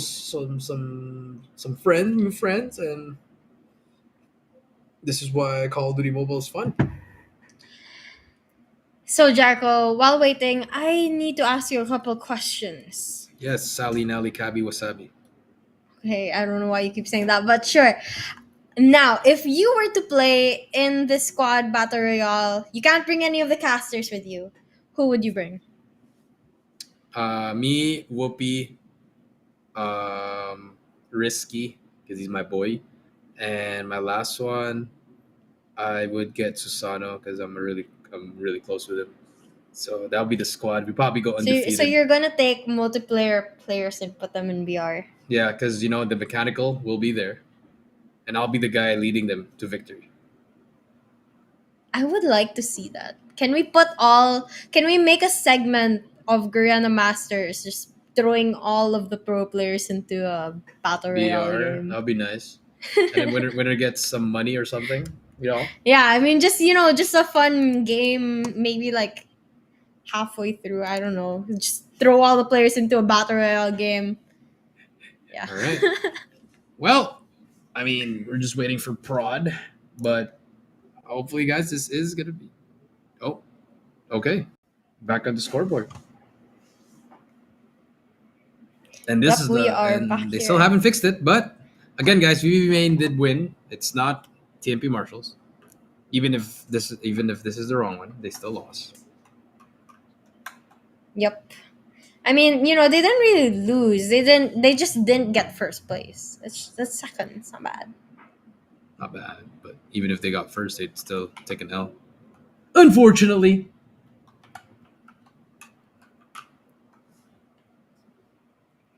Yep. And while that will officially end our games for tonight, that is the last and final one. Oh, there. Wait, what? There you go. There, that's the right one right there. And now that's right. So they got so they're not even second place. They're fourth place. Mm-hmm. And then Empyrean, Vitas, and Zodiacs are both tied. But it doesn't matter. Because VVV, they have a 21-point lead. A very big lead. Yeah. And it's over. For now. For now. For now. But hopefully, you know, there's going to be community tournaments to come, and hopefully these teams are going to have another opportunity to play with one another and, you know, maybe get the revenge if they want it. Sure. Maybe they can. On ranked. You'll never know. All right. Well, with that being said, I believe we have another one tomorrow. I think I'm casting a Game with Warden tomorrow, so I hope you guys see you guys there tomorrow. And then, yeah, with that being said, it's been me, Jericho, down here with Wasabi. Don't forget to eat your dinner. Have a great night, and we'll see you guys tomorrow. Peace out. Bye bye.